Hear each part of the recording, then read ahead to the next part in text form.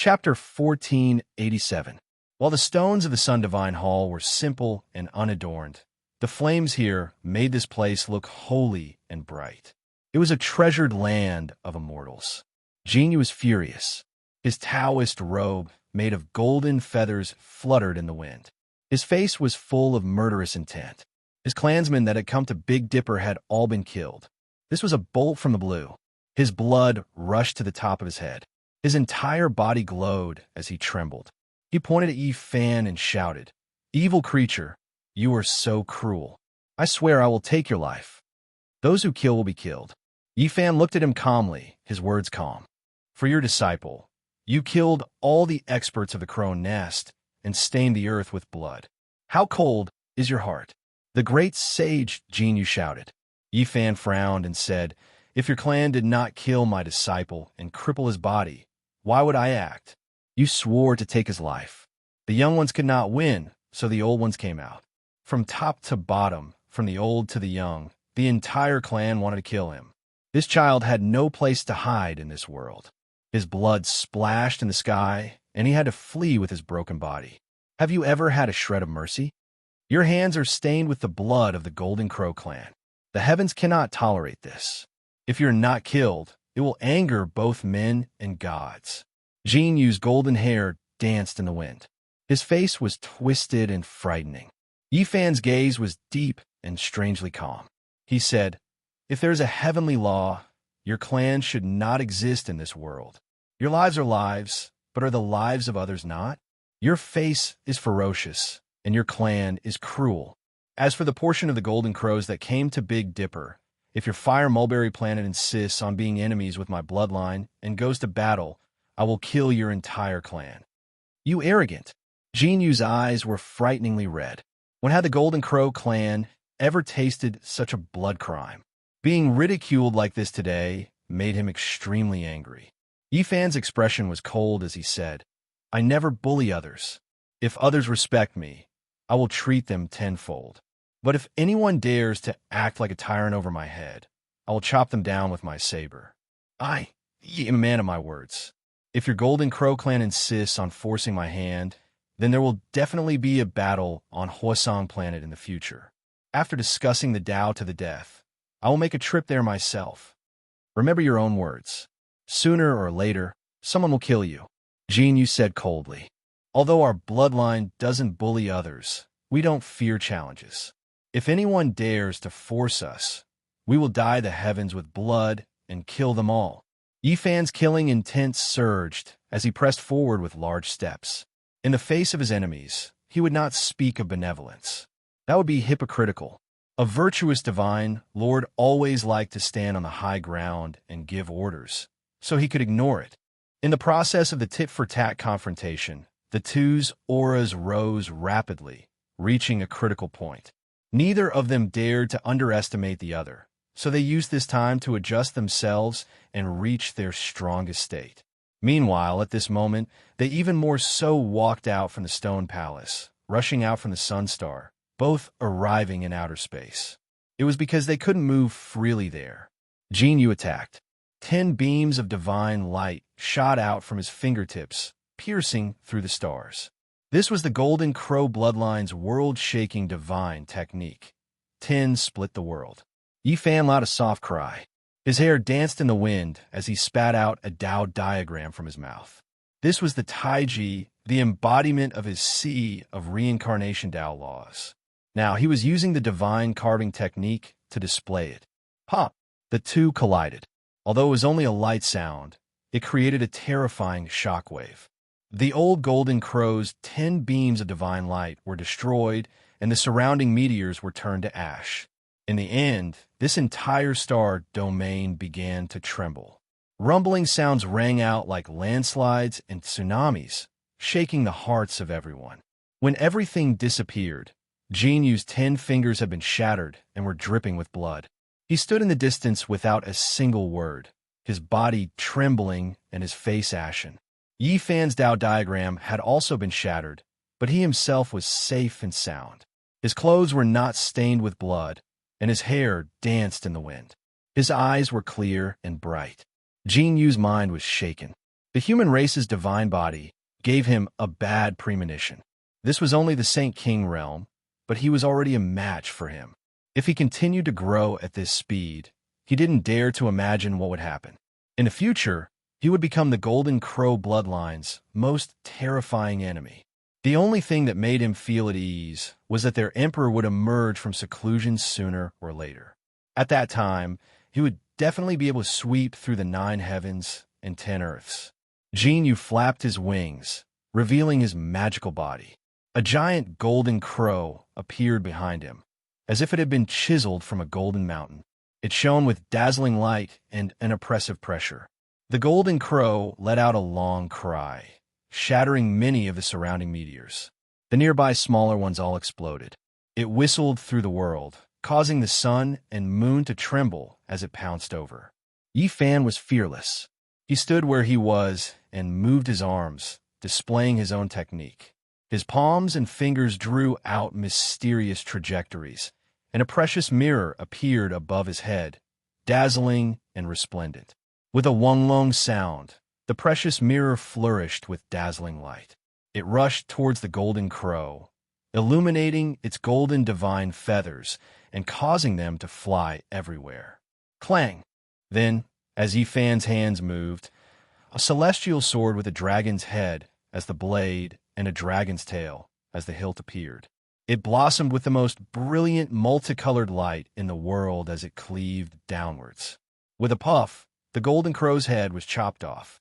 Its body was split into pieces, dripping with fresh blood as it was chopped down from the sky. This was Yi Fan's technique and Tao. He had refined the fighting character formula and turned it into his own. He performed the Void Mirror and Tai Sovereign Sword in succession, traversing hundreds of thousands of miles and swallowing the Milky Way. On the other side, Great Sage Jin Yu's body swayed. His magical body was chopped, and his true body was also affected. He coughed up large mouthfuls of blood, and his body trembled as he retreated who knew how far before stabilizing himself. Only those in the middle or later stages of the Great Sage can suppress you. Jin Yu's expression was cold.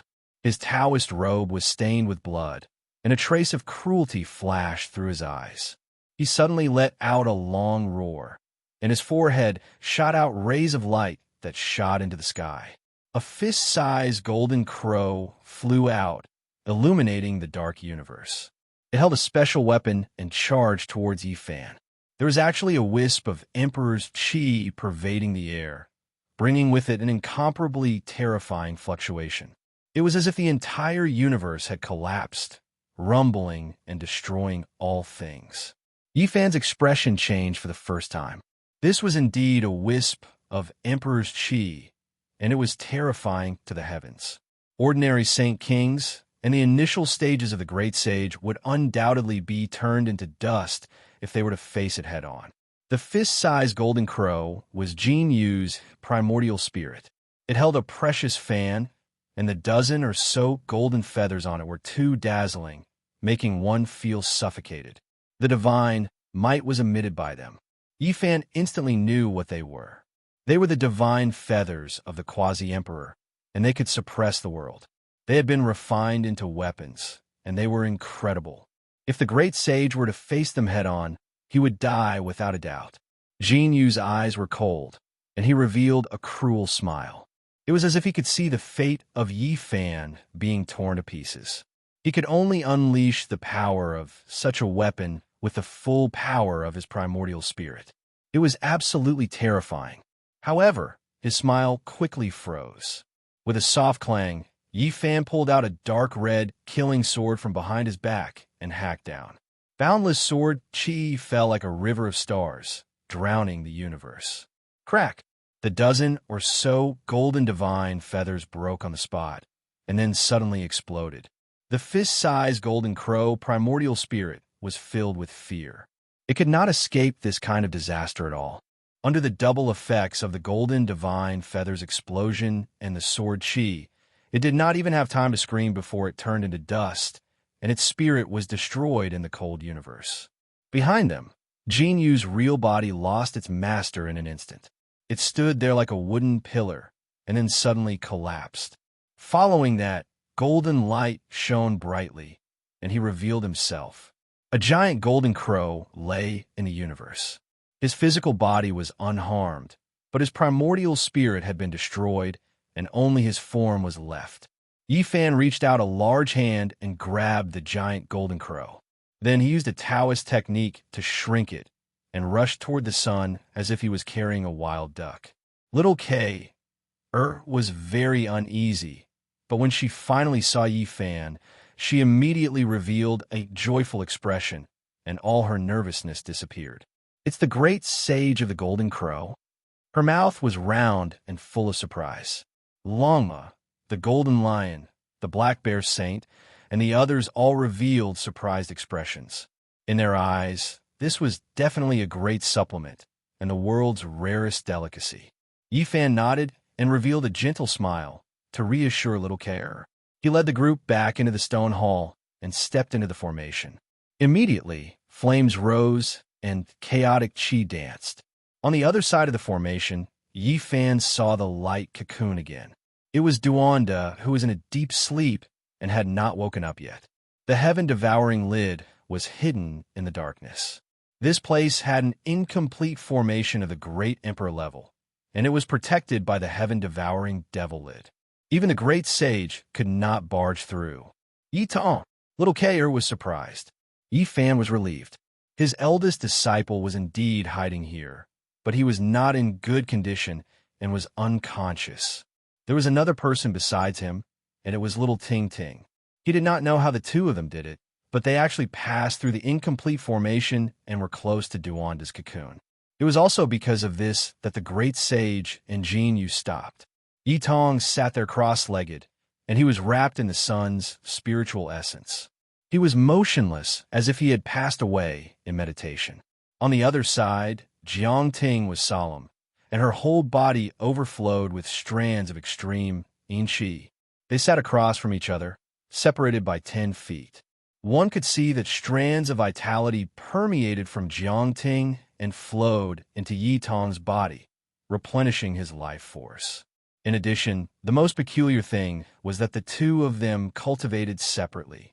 The sun and moon were naturally released, and the 10 feet between them blended into a piece of chaos, forming a Tao diagram. Sun and moon, which is the weaker one. Yin and yang complement each other, and the world is ruled. Yifan muttered to himself. These two people both had rare constitutions, and either one of them would shake the world. As long as they cultivated to a high level, they would certainly be among the strongest in the universe. The ancient Sun Emperor and the ancient Moon Emperor were enough to prove everything. The two blended together to form chaos. How terrifying would the true chaos be? Yifan's mind drifted for a moment. Then his mind became empty and he calmed down. There had always been legends of the flawless chaos body from the mythological era, but he had never seen one until now. Yi Tong's injuries are very serious. Little Kay, he said softly. Just as she finished speaking, her body swayed, and blood flowed from the corner of her mouth. Yifan felt an aura. It was the power of Buddhism, scattered among little Kay's limbs and bones. Usually, she suppressed it and prevented it from causing trouble. But after seeing him today, little Kay's mind was shaken, and she could no longer suppress it. What a powerful and pure Buddhist power. If an ordinary person is hit and purified by Buddhism, they will die if they don't submit, the Golden Lion said in surprise. His ancestor had been purified by Amitabha, so he understood this kind of power best. Divine child, I going to die? Little Kay's eyes glazed over, and she fell backward. With me here, you will be fine. Yifan supported her and pointed a finger. A wisp of golden light entered her body and began to purify the Buddhist power. Big brother. At this time, Jiang Ting woke up and saw Yifan and the others. She felt like she was in a dream. The chaos Tao diagram in the middle trembled, and Yi Tong was also awakened. He said in a trembling voice, "Master, is it really you?" Chapter 1488. They had been separated for more than 100 years, and now they met again. It was as if they were in a dream. The two opened their eyes, slightly dazed. It felt so unreal. I'm back. Yi Fan nodded. He was also deeply moved. In his eyes, the two of them were still children. But after all, many years had passed. The two of them had long since become saints. Time had changed too much. Yi Tong shouted. He finally confirmed that this was real and not a dream. But soon he groaned in pain. Cracks appeared on his body and blood splashed out. Brother, it's really you. Jiang Ting's eyes were filled with tears. She had thought it would be difficult to see him again. She had never thought that the moment she opened her eyes, that familiar face and strong figure appeared again. Master. Yi Tong endured the pain and choked with sobs. Don't cry. It's no big deal. None of this counts for anything. Yi Fan consoled. He was talking about the current situation, but he knew that these were tears of joy and excitement. The two of them could not come out at all in the Imperial formation. That day, they had escaped here and been sucked in. Yi Fan shouted at the cocoon of light, Fatty Duan, let them out. Although all the signs indicated that Duan De might be an ancient celestial being with intelligence, Yi Fan could not feel any respect for this unscrupulous Taoist. As before, they treated each other as equals. So noisy, if you dare to shout again, I'll dig up your ancestral graves. A shout came from the cocoon of light. This shout immediately silenced the scene. Yi Tong and Jiang Ting looked at each other. They had lived here for so many years and had never heard Taoist Duan speak. How come he had woken up so quickly? As for the Golden Lion King, Gu Jinping, Black Bear Saint, and the others, they were dumbfounded. Who was this master? Even his threats were so unconventional. It really made them speechless. Even Yi Fan was a bit startled. He had only said it casually. He had not thought that Duanda would really wake up and say such words. He shouted, Since you're awake, why haven't you come out yet? Wicked Taoist, I'm back. Let's see if you're still alive. If you can't, I'll bury you. Lama laughed and taunted from aside. I hid in this place, but you found me.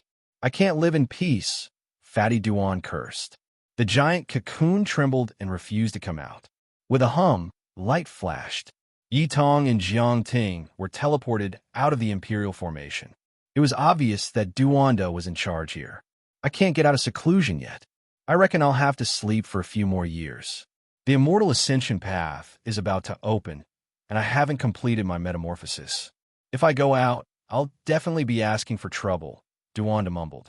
The Black Emperor had once said that Duanda broke down and established, and then broke down, repeating the cycle. Regardless of whether it was his physical body or primordial spirit, he had experienced many tribulations, and his background was great. Kid, you're back. Duanda seemed as if he'd just awoken from a dream, and he was slightly dazed as he said eagerly, What did you encounter on the way to actually come back alive?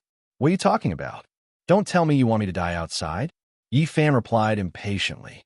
He then tempted, I saw the demonic emperor's tomb on the ancient road and saw the human sovereign. Are you interested in going there? Immeasurable, that celestial being. Do you think I'm that kind of person? Duanda seemed to wake up. He softly chanted to remind himself, Calm down. Everything else is just fleeting clouds. I'm the only one who is true. I won't be swayed. Yi Fan laughed loudly, expressing his disdain for such a self-deceiving attitude. Lama was even more direct. He told Fatty Duan that they had entered the demonic emperor's tomb and entered the ancient celestial being's sea of bitterness. You obtained the ancient celestial being's divine spring elixir? Fatty Duan seemed to be very anxious. Give me some immediately and sprinkle on the cocoon. Yi Fan had originally come to find a disciple, but Fatty Duan had interfered and became the center of attention. The cocoon struggled, wanting nothing more than to rush over. Yi Fan could tell that the ancient celestial being's divine spring elixir was very important to Duanda. He didn't say anything else and immediately took out a jade bottle and tossed it into the cocoon. There was no emperor formation to stop it. With a crashing sound, the jade bottle shattered and all of the crystalline liquid splashed onto the cocoon. It was like a raging flame, making the cocoon even more dazzling. Immeasurable, that celestial being's killing intent is too strong. It's almost burning me to death. Could it be that the spirit treasure, celestial beings, divine spring, is too domineering? Fatty Duan snorted. Grave robber, when are you coming out of seclusion? We've already encountered the Demon Emperor's tomb on the ancient road of humanity. There should be other ancient roads as well. I'd like to invite you to be our technical guide. How about we do something big? Lama asked. Don't tempt me, Duan said hatefully. I really want to go, but I don't want to miss the path of immortalization. I won't leave Big Dipper. All right, hurry up and disappear. I'm going into seclusion. I'm going to sleep. After saying this, he stopped moving. He was like a worm in a cocoon, waiting to transform into a butterfly, waiting for the day of its awakening. Little Kay, Er's injuries were not ordinary. There was a terrifying Buddhist power roaming around her that she couldn't get rid of. However, after Yi Fan's domineering energy rushed in, it gradually dissipated. Divine child, I'm much better. I don't need to use my origin power anymore. Little Kay opened her eyes, looking much more spirited than before. Yi Fan nodded and tapped on her forehead. A spell immediately appeared in the depths of her consciousness. With this secret art, you won't have to worry about injuries in the future. This is... Little Kay was confused at first, but she soon revealed a shocked expression. That was because a paragraph of text had appeared in her consciousness. The title of the text was Secret Art of Swordsman.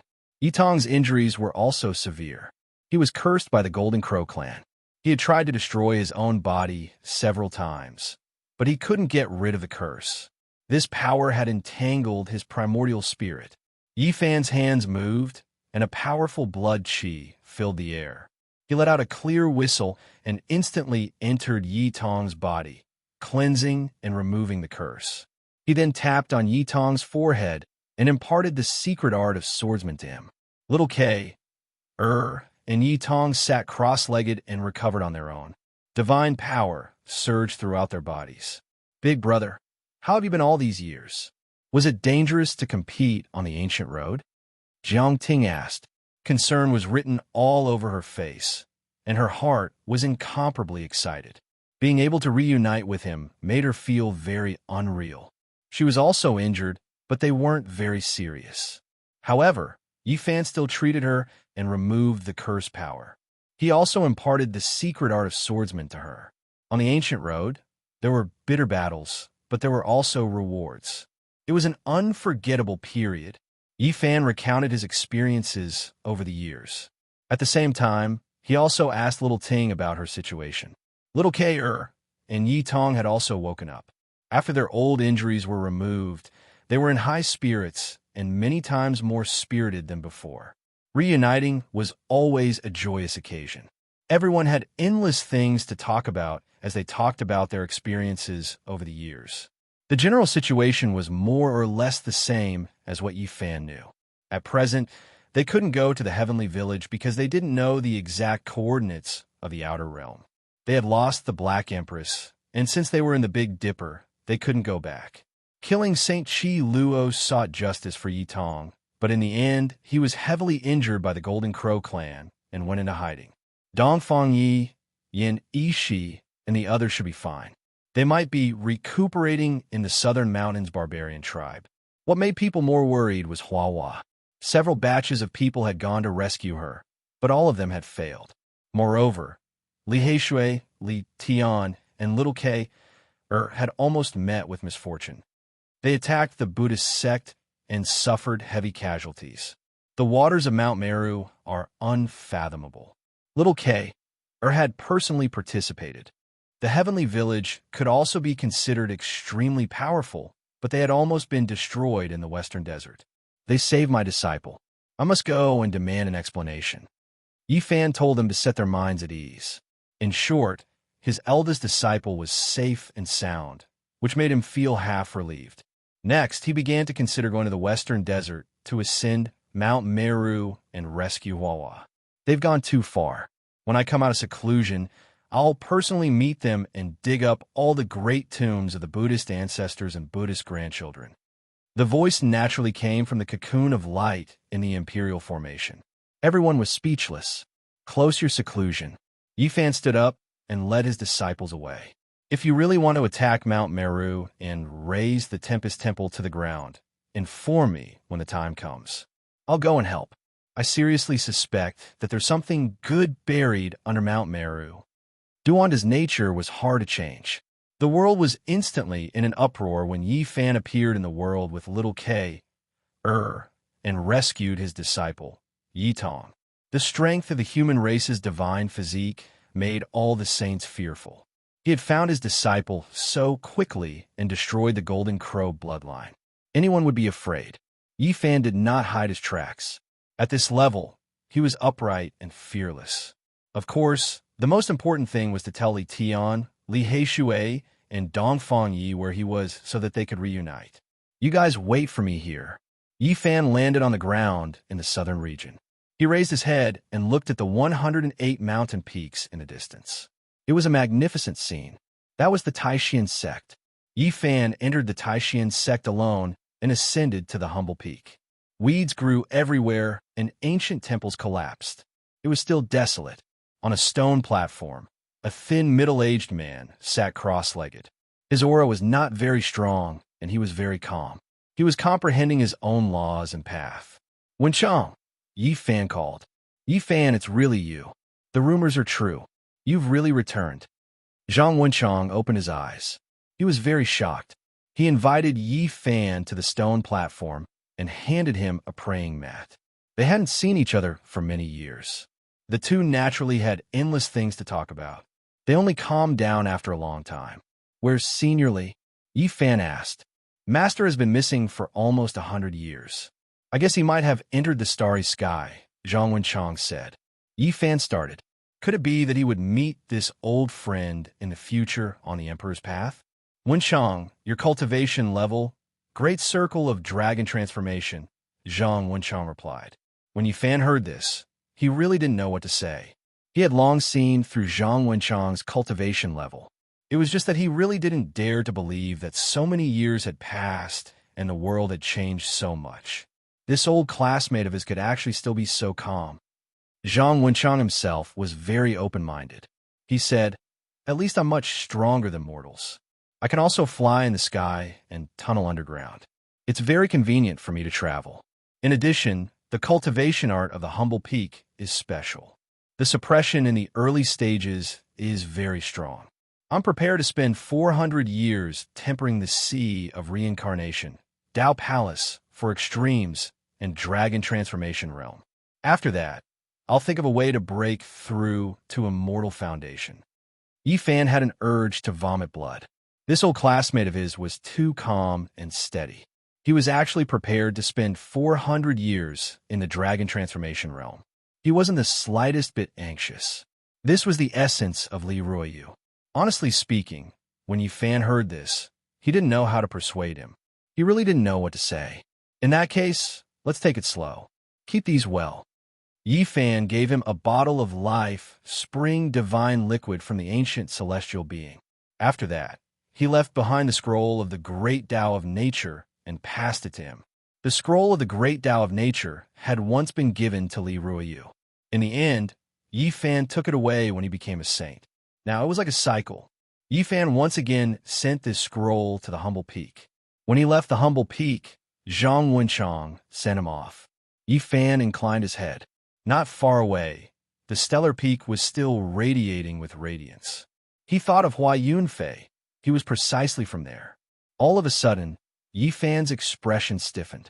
He saw a child about 8 or 9 years of age standing on a small mountain beside the stellar peak. The child had delicate features and was strumming a zither in his hands.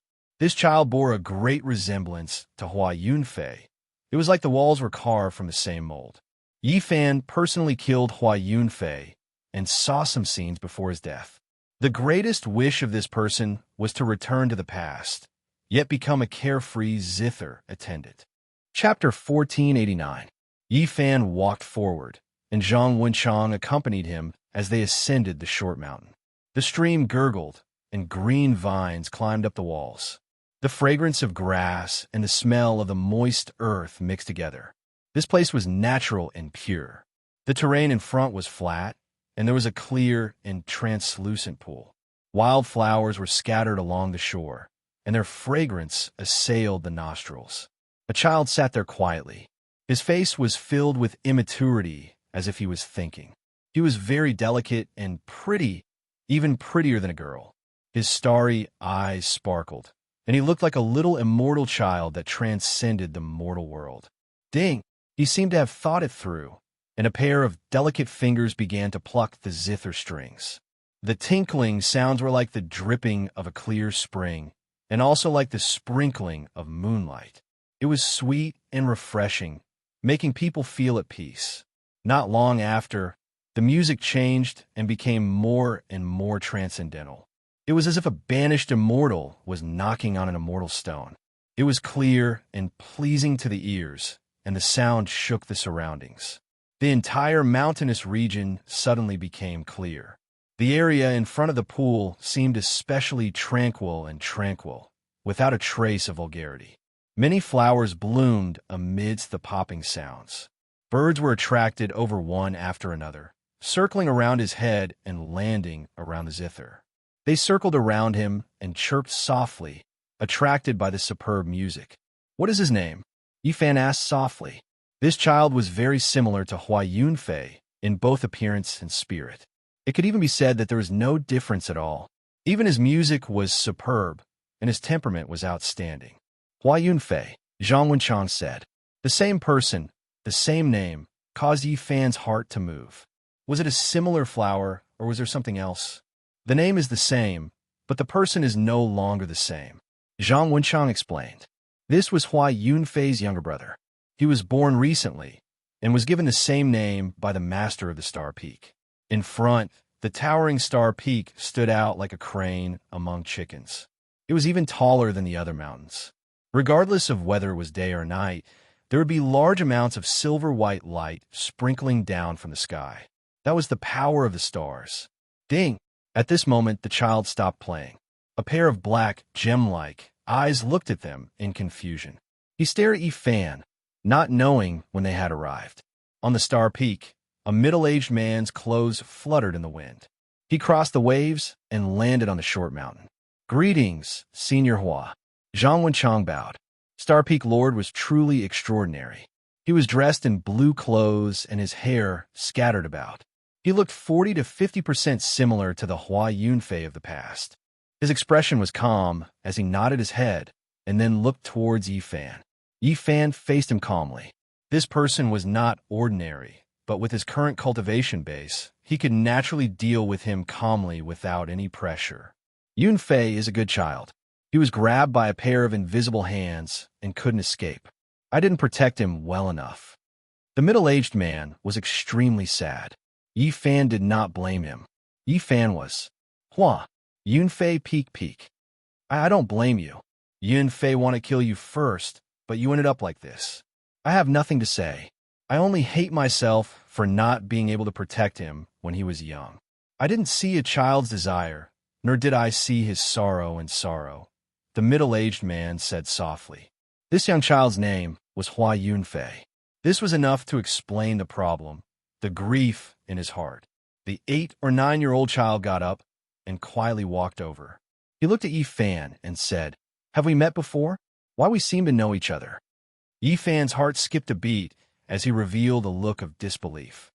"Yes, you're the holy body that people often talk about. You're quite similar to what I imagined." The child blinked his big eyes curiously. Yifan's heart was in turmoil. Was this a coincidence? Even though they had the same father and mother, they were too alike. Especially the look in their eyes, they were exactly the same. This child only loves the zither. I will follow all his choices and let him be a happy zither attendant, said the Star Peak Master sadly. There were actually tears rolling down his face. He caressed the child's head and was filled with love. However, it was unknown whether he was saying this to his son or to Hua Yunfei in the underworld. Yifan left Tai Xian and sighed softly. All living beings struggled in this world of mortals. Birth, old age, sickness and death, joy, anger, sorrow, and joy. How could they escape? He was also just a stowaway. You have to be careful and take care of yourself, Zhang Wenchang warned. The world was in chaos, and many saints were descending. The path of celestial ascension was about to open. Only the heavens knew what kind of terrifying war would occur. Yifan nodded and muttered to himself, "This child's appearance has given me a difficult problem." "Why?" asked Zhang Wenchang. "I only believe in this life. But he is another flower that is the same as my previous life after my disciple Huahua. Are you trying to shake my faith?" Yifan muttered to himself, "If there is a next life, a zither attendant, and a reincarnation is the best ending for him," said Zhang Wenchang. Yifan left just like that and met up with Yi Tong, little K. and the others. There's a next life if you believe in it, and if you don't, it won't. In the cycle of time, there will be two identical flowers in the world. Whether they're the same flower or not is up to the later generations to judge, Yifan said softly. He recalled the words of the old monk from the Western Desert. He knew that one day, this would be a difficult problem on his path to the Emperor's realm that he would have to solve. Yifan had a special feeling for the southern region.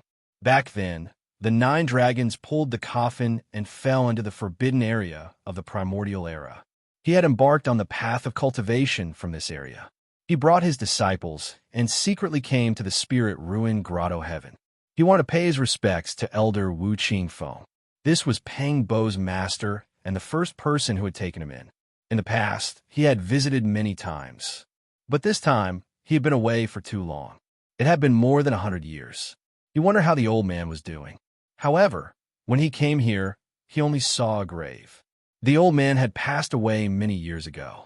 His lifespan had come to an end. Birth, old age, sickness, and death. This was a law that could not be broken. Yifan had once given the old man the divine spring in the forbidden area of the primordial era. Even so, he could not break the law of nature. Senior, Yifan stood in front of the grave, feeling lost. His heart felt empty, sour, and bitter. He revealed a sorrowful expression as he knelt down and kowtowed seriously. If one did not become an immortal, one would eventually return to the yellow earth. This should be just the beginning. In the future, as time passed, he might see more graves where friends and old friends were buried. This was a law of nature that could not be defied. This time, Yifan lingered for a long time. He had Longma, Gu Jinping, and the others leave first and wait for him in the distance. He lingered outside the spirit-ruined grotto heaven alone, feeling sorrowful. With his current cultivation, no one would be able to discover him. He walked past the place where he had once cultivated and finally arrived at the Azure Emperor's grave beside the spirit-ruined grotto heaven.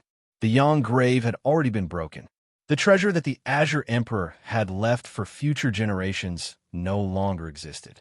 However, the Yin grave was still there. A deep black pool connected to the 9 underworlds.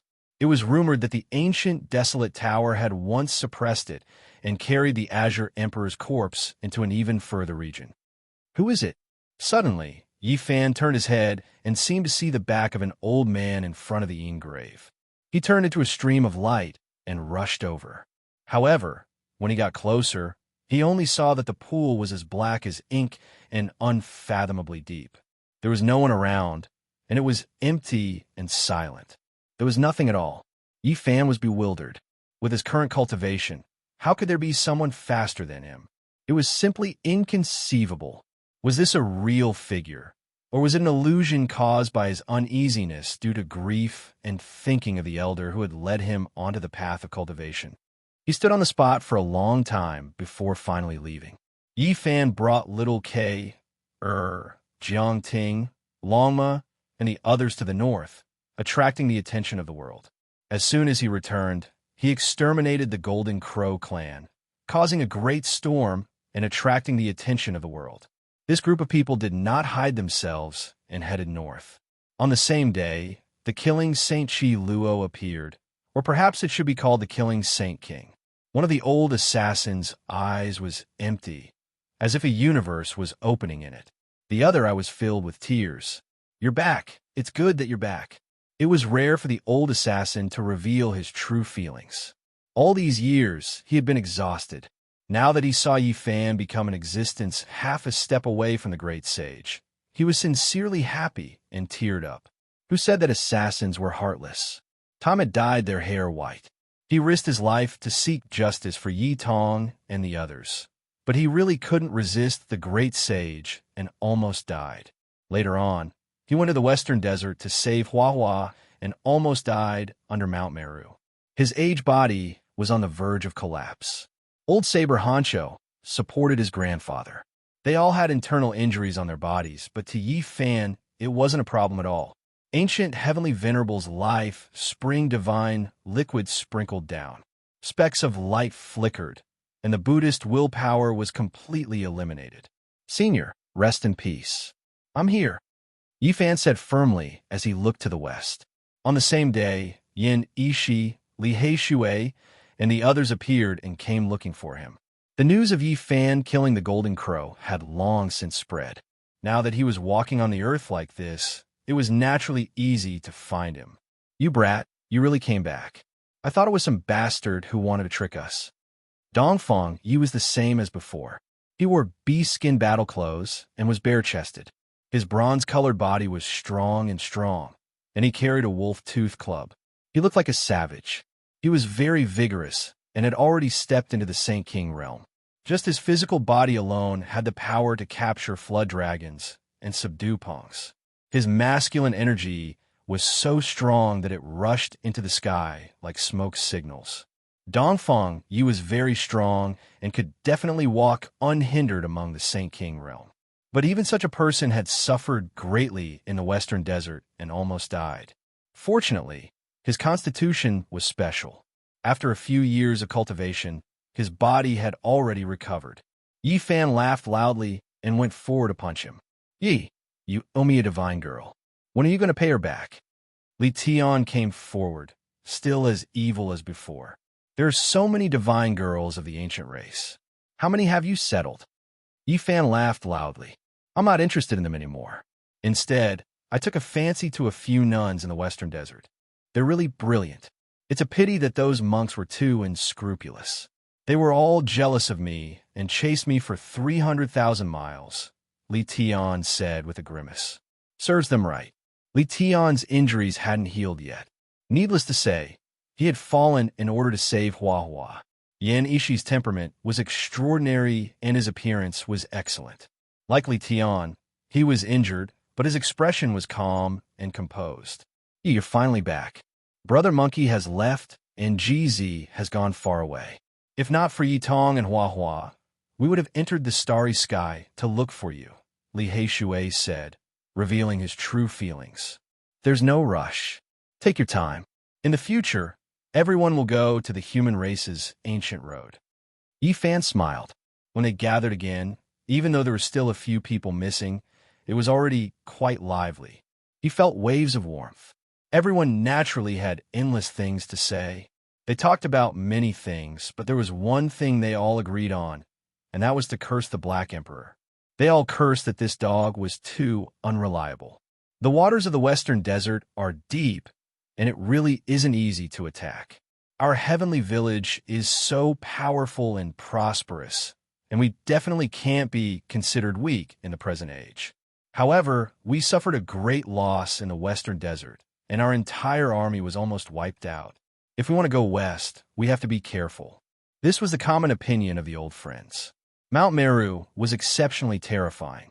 It was a dragon's pool and tiger's den. It was difficult to attack and needed to be cautious. Chapter 1490. Such a group of people gathered together, noisy and lively, swept away the previous desolate coldness, and made people feel a kind of warm camaraderie. Although Black Emperor's character is unreliable, his formation runes are superb. He repaired 2 more corners of Emperor Wu Shi's killing formation and has 30% of its power. If he was still here, he could kill everyone. Li Heishui sighed. Yi Fan also sighed. He wasn't worried about Black Emperor's safety, but he really wanted to find him. Because of the battle in the Ancestral Temple, the coordinates of Ziwei Ancient Star region had fallen into his hands. Attacking the western desert requires long-term planning. We can't act rashly. In fact, after gathering his friends, Yi Fan didn't head west at all. Instead, he headed north. The heavenly village was missing 2 important figures. There were the Black Emperor's disciples, the Silver Blood Emperors. After so many years of training, the two of them had been wailing like ghosts and gods. However, the effect was obvious. They had returned to their ancestral roots. Wang Shu and Lei Bo were the descendants of the Silver Blood Emperors. They weren't ordinary clansmen. Otherwise, the Yuan Taoist master wouldn't have brought the two babies back 10,000 years ago, and there wouldn't be the Wang and Lei families. Now, the Silver Blood Emperors were trapped in the north. Yifan had to go there to see what was going on and summon them back. Lei Bo and Wang Shu only went to the northern region after our great defeat in attacking the western desert. Due to the problem of their bloodline, they often came into contact with some of the Gu clan. Who would have thought that they would be detained this time when they wanted to ask for reinforcements? When Yifan and the others arrived at the central region, purple qi was rolling in the west. A group of great demons roared as if they were 100,000 celestial soldiers. In the middle was a person wearing a deity battle robe and a purple gold crown. His demonic aura was soaring, and his eyes were sharp. He was surrounded by a group of ancient demons like the moon surrounded by stars. The clouds rolled as they rushed over. "Brother Yi, are you really back?" This person was Yao Yuekong, the current master of the Sky Demon Palace.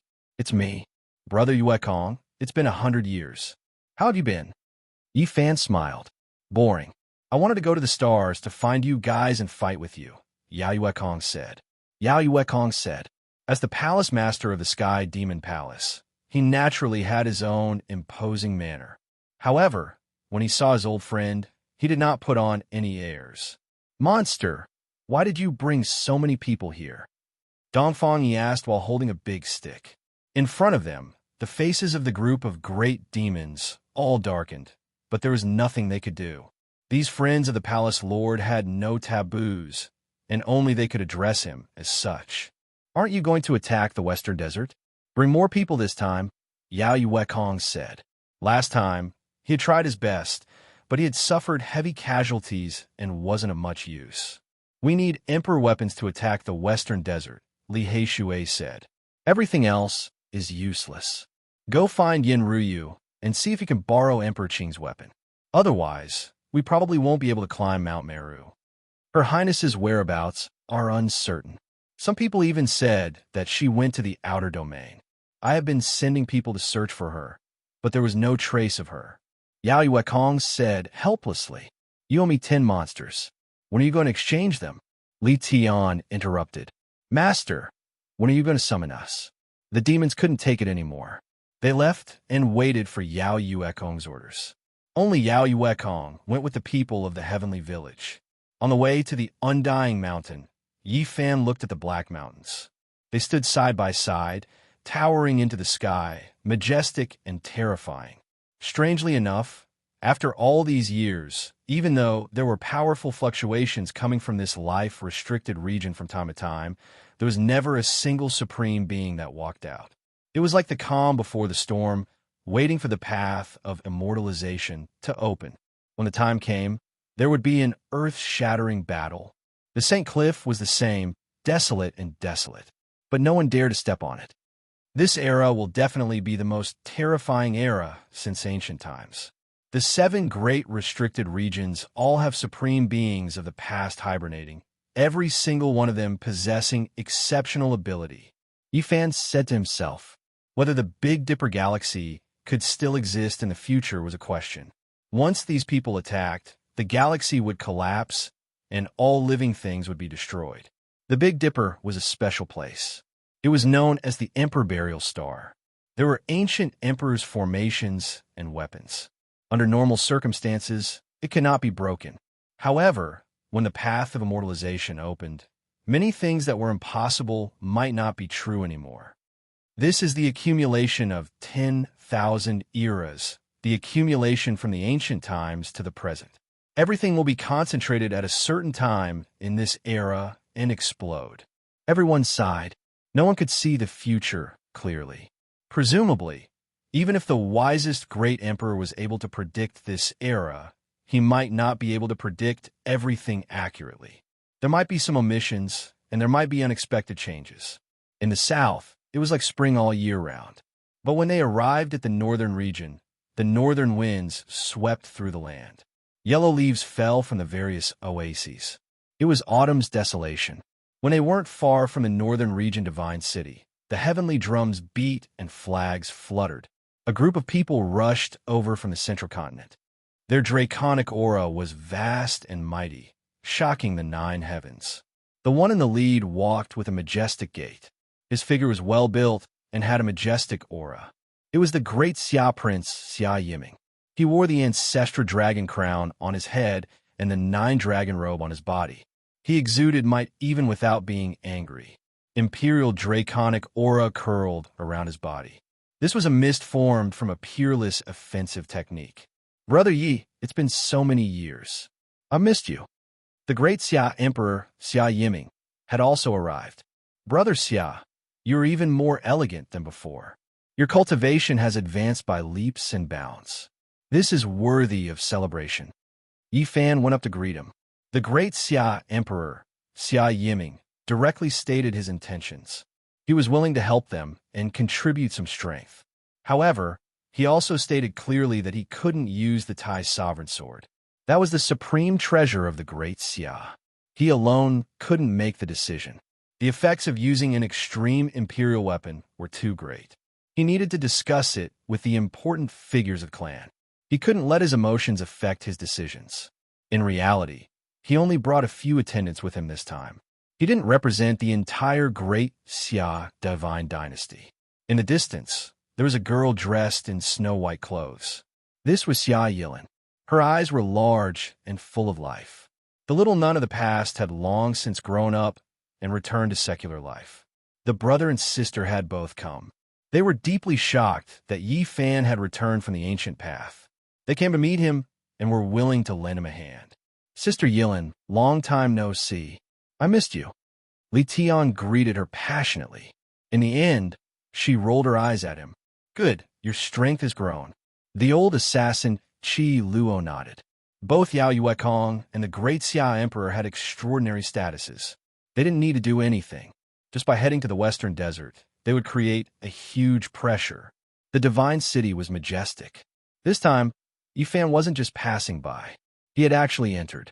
This immediately caused a huge uproar. Back then, he had carried out a great gamble on stones here.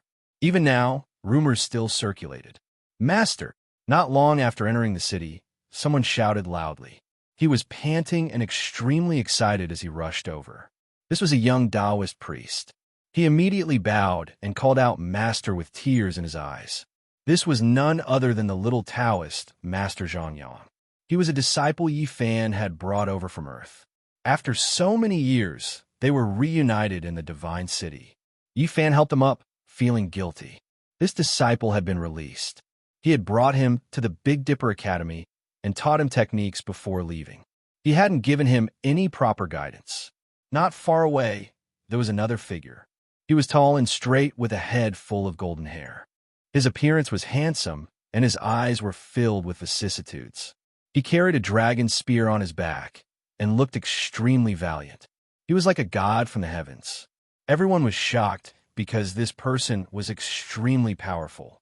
Qi Luo, Dongfang Yi, Lama, and the others could all sense that this person was about to enter the great sage's domain. He was a heavenly king. This was the divine knight from Earth. He was one of the people who had traveled with Yi Fan back then. Yi Fan wasn't surprised that his cultivation had reached such a level. This was because the divine knight definitely had this kind of foundation.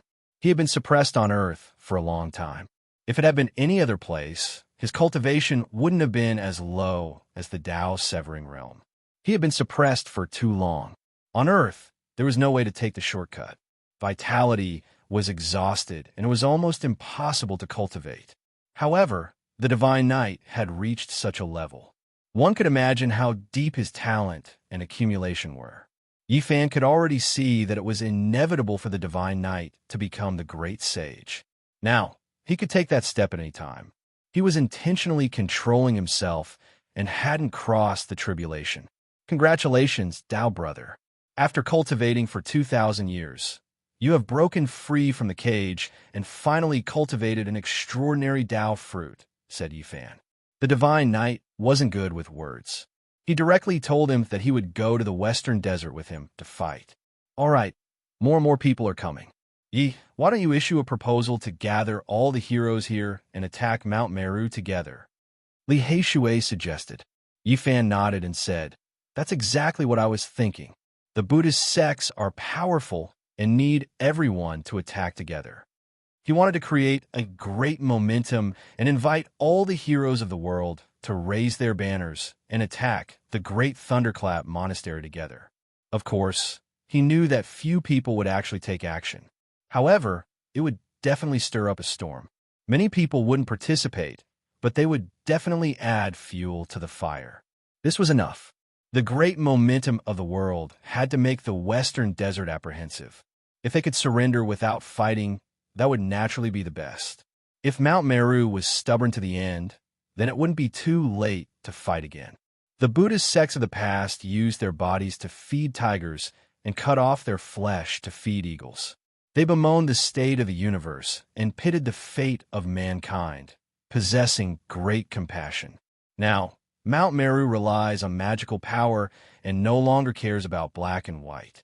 It uses its strength to bully the weak, tramples on Buddhist principles, makes people into slaves, deceives the world, and steals its name. Its conduct is like that of a devil. When the crusade was issued, the entire divine city erupted into commotion. The world was in an uproar, triggering shocking waves. We support the heavenly village in attacking the Western Desert Buddhist lands. Mount Meru is no longer peaceful. There should be a battle. The world was in an uproar. Many people wished for the world to be in chaos. It was just as Yi Fan predicted. They wouldn't take action, but they were adding fuel to the fire. Voices of anti-Buddhism rose everywhere, as if they wanted the whole world to attack together. Those with ulterior motives were in the majority.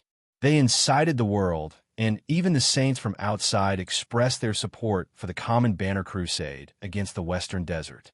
Apart from this, the ancient races were also like this. They feared Mount Meru the most and supported it with words. They all wanted to borrow Yi Fan's hand to size up the unfathomable Buddhist sections. This was a crazy wave. Discussions rose everywhere, as if the whole world was really going to attack together. The entire world was in an uproar. Master, I'm here. Long Yuxuan hurried over. This was one of the two in-name disciples that Yi Fan had brought over. Behind him was the old Peng King. The former golden-winged little Peng King had died. The old Peng King had placed all of his hopes on Long Yuxuan, so he was naturally heartbroken. Later on, he saw the little Peng King's characteristics in Long Yuxuan, a member of the Dragon Sparrow race. He earnestly gave him pointers. Moreover, he himself advanced by leaps and bounds after the great changes of the world, reaching a shocking height. Divine light filled the sky. The Peacock King and the Crimson Dragon Taoist arrived together. Now, these two could be considered unfathomable. They led many demonic race experts to respond to Yi Fan and come to provide assistance. Rumble. A terrifying aura erupted. A woman appeared. Her beautiful hair fluttered in the wind. She was elegant and extraordinary, and her figure was graceful. However, she emitted the aura of the great sage, shaking the northern region. The divine Silkworm Princess had arrived in response to Yi Fan's call. After so many years, she had used the great changes of the world to successfully enter the great sage realm. On her shoulder was a strange little thing. It was the divine silkworm that Yi Fan had cut out before. Now, it had turned into a little monkey. No matter how one looked at it, it looked a little like a sacred battle ape. It was unknown how many times it had changed. Its large eyes rolled around, but it still didn't choose to take human form. Other than the divine silkworm princess, she also brought a drunk young Taoist. This was the son of the ancient emperor, the divine silkworm Taoist. The storm was getting bigger and bigger. Even a Taoist like this had joined in. The news seemed to have exploded and quickly spread to all parts of the world, shocking everyone. Mount Meru won't be as calm as before. Now it must be feeling restraining fear. This is a chaotic current, but also a great power of the world. Clearly, the storm was getting more and more intense.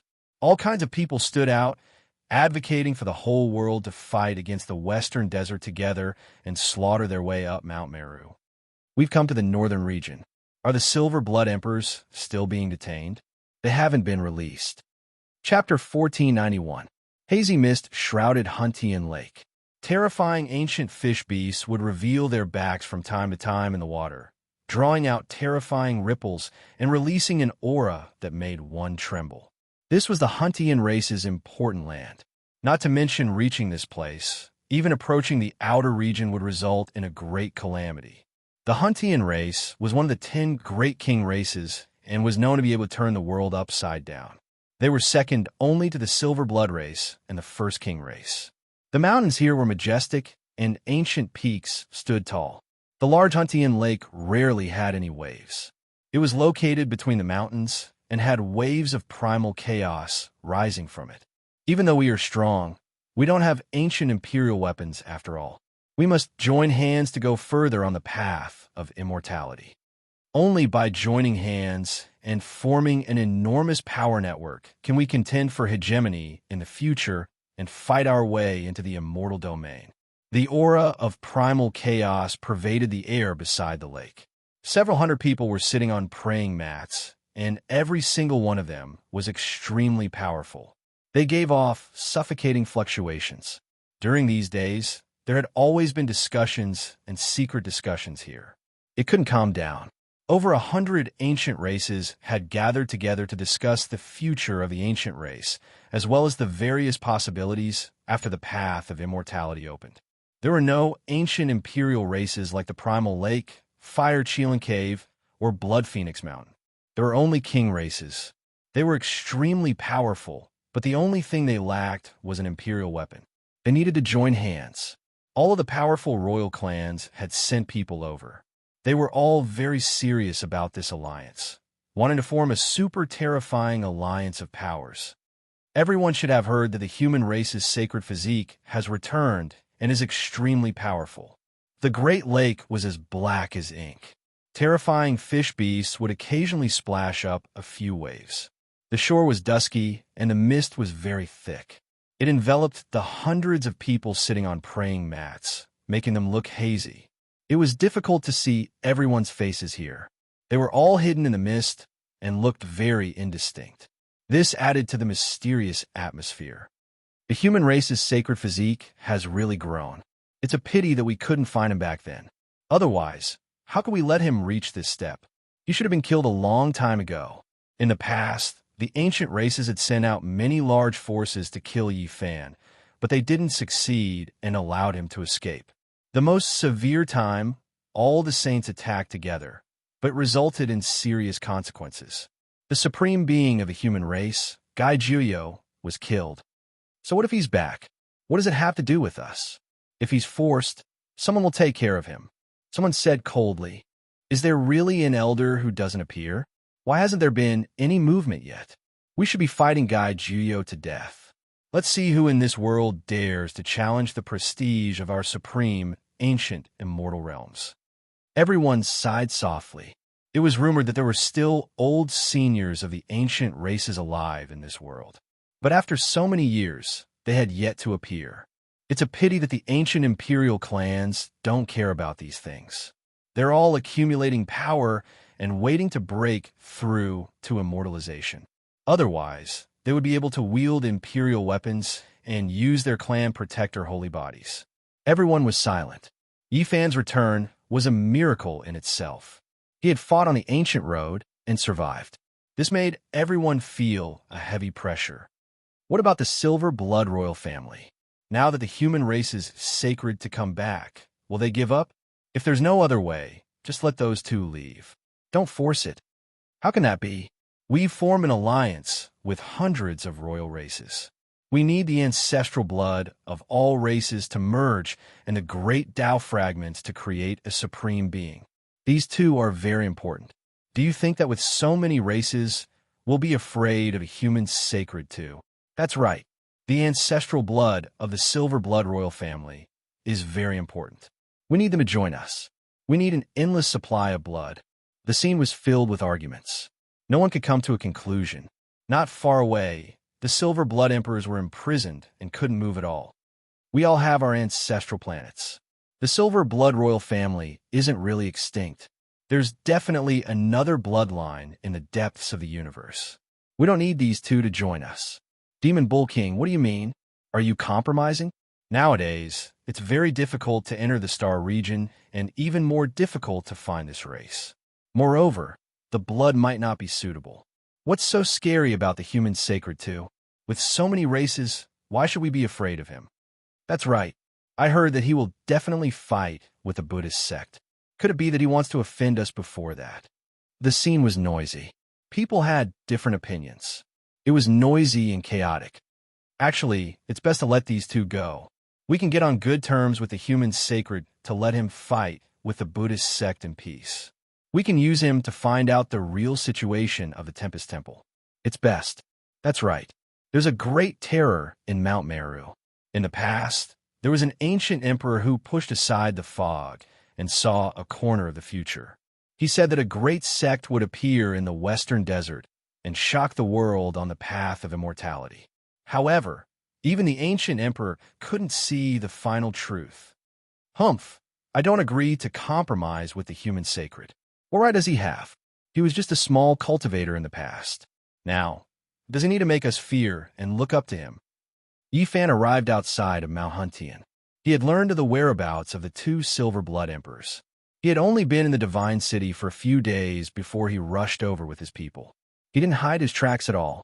When he arrived at the mountain gate, he reported his name directly. Some of the ancient race used guarding the mountain gate were shocked.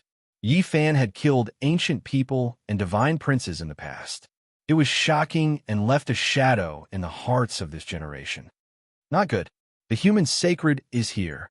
Someone came to report from the shore of Mount Huntian Lake. Immediately, there was a great commotion. Many people immediately shut up. Please forgive me for disturbing you. Yifan arrived without being invited. He directly entered the mountain gate, as if he had entered an uninhabited land. He arrived at an important place filled with dense fog. The noisy crowd quieted down. Some were hostile, some were cold, and some were expressionless. None of them said a word. The great sage and Jin Yu were dead. This made many people's hearts heavy. Now that they were facing the human sacred, they were all silent. They were no longer as noisy as before. Should they fight or not? Many people had no idea. I've heard many rumors about you in the past 2 days. Some of them are your accomplishments on the ancient road. I don't know if it's true. An ancient king from Mount Huntian Lake asked. My master is unrivaled on the human ancient road. The little Taoist master, Zhang Qingyang, replied. When these words were spoken, the lakeside immediately became deathly silent. Everyone sucked in a breath of cold air. The rumors were true. This was a rising supreme being of the human race. His future was unpredictable. Those who had spoken out against him just now had gloomy expressions. They found it hard to say anything. They felt deeply worried for the future. This news was extremely terrifying. Chi! Yifan raised his hand and pointed forward. 2 streaks of light flew out and entered Lei Bo and Wang Shu's bodies. The two immediately trembled and regained their freedom. They immediately stood up. Yifan! They shouted and quickly rushed over. The ancient race people's expressions were unsightly. Yifan had rescued the Silver Blood Emperors in front of them, just like that. Many people wanted to stand up and stop him, but they all sat back down. The scene was very quiet. In the end, no one stopped him. Yifan smiled and cupped his hands towards everyone. Many thanks for everyone's help. After saying this, he calmly led Wang Shu and Lei Bo towards the mountain gate. Many people felt bitter. The human sacred physique carried exceptional tyranny within its gentleness. It actually intimidated over 100 races into not daring to act rashly. This was a terrifying result. He didn't lead an army here. He only brought a few disciples and just barged into this place. This was a great boldness. Without a doubt, from today onwards, once the news spread, all the races would revere him to the extreme. Brother Yi, please wait. An old king stood up. Dao brother, do you need something? Yifan turned around. We heard that you want to attack the western desert. We are very moved and will definitely support you. At the crucial moment, we can lend you a hand." The old king hesitated and said, "During the archaic years, there was a rumor that a great sect would rise in the western desert and reveal its brilliance on the road to immortality." "All right, I understand. Many thanks." Yi Fan turned around and left. After a long time, the old king laughed coldly and said to everyone, "Now, it's better to not do anything. So what if we give him 2 people from the Silver Blood race? We will just watch from the sidelines and see what the western desert's real situation is like." The divine city was in turmoil. It swept through all directions and stirred up huge waves. When Yi Fan's crusade came out, the world was shaken and everyone was in an uproar. The various races were in an uproar that reached the heavens. This wasn't to say that Yi Fan was the only one in the Big Dipper and that all races were responding.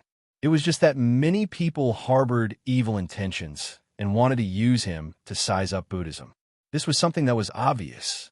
Yi Fan understood from start to finish. He only wanted to create a general trend and took these factors into consideration. As expected, it caused a commotion. Regardless of whether it was the saints from outside the region or the ancient races, they all added fuel to the fire, causing the situation to boil to the peak. It was as if the entire world was going to attack the Buddhist sect. Of course, some people were destined to take action. They wanted to fish in troubled waters and cut down the Buddhist sect to test the waters. In the following days, the western desert Buddhist lands were restless. Mount Meru was filled with a solemn aura, as if it was facing a great enemy. They were treating this great storm seriously. Yi Fan used the world's general trend to incite such an uproar. This made the Buddhist sect feel as if they were sitting on pins and needles. A single mistake could cause them to become the target of the entire world and shake the foundation of their ancient sections. At this moment, all directions were in turmoil. The entire world was paying attention, and many people were looking forward to it. "May I ask the Buddhas of Mount Meru, why did you imprison my disciple and make him a slave? Can you let him go?" Yi Fan asked. He didn't seem forceful at all and carried a tone of discussion. The western desert refused and wouldn't let Hua Hua leave the mountain. Yi Fan laughed coldly. On this day, he led the army in a grandiose manner towards the western desert. Lama, Gu Jinping, and the other 11 saints stood side by side. Qi Luo, Dongfang Yi, and Li Tian were all saints. There are also saints like Little K Yi Tong, and Jiang Ting. There was also Princess Divine Silkworm, Taoist Divine Silkworm, Peacock King, Great Xia Emperor, Yao Yue Kong, and many other powerful reinforcements. Without a doubt, this was a terrifying army. Their auras shook the heavens and earth as they descended upon the western desert together. During this time, others joined in one after another, and Jizue was among them. In the past, Yi Fan had only gazed at Mount Meru from afar, but had never climbed it. Now, he was leading the army and was about to attack. Chapter 1492. Mount Meru. This was a grand and majestic name, the highest immortal land of the Buddhist path.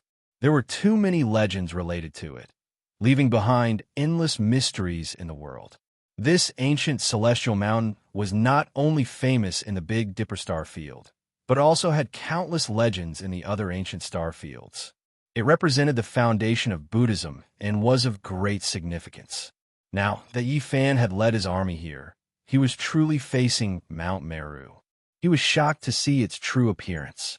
Mount Meru was too large, towering into the heavens, majestic and boundless, able to pierce through the heavens, able to fill up the oceans, spanning the past and present, everlasting. Standing in front of it made one feel insignificant, like an ant looking up at the galaxy. It was out of proportion, and one could deeply feel one's own weakness. It is said that Mount Meru is 84,000 meters tall.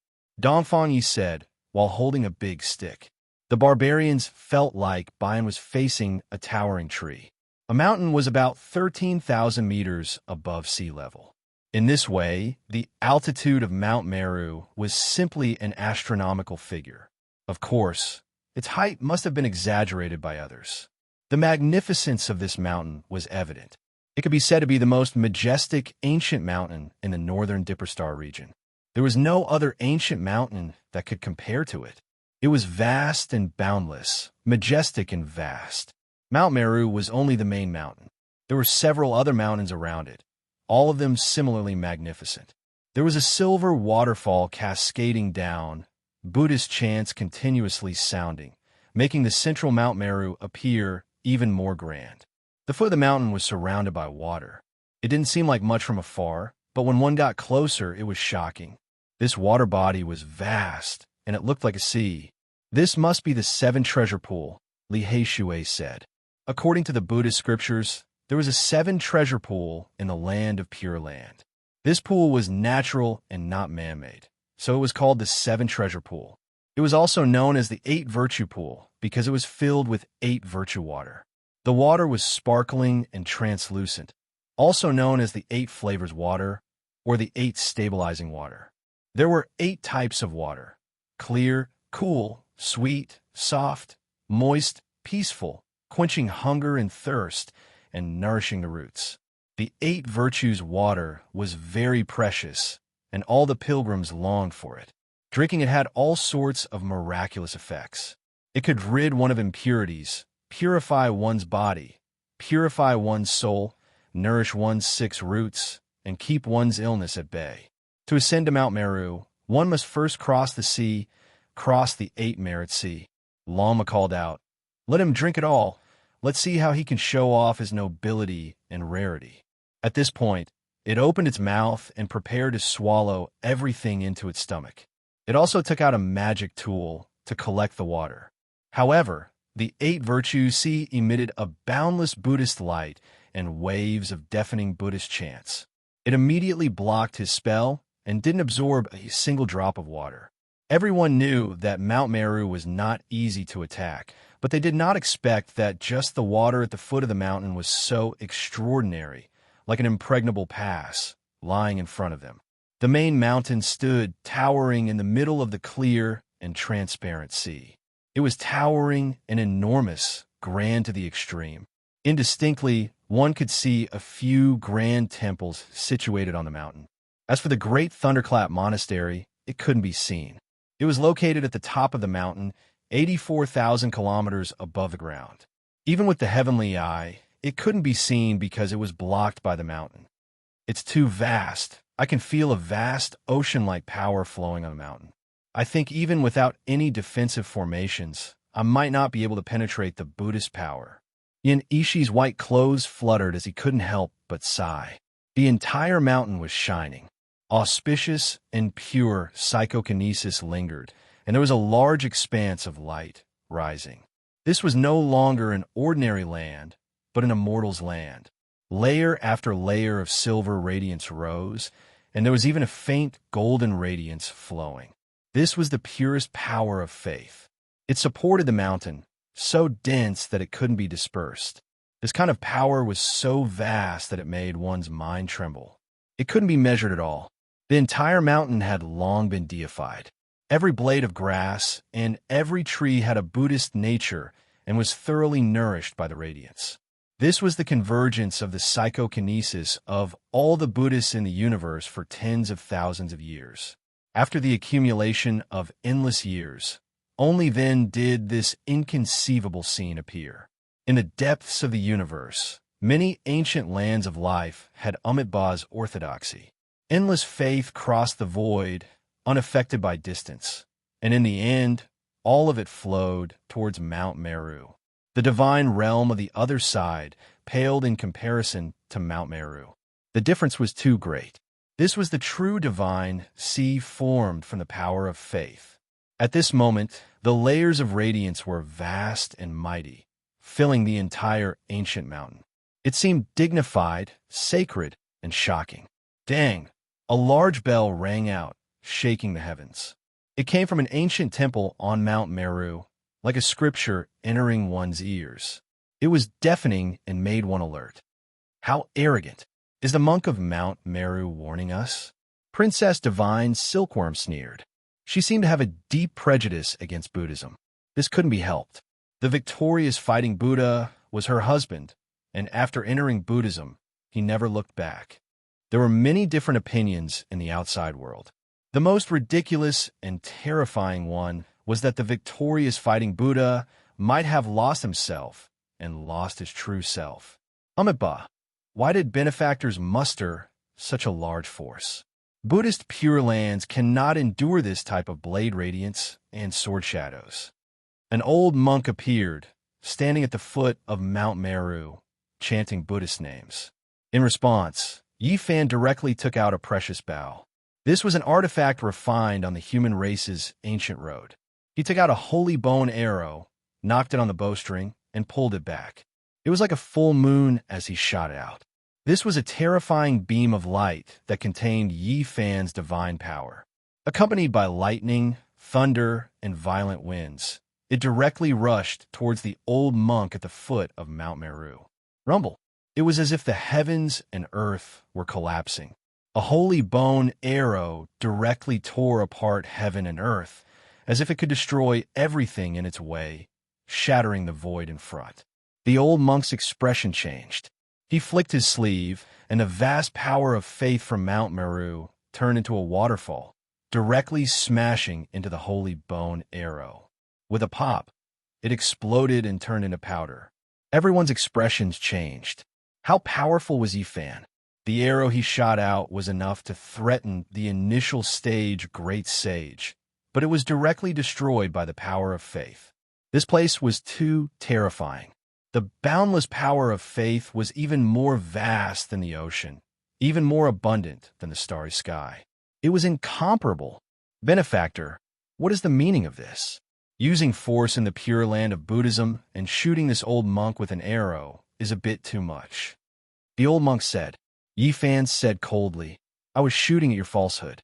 Buddhism talks about the true nature, but you clearly know why I came, yet you still talk about some knife light and sword shadow, asking me in return. I will help you cut away your distracting thoughts. Amitabha, the old monk chanted, continuously admitting his sins. Bald thief, stop chanting. Hand over my nephew, or else I will sweep through your Mount Meru. Dongfang, he shouted. His upper body was bare, and his bronze body was like coiling dragons, flickering with luster. He raised the wolf-tooth club. This poor monk knows his mistake. I have committed the sin of anger, so I will release myself. The old monk said. With a soft pop, his body shattered and turned into specks of mist, ultimately merging into Mount Meru. Everyone was startled, and then they sucked in a breath of cold air. This was only an illusion, a shadow born from the faith power of Mount Meru. It wasn't some real ancient Buddha. This Mount Meru was formed from the convergence of the faith power of countless Buddhists. It was truly unfathomable. Dang! The bell rang slowly, and the sound waves traveled tens of thousands of miles, cleansing everyone's souls. At the waist of Mount Meru, the mist dissipated, revealing an ancient temple. This was obviously not the Great Thunderclap Temple, but a very important one of the Buddhist sections. A middle-aged monk stood in front of the temple. He put his palms together and chanted, Benefactors, please return. There are only monks and Buddhists here, not the person you're looking for. Monks don't lie.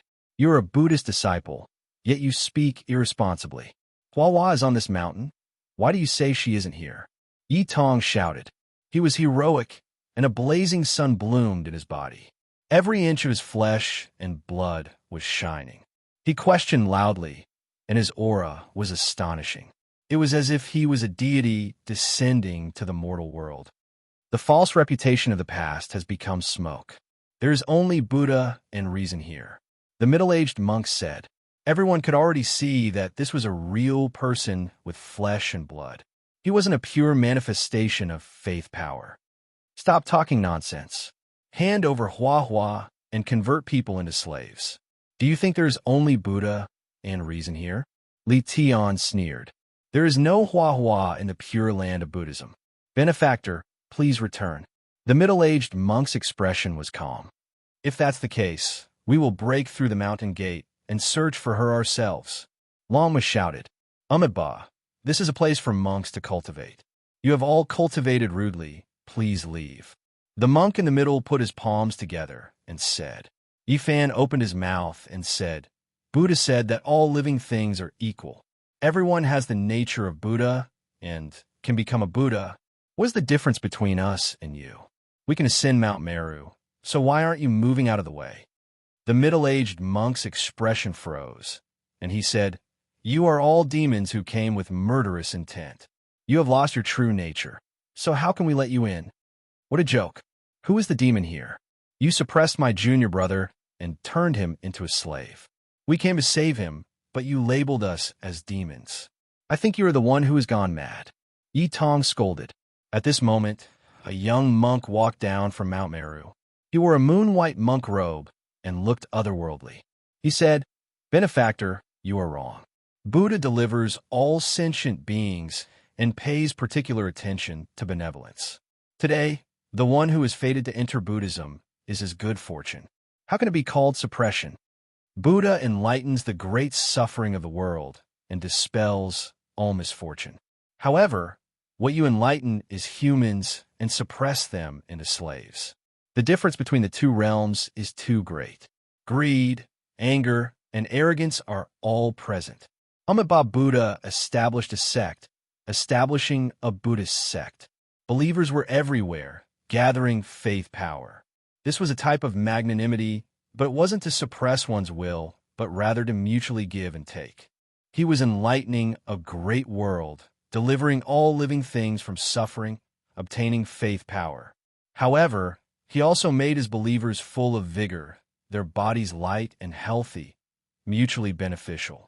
Now, this type of enlightenment aimed at Hua went against the scriptures, long becoming unrecognizable. It was completely crude suppression, cleansing the primordial spirit, making her lose her sense of self. If it was to enlighten and stop fighting, then there is no harm. However, Hua doesn't have any evil, so what does it have to do with you all? However, she was crudely suppressed. Today, there must be an explanation, or else this Mount Meru will be overturned. Heaven Village's people shouted, their voices like lions roaring. Benefactors, your obsessions are too deep, distorting the Buddha's will. Why bother? This place is empty and lonely. There is no need to be distracted. The young monk said. It was clear that his status wasn't ordinary, and his magical force was great. He carried a type of calmness and confidence. Chong! Suddenly, Yifan, who had remained silent this entire time, moved. He pulled out a dark red immortal sword, directly hacking over. Immortal light shot out several dozen li. With a pu-chi sound, it struck this person, removing his head. Mount Meru was extremely powerful, endless faith power flowing. However, against this Emperor artifact's sudden attack, it still couldn't completely defend against it. This place is empty and lonely. Why bother coming? Yifan said calmly. Pooh! The young monk's head turned into a bloody paste, his body breaking apart, completely dying, full of unwillingness. Everything that needs to be said has already been said. You all clearly covet my disciples' Buddhist divine ability, yet continuously speak nonsense. I might as well help you become nothing. Yifan's words paused, and then he continued. I also have a method to purify the great suffering of the world. I wish to establish a sect in Western Desert, deliver all living things from suffering, starting from Mount Meru. Chapter 1493. How many years had it been since Mount Meru was bathed in blood? This place was sacred and flawless, never once stained with blood. Yet today, something like this happened. No one expected Yifan to be this straightforward, directly drawing his sword and killing that young monk, turning him into a bloody paste, dying a violent death on Mount Meru. This was definitely a huge disaster. Since ancient times, who dared to do this? Even if there was a battle, no one dared to kill Buddha on Mount Meru without the slightest scruple. Amitabha, the middle-aged monk at the waist of the mountain, chanted, his face full of sorrow. He was chanting the rebirth scripture to carry out deliverance. A moment later, he suddenly raised his head, his eyes shooting out two oppressive rays of light as he shouted, How can a great demon like you disturb the pure land of Buddhism? Wenglonglong. The heaven and earth shook violently. as if there was endless lightning resonating. Mount Meru released endless light, and the power of faith swept out like a vast ocean. Tens of thousands of silver waterfalls poured down. This was an ocean of faith. The power of faith was like an ocean, but also like a blade, surging violently, radiance reaching 100,000 zhang. It was divine and majestic as it overflowed the heavens and attacked forward. You think I'm afraid of you? Dongfang Yi released a long roar, his messy long hair dancing in the wind. He raised the wolf-tooth club in his hand and smashed it forward. This weapon had previously been damaged, but now it had already been repaired. It was a great holy artifact that possessed great power, ferocious and domineering. It was as if a pillar that supported the heavens collapsed, rumbling with noise, smashing until even primal chaos surged. Boom! With a violent tremor, the ocean of faith ahead was obstructed, and the Wolf-Tooth Club's supreme power pushed forward for more than 10 li, but it was also dissolved. With a final loud sound, tens of thousands of zhang of lightning exploded. Heaven and earth split apart. The savage took a few steps back, and the surging power of faith also disappeared. Everyone sucked in a breath of cold air. This was Mount Meru, almost impenetrable. One has to know that the savage was a saint king, and what he used was a great sage weapon. However, it was completely blocked outside by the power of faith drawn by a middle-aged monk, unable to attack. One could imagine how terrifying this place was. If it was the leader of Mount Meru, or the matchless old monk that walked out from the great Thunderclap Temple at the peak of the mountain, what kind of terrifying situation would it be? Buddhism was unfathomable. Everything they relied on was in this Mount Meru. Who dares to barge into my Buddhist sect's pure land? Although my temple is merciful, we cannot tolerate a great demon of the world causing trouble. The enormous mountain was tens of thousands of zhang tall. It was so huge that it was terrifying. A shout came from above. Buddhist powerhouses appeared. This time, dozens of arhats appeared one after another. Every one of them had attained the golden body. Rings of Buddhist light formed behind their heads, and every one of them looked dignified. The one at the center was an old monk who wore a kasaya. There were sun, moon, and stars moving about on it. His eyebrows were snow white, his face full of wrinkles. There was a type of dignity as he indifferently looked downwards. Monk, don't ask a question you already know the answer to. Let Hua Hua out. I will trample Mount Meru. Li Tian shouted. When these words came out, the dozens of arhats behind the old monk could not remain calm. For so many years, who dared to speak like this? What do they think Mount Meru was? That child has fate with my Buddhist sect. Leading him into the sect and allowing him to withdraw from the world of mortals is a great natural luck. The old monk calmly said, You all are rebelling, speaking nonsense with your eyes wide open, guiding disciples, scheming divine abilities, despicable and shameless, yet you can still speak in such a dignified manner. Are you Buddhas or demons? Li Tian berated. He opened his mouth and spat out. A sparkling and translucent furnace flew out and enlarged in an instant. Immediately, Nanmingli fire overflowed, vermilion bird divine fire surged, Samadhi true fire surged, and 5 elements essence flames engulfed everything. This was a flaming cloud, a blazing ocean that covered the sky and covered the earth. The goddess furnace tore apart heaven and earth, enlarging to the size of an enormous mountain. Its entire body was sparkling and releasing auspicious brilliance. It pressed down, bringing with it an endless flame attack that wanted to break through Mount Meru. Buddhism has the virtue of cherishing life, but you all are demons, stirring up chaos in the world. I have no choice but to use weapons to suppress you. The old monk said. He released a light shout.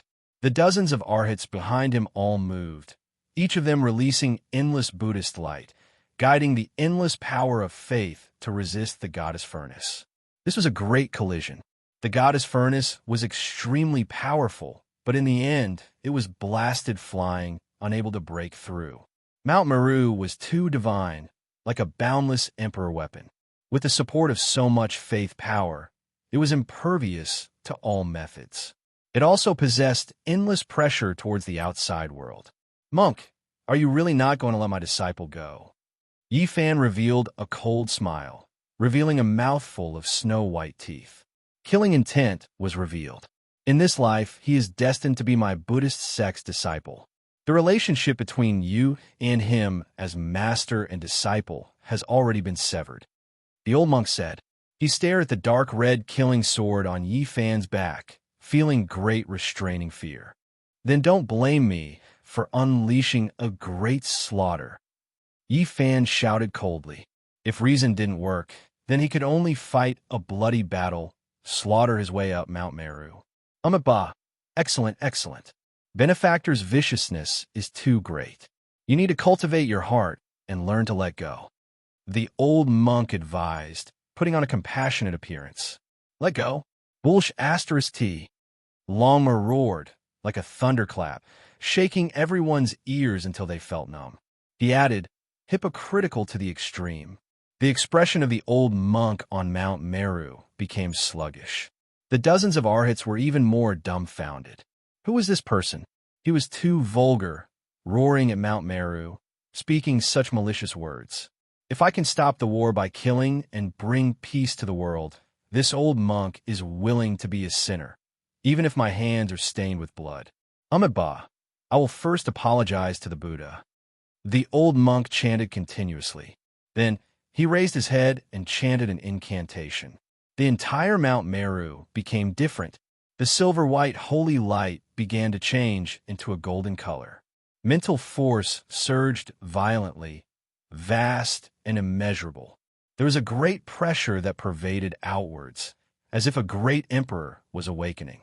It actually vaguely aimed at Yi Fan, blocking the dark red killing sword in his hands. Mount Meru was incomparably powerful. This kind of mental force actually had strands of emperor chi mixed together. It was terrifying and overflowing. It wanted to freeze numinous treasure, celestial beings, killing sword. Moreover, a void door appeared on the mountain as if it was connected to another world. Waves of roars came from it, as if a group of primordial beasts were about to come out of the gate.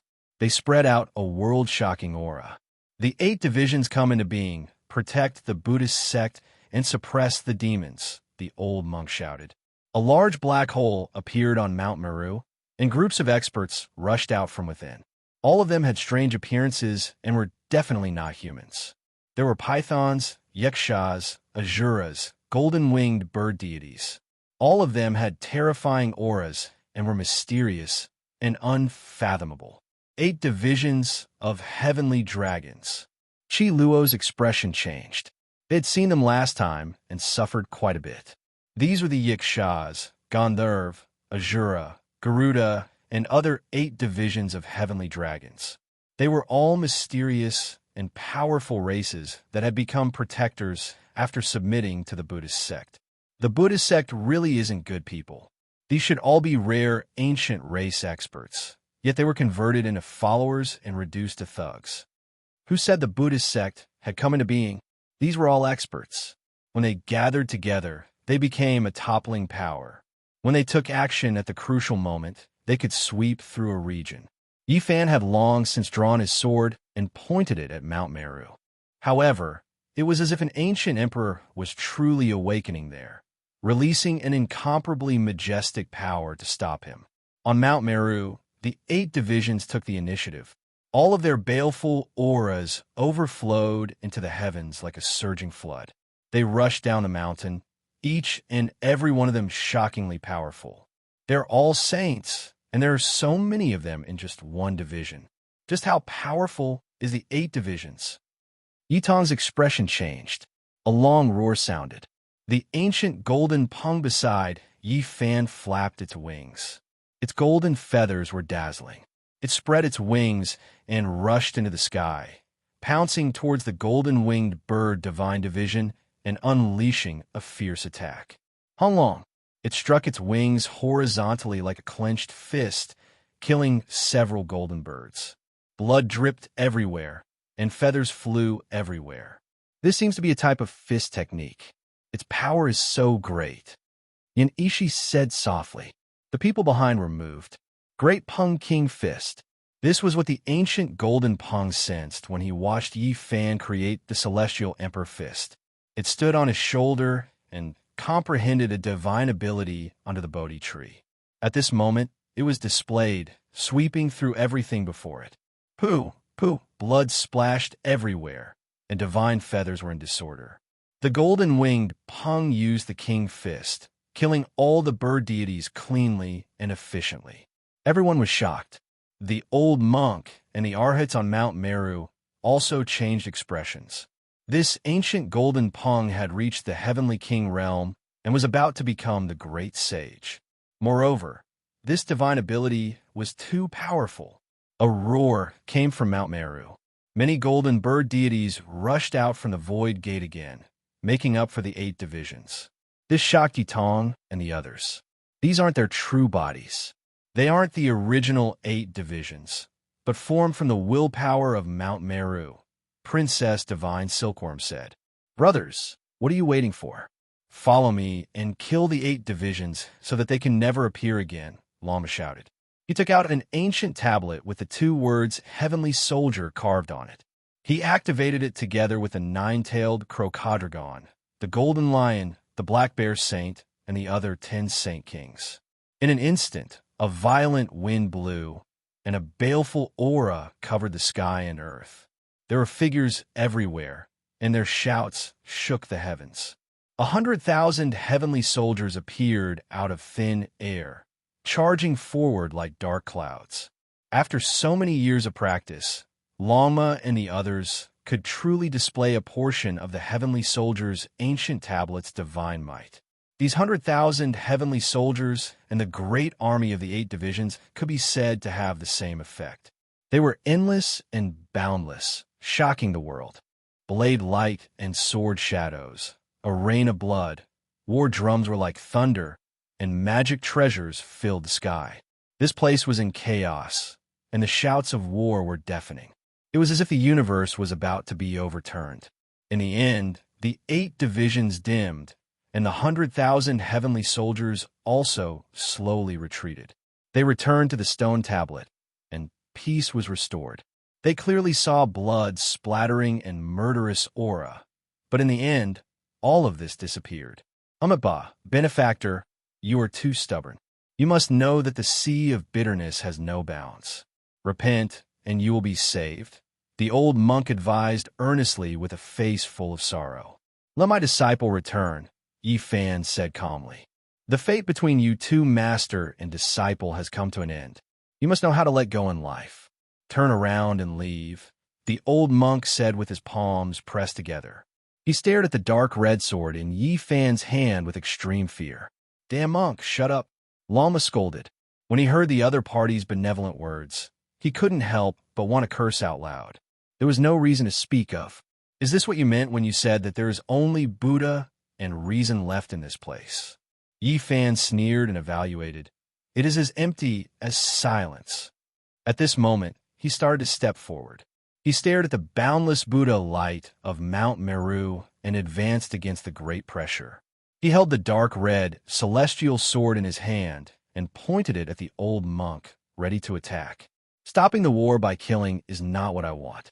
I have sinned. I have sinned. Amitabha, the great demon is forcing me, so I have no choice but to start killing. Please forgive me, Buddha. The old monk chanted.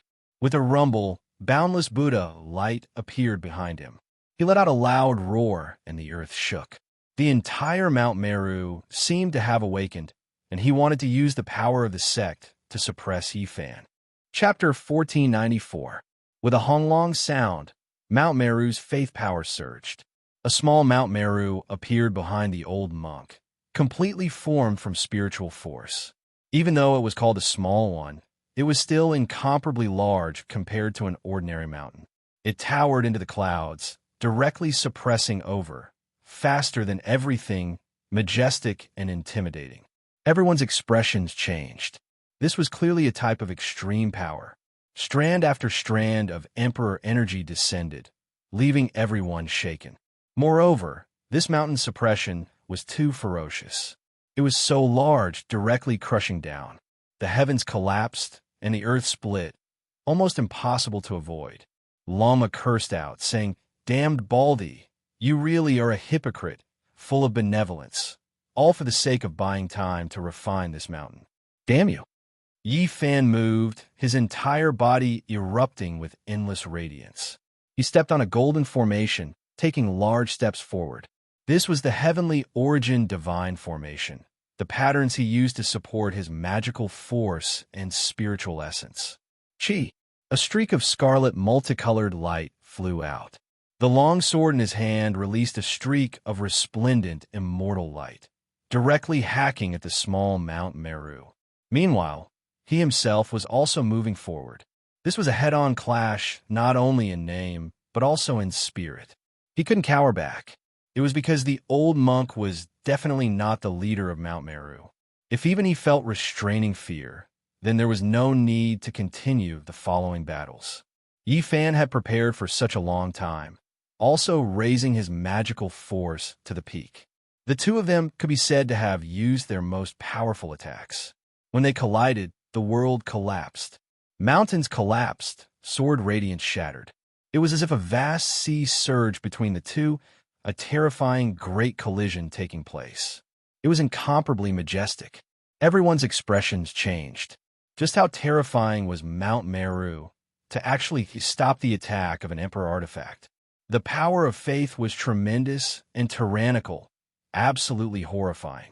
The aura of a great emperor is spreading. This will power is the seed Amitabha Buddha planted.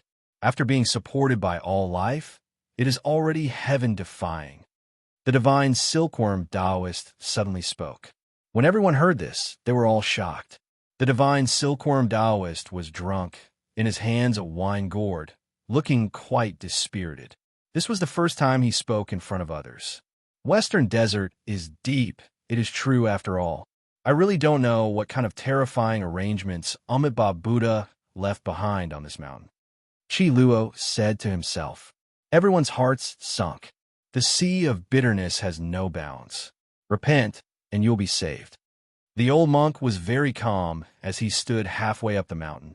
The monastery behind him shone brightly, making him look holy and peaceful. Yi Fan snorted coldly. This time, he directly rushed forward, the killing sword in his hand trembling intensely. He continuously slashed out 4 times, divine force surging, all of it landing on Mount Meru. Almsgiver, you are being stubborn. As the saying goes, who can sing high in life, there must be a choice. Amitabha, the old monk chanted. Behind him, another Mount Meru formed by mental power rose and pressed forward. In the back, everyone was grinding their teeth. This kind of hypocrisy was even more detestable than a true vile person. Longma hated him so much that she wanted to stomp his 16 petals out of his face. Yi Fan sneered again and again. This time, the sword Chi was especially vigorous. 4 Daos merged into one, cutting open a path. He actually wanted to charge into Mount Meru. You can't. The people behind him cried out. The old monk smiled. The vast sea of psyche power around him surged, dazzling and dazzling. The psyche power had awakened, and he was about to become one with the entire Mount Meru, controlling endless power. Chi, 10,000 streaks of sword radiance clashed with the power of faith. It was as if rivers and seas were overturned, and the entire sky was destroyed. It was extremely terrifying. The sword Chi and power of faith rushed into the 9 heavens, causing the stars in outer space to tremble. And at this time, Yi Fan was completely silent. There was a myriad Chi cauldron floating above his head. The mouth of the cauldron was facing downwards, and streaks of radiance that resembled silver rivers poured out. Hanlong, a third type of power, appeared in this place. It was incomparably powerful and terrifying.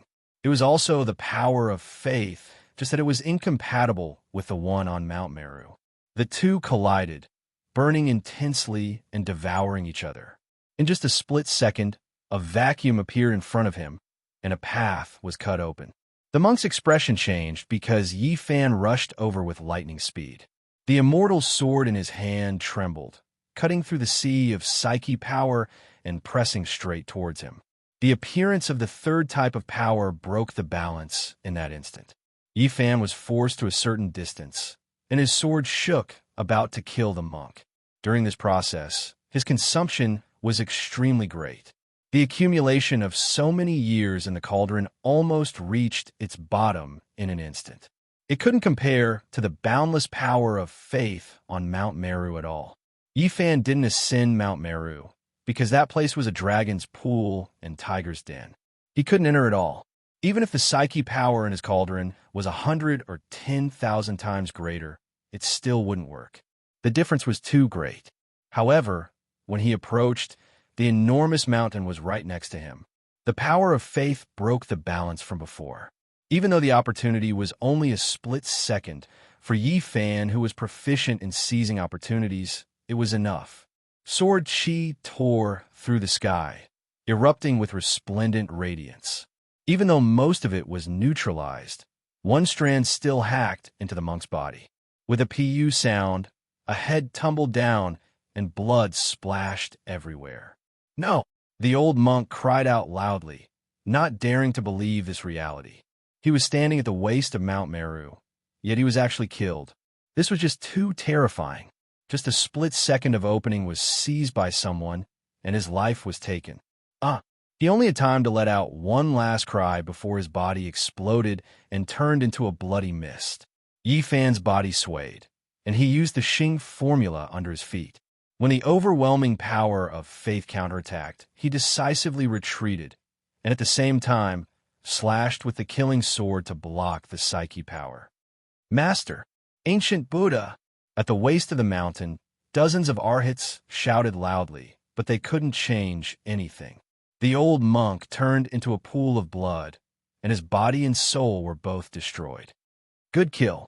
This bald bastard talks about benevolence, righteousness, and morality, but he's too hypocritical. He should be killed with a sword. Longma cried out in satisfaction. Yifan retreated and looked at the myriad chi cauldron again. The psyche power that had been accumulated over the years was almost dried up. Against Mount Meru, it actually melted into nothingness in a matter of seconds. This mountain is very terrifying. Yifan sighed softly. Fortunately, he had never cared about the power of faith and had never intended to refine it into his body. This time, using it to test the waters was not painful. Dang! The bell rang, and the light of Mount Meru became many times brighter. It was like a mythical pure land, and it made one feel suffocated. At the top of the mountain, the light of Buddha shone everywhere, illuminating the entire vast western desert.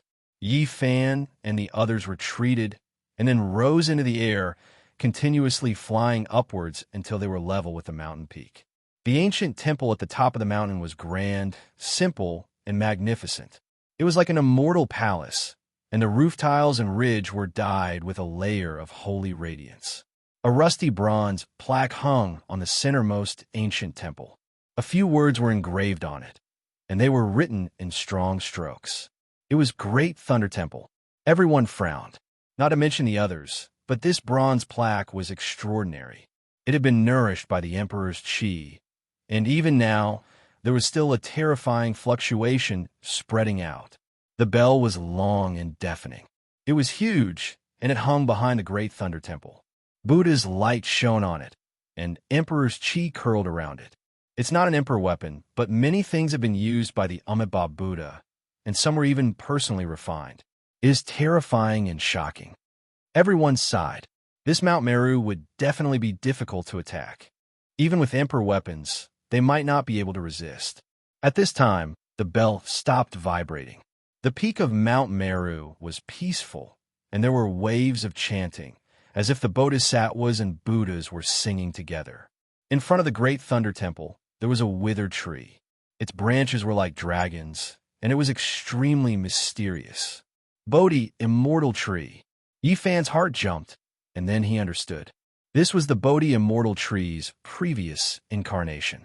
It was different from other immortal medicines, and each time it underwent nirvanic rebirth, it would leave behind a withered body and give birth to a seed. The chanting continued, and the entire Mount Meru temple seemed incomparably solemn and dignified. It was holy and pure, and spiritual force pervaded the air, existing together with all living beings.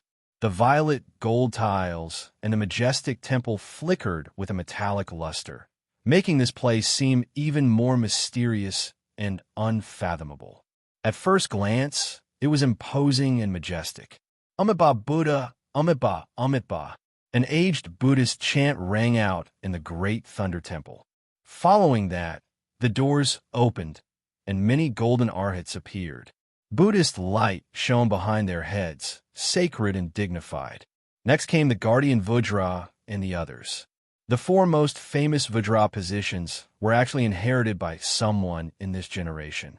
Dharma splashing Vajra, absolute victory Vajra, vigorous Vajra, and eternal Vajra.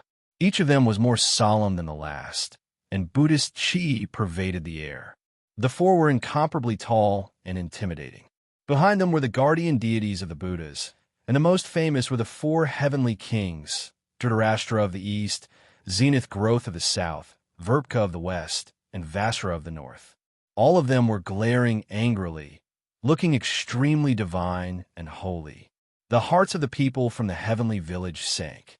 The foundations of the Buddhism were too deep, and even these Tao immortals had appeared. Behind them were the Bodhisattvas and ancient Buddhists.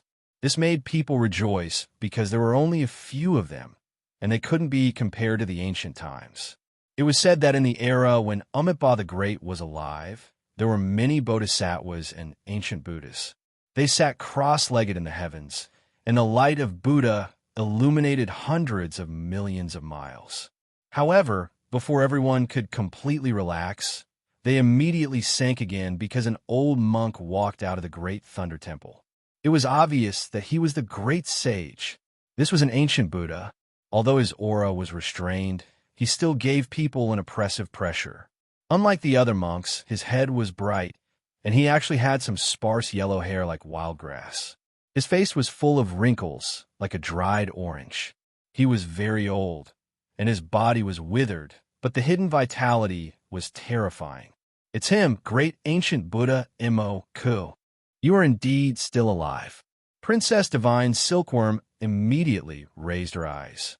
Amitabha Buddha, this old monk's cultivation has yet to reach perfection, and I can't attain nirvana. I can only continue to live in this world with my dying breaths. This old monk with sparse yellow hair put his palms together, looking sorrowful. In the past, the victorious fighting Buddha had fought a fierce battle with him, and in the end, he was suppressed under Mount Meru. She didn't expect him to escape now. As expected, everything was caused by you. Princess Divine Silkworm's eyes were ice cold. This poor monk's worldly desires are void. I wonder what you mean by this, benefactor. Ancient Buddha Mo Ku had a benevolent expression, and he was calm and composed. Clang!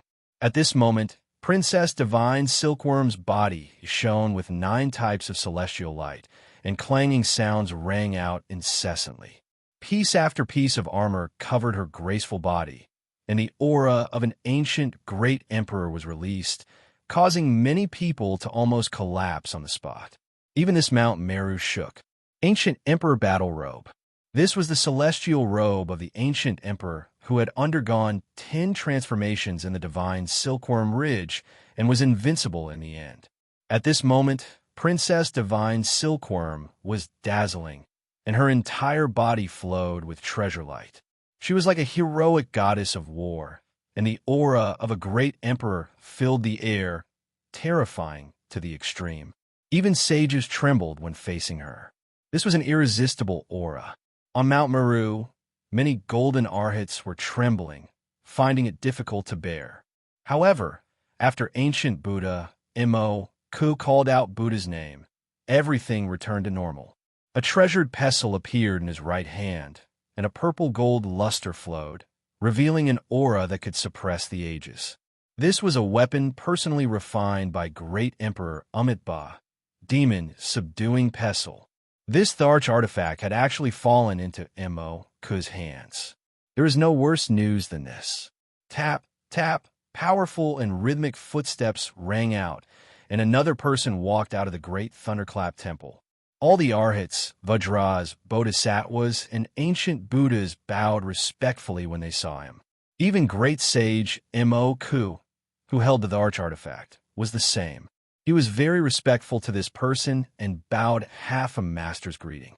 Chapter 1495. The footsteps were powerful, synchronizing with the pulse of this world. The golden arhats, bodhisattvas, and ancient Buddhas on Mount Meru felt the boundless Dharma, its majesty vast and mighty from past to present. Meanwhile, the people outside the mountain felt as if they were facing an abyss, as if they were facing the underworld. It was extremely terrifying. Without a doubt, this was an exceptional expert. The aura that was naturally released made all enemies tremble. Every movement he made was compatible with the Tao, coexisting with this world. This person's figure was tall and slender. On his head was a golden crown that was resplendent and dazzling. A Buddha Tao verification diagram was carved on it, containing the secrets of becoming an emperor. It was dignified and divine. Around his neck was a necklace made from divine beads and fine jade. It was like a coiling horned dragon, engraved with the figures of bodhisattvas of the heavens. Waves of scripture chanting could vaguely be heard. This was a powerful and mysterious figure. His entire body was luxurious, and great Buddhist artifacts hung from his body. He naturally circulated with world-shocking fluctuations, powerful and holy, making others feel reverence. Meanwhile, this person was actually a woman. Her face was like a silver plate, and her phoenix eyes were like lightning. She was beautiful and noble, and even more so possessed a type of great dignity. She wore white clothes that were sparkling and dazzling. Yitong, Longma, and the others were all stupefied. They never thought that the one who walked out in the end would be a dignified woman. However, they didn't dare to look down on her. Their minds became serious because they felt an incomparable pressure. Her cultivation was world-shocking, possessing a type of unmatched might. Who is she? This was the question that Yi Fan and the others had in mind. This woman was too powerful. Even if she wasn't quasi-emperor, she wasn't far off, surpassing all the heroes of this world. This was a formidable opponent on the level of the demonic human and the old madman. It was because there was a type of supreme aura about her, as if she could do as she pleased in the heavens above and under the earth below. After she walked out from Great Thunderclap Temple, she no longer moved. A golden peacock appeared in front of her, carrying her on its back. Brilliant light shone endlessly. See, everyone sucked in a cold breath of air. This type of style, this type of attitude that overlooked all things, fully displaying her unmatched nature. It didn't seem like something a Buddhist would do, but from the decorations, it was definitely someone from a Buddhist sect. She wore white light clothes, appearing otherworldly and calm. She stood on the back of the golden peacock, her eyes releasing two terrifying divine radiance that swept towards Yi Fan and the others. Clang! Yi Fan's expression was solemn as he waved the dark red killing sword in his hand, slashing apart this formless killing gaze. Who is it? Chi Luo was bewildered. He had never heard of such an expert in the western desert, but he had heard of him in ancient legends. His heart immediately turned cold. The woman sat cross-legged on the back of the golden peacock. Buddhist light shone from her body, making her look even more majestic. Any of the pendants on her head was a terrifying artifact. The dangling earrings were like clouds, and there were sounds of wind and thunder. Meanwhile, divine multicolored light shot out from his arms. There were bracelets on his arms that looked like 9 dragons coiling around him. They were dormant, swallowing clouds, and spitting out multicolored light. He carefully listened to the echoes of scriptures. This was an extraordinary woman. She hadn't even made a move or opened her mouth, but she had already intimidated many people. Who are you? Princess Divine Silkworm asked coldly. She wore the ancient sovereign battle robe and flowed with 9-colored divine light. The vast and mighty aura she exuded was peerlessly powerful and pressed straight towards Mount Meru. As the great sage, She wore the peerless, immortal clothes that the 10 transformations of the divine silkworm had shed.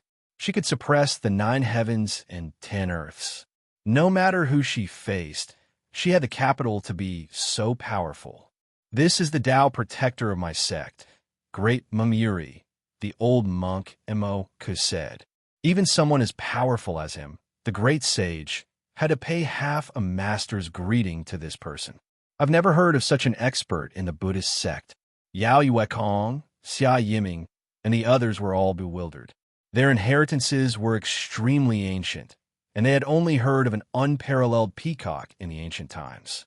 Could it be that this woman was a peerless figure that had been sealed in the source of God? She had lived until this era and had just awakened? No matter what, this was a great enemy. I come from the outer realm. As if she understood what everyone was thinking, Great Mahamiri revealed a faint smile that made people feel even more reverence. She wasn't an ancient figure, but a world-shaking divine ability that she had cultivated in this era. This person was indeed terrifying. If she didn't have an emperor weapon in her hand, who could resist her? Yi Fan firmly believed that this person was extremely powerful and had an unrivaled aura. This was a type of shock that came from the depths of one's soul. Are you from the Amitabha Star region? Yi Fan had heard many legends when he was training on the Star Path. That place was the origin of the Buddhist sect, and it was still flourishing to this day. There was no lack of peerless experts. The Peacock race had a deep relationship with the Buddhist sect. Now, they could almost be considered part of the Buddhist sect.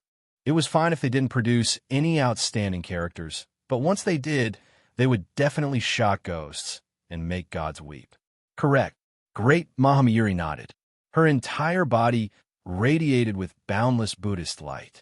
The golden peacock she was sitting on let out a soft cry, making her seem like a deity, sacred and inviolable. Facing a supreme saint of the Buddhist sect, everyone's hearts were heavy. Mount Meru was becoming more and more difficult to fight. With such a powerful character overseeing it, it was truly terrible. Facing such a powerful character, it wasn't good to be rude. Heaven Village's Chi Luo saluted and spoke seriously. He directly told Mahamiri to let Hua leave the mountain. Impossible. He can only stay in the Buddhist sect for the rest of his life and can never leave Mount Meru. Great Mahamiri's tone was resolute and directly refused. I respect you as an ancient sage of the Buddhist sect, so I don't want to be rude. Do you really think you are someone? What's there to be proud of? At worst, we'll just fight. Dongfang Yi shouted. He had the personality of a barbarian who feared nothing. He raised the wolf-tooth club in his hand and was about to attack. I thought that an exceptional ancient Buddha would understand things, but it turns out that he's nothing more than this. Buddhist sect's damned baldies die. Lama shouted. With a clang, the immortal sword in Yi Fan's hand trembled slightly and released a resplendent waterfall. He pointed it at Mount Meru and expressed his attitude. He didn't hesitate to fight to the death. I don't care who you are. So what if it's Mount Meru? Do you think you can command the world and make the heroes kneel? Princess Divine Silkworm sneered. The battle clothes on her body clanked nonstop, and the armor moved rhythmically. The cold metallic luster shocked the world. The ancient emperor's aura filled the air and pressed down on Mount Meru. This was a terrifying fluctuation. After all, it was a flawless emperor's robe. Many golden arhats on Mount Meru trembled. Even the great bodhisattvas and ancient Buddhas frowned. They quickly mobilized the power of faith to stop the killing intent. Great Mahamiri needs the respect of the world. Originally, she only needed to take a step to become the quasi-emperor, but for the future Buddha, she retracted that foot. As soon as the old monk Immerse said this, everyone immediately sucked in a breath of cold air. They couldn't help but be horrified. How powerful was this divine ability? Clearly, Immerse was an extremely difficult person to deal with. When everyone's aura was at its peak, he casually pointed out such a fact. It really had the effect of a stick and a shout. At the critical moment, it intimidated people and struck their fighting spirit. After a short silence outside Mount Meru, Yi Fan sneered and said, not to mention not becoming the quasi-emperor. So what if he did? That's only the most virtuous of your Buddhism. What does it have to do with us? You can close your doors and pay your respects. That's right. If you want to pay respect, it's only your Buddhism. What does it have to do with us? Today, if gods block us, we'll kill them. Princess Divine Silkworm was very domineering. Her eyes shot out a terrifying splendor. Divine Silkworm Ridge had once shaken the world and produced invincible emperors. What kind of prosperity hadn't they seen before? They naturally wouldn't be suppressed by the Western Desert Buddhism. Hypocritical Baldy, you enslave the disciples of others, yet you still speak of benevolence and morality. It's disgusting. Now, we can only fight to flatten Mount Meru and plant the flag of our celestial court on the mountain peak. From then on, there will be no Buddha. Lama's words were too harsh. This was truly blasphemous. Mount Meru was immediately filled with coldness and silence. Everyone glared at him. A small horse dares to roar at the heavens. Great Mamayuri spoke. He stretched out a large hand and directly grabbed towards the outside of the mountain. This hand covered the sky and the earth. It was as if Mount Meru had flown out. It directly covered the clouds and covered the sun. It was a dark mass and could even shatter the sky. It was powerful and invincible. Clang! Yi Fan attacked. Facing such a person, he could only use an emperor weapon. The dark red, celestial sword shot out a killing light that was like an ocean wave. Wave after wave, it directly hit the large hand high up in the sky. Humph! Great Mahamayuri snorted coldly. Mount Meru's Buddha light was vast and mighty. The power of the heavens surged up and surged along his arm, covering the large hand. It was as if she was wearing an emperor's robe made of the power of faith. She faced the sword chi head-on, and her arm was unharmed. This was a peerless terror. In the next moment, she directly took a step forward and actually left Mount Meru. However, the power of faith was endless. It surged like the sea and was vast like the ocean. It swept behind her and drowned her. This kind of person borrowed the power of Mount Meru to attack. It was truly extraordinary. Great Mahamayuri's entire body shone as endless power of faith entered her body. Meanwhile, this sacred Mount Meru power emitted strands of emperor energy. When it merged with her, it immediately shocked the world. She charged straight at Yi Fan. Her might suppressed the sun and moon and shook the 9 heavens. A great battle suddenly erupted just like that. This was a great pressure. Even though Yi Fan controlled the killing sword of the numinous treasure celestial being, he still had to be extremely careful. The slightest carelessness could result in a bloodbath. This emperor weapon was only one of the 4 killing swords. It couldn't be considered a complete emperor sword. Moreover, the other party was too powerful. She borrowed the power of Mount Meru and was like a god descending into the world. Clang, boom! Dazzling divine light continuously surged between the two of them. The sky dome shattered, black holes appearing high up in the sky. Vast and boundless black domains appeared one after another. Any strike from these 2 individuals was enough to destroy the world. Fortunately, they were in the boundless sky. Otherwise, the consequences would be unimaginable. Great Mahamayuri was truly too powerful. Emoku said that she almost took that step, but she pulled it back in the end. It wasn't without reason. She was outside Mount Meru, so the amount of Mount Meru power she borrowed wasn't as much as expected. However, it still brought about the most terrifying pressure. It was as if she was tearing through dry weeds and smashing rotten wood. This was also because Yi Fan had experienced hundreds of battles and wielded an emperor weapon. If it was any other great sage, they would have been slapped to death with a single slap. There was no suspense at all. Great Mahamayuris might suppress the 9 heavens and 10 earths. Her white clothes fluttered in the wind. She was otherworldly, and her eyes were as sharp as heavenly blades. This wasn't like a woman at all. She was more like an unrivaled overlord. She drew on Buddhist energy and faith power to fight a great battle against Yi Fan. They fought until the sun and moon lost their radiance and the world lost color. Mount Meru towered into outer space, and the surrounding small planets exploded one after another. They couldn't even withstand the power of a casual wave of her hand. This scene was terrifying and shocking. It made people shiver all over, and they couldn't help but tremble. Battle cries shook the heavens, and a great battle broke out. Princess Divine Silkworm charged straight for the main peak of Mount Meru and attacked the bodhisattvas of the heavens. She wanted to cut off the power of faith and destroy the great thunderclap temple. The sounds of battle boiled. Dongfang Yi, Qi Luo, Gu Jinping, Longma, the 10 venerables, Yao Yuekong, and the other heroes all made their moves. The saints covered the sky, and their artifacts shone. Light rays shot out as they fought fiercely. Chapter 1496. Dang!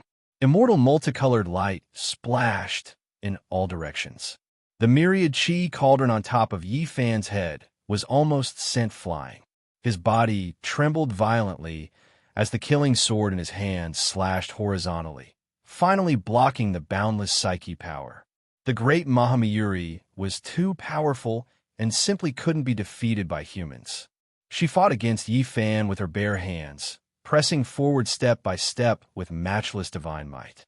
With a wung sound, she directly slapped over with a palm as white as jade. However, it was extremely terrifying as it carried the boundless power of faith from Mount Meru, directly colliding with the Emperor weapon.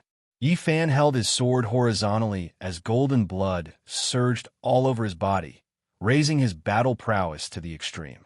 The dark red longsword in his hand became scarlet red as strands of sword radiance were shaken out, slashing forward. Sonorous sounds rang out incessantly.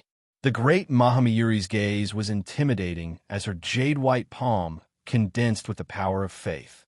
When she slapped down, the sparkling sword Qi was shattered.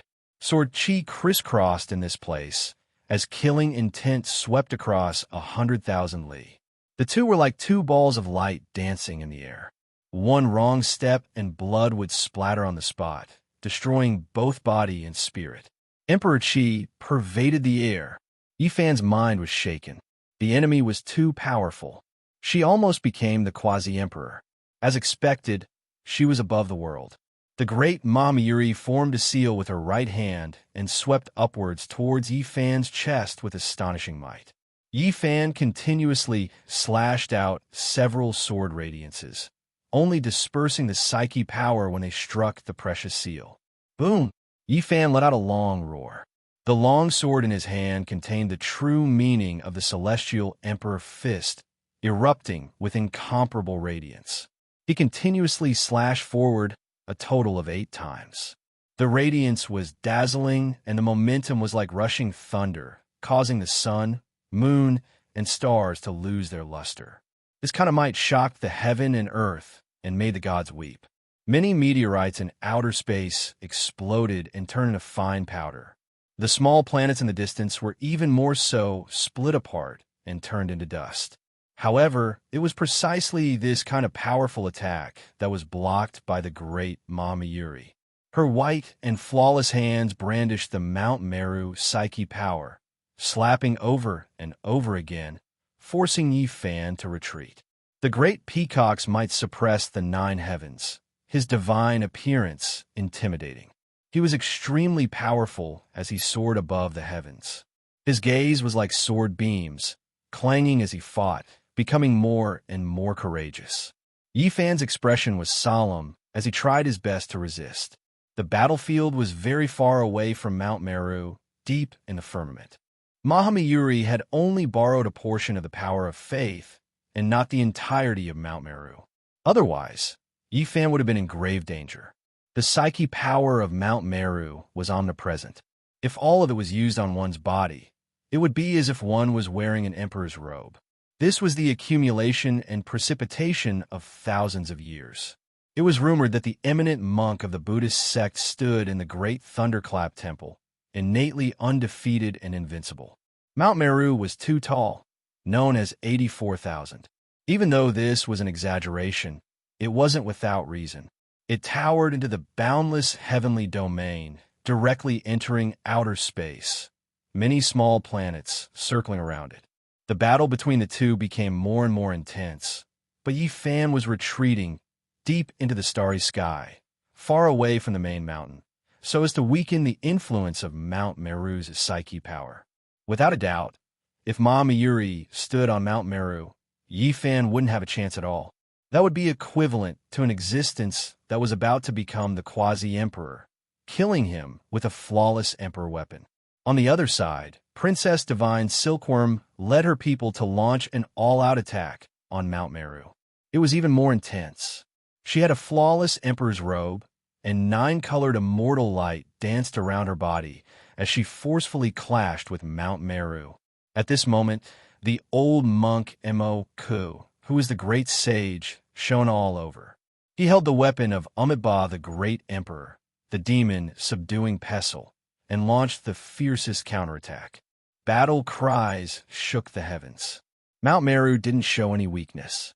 The golden arhats, bodhisattvas, and ancient Buddhas all attacked, taking the initiative to attack Yi Tong, Dongfang Yi, the Divine Knight, and the others. The people of the Ji family, Sky Demon Palace, and Great Xia Empire had also joined the battle. The people of the Divine Silkworm Ridge were also attacking. This place collapsed and cracked. Divine light shot into the sky, and it was extremely terrifying. For many years, Mount Meru had been very peaceful. At most, it was just a conflict of ideals within the Buddhist sect. But now, there were countless powerful enemies, and a large army was invading. This was rarely seen since ancient times.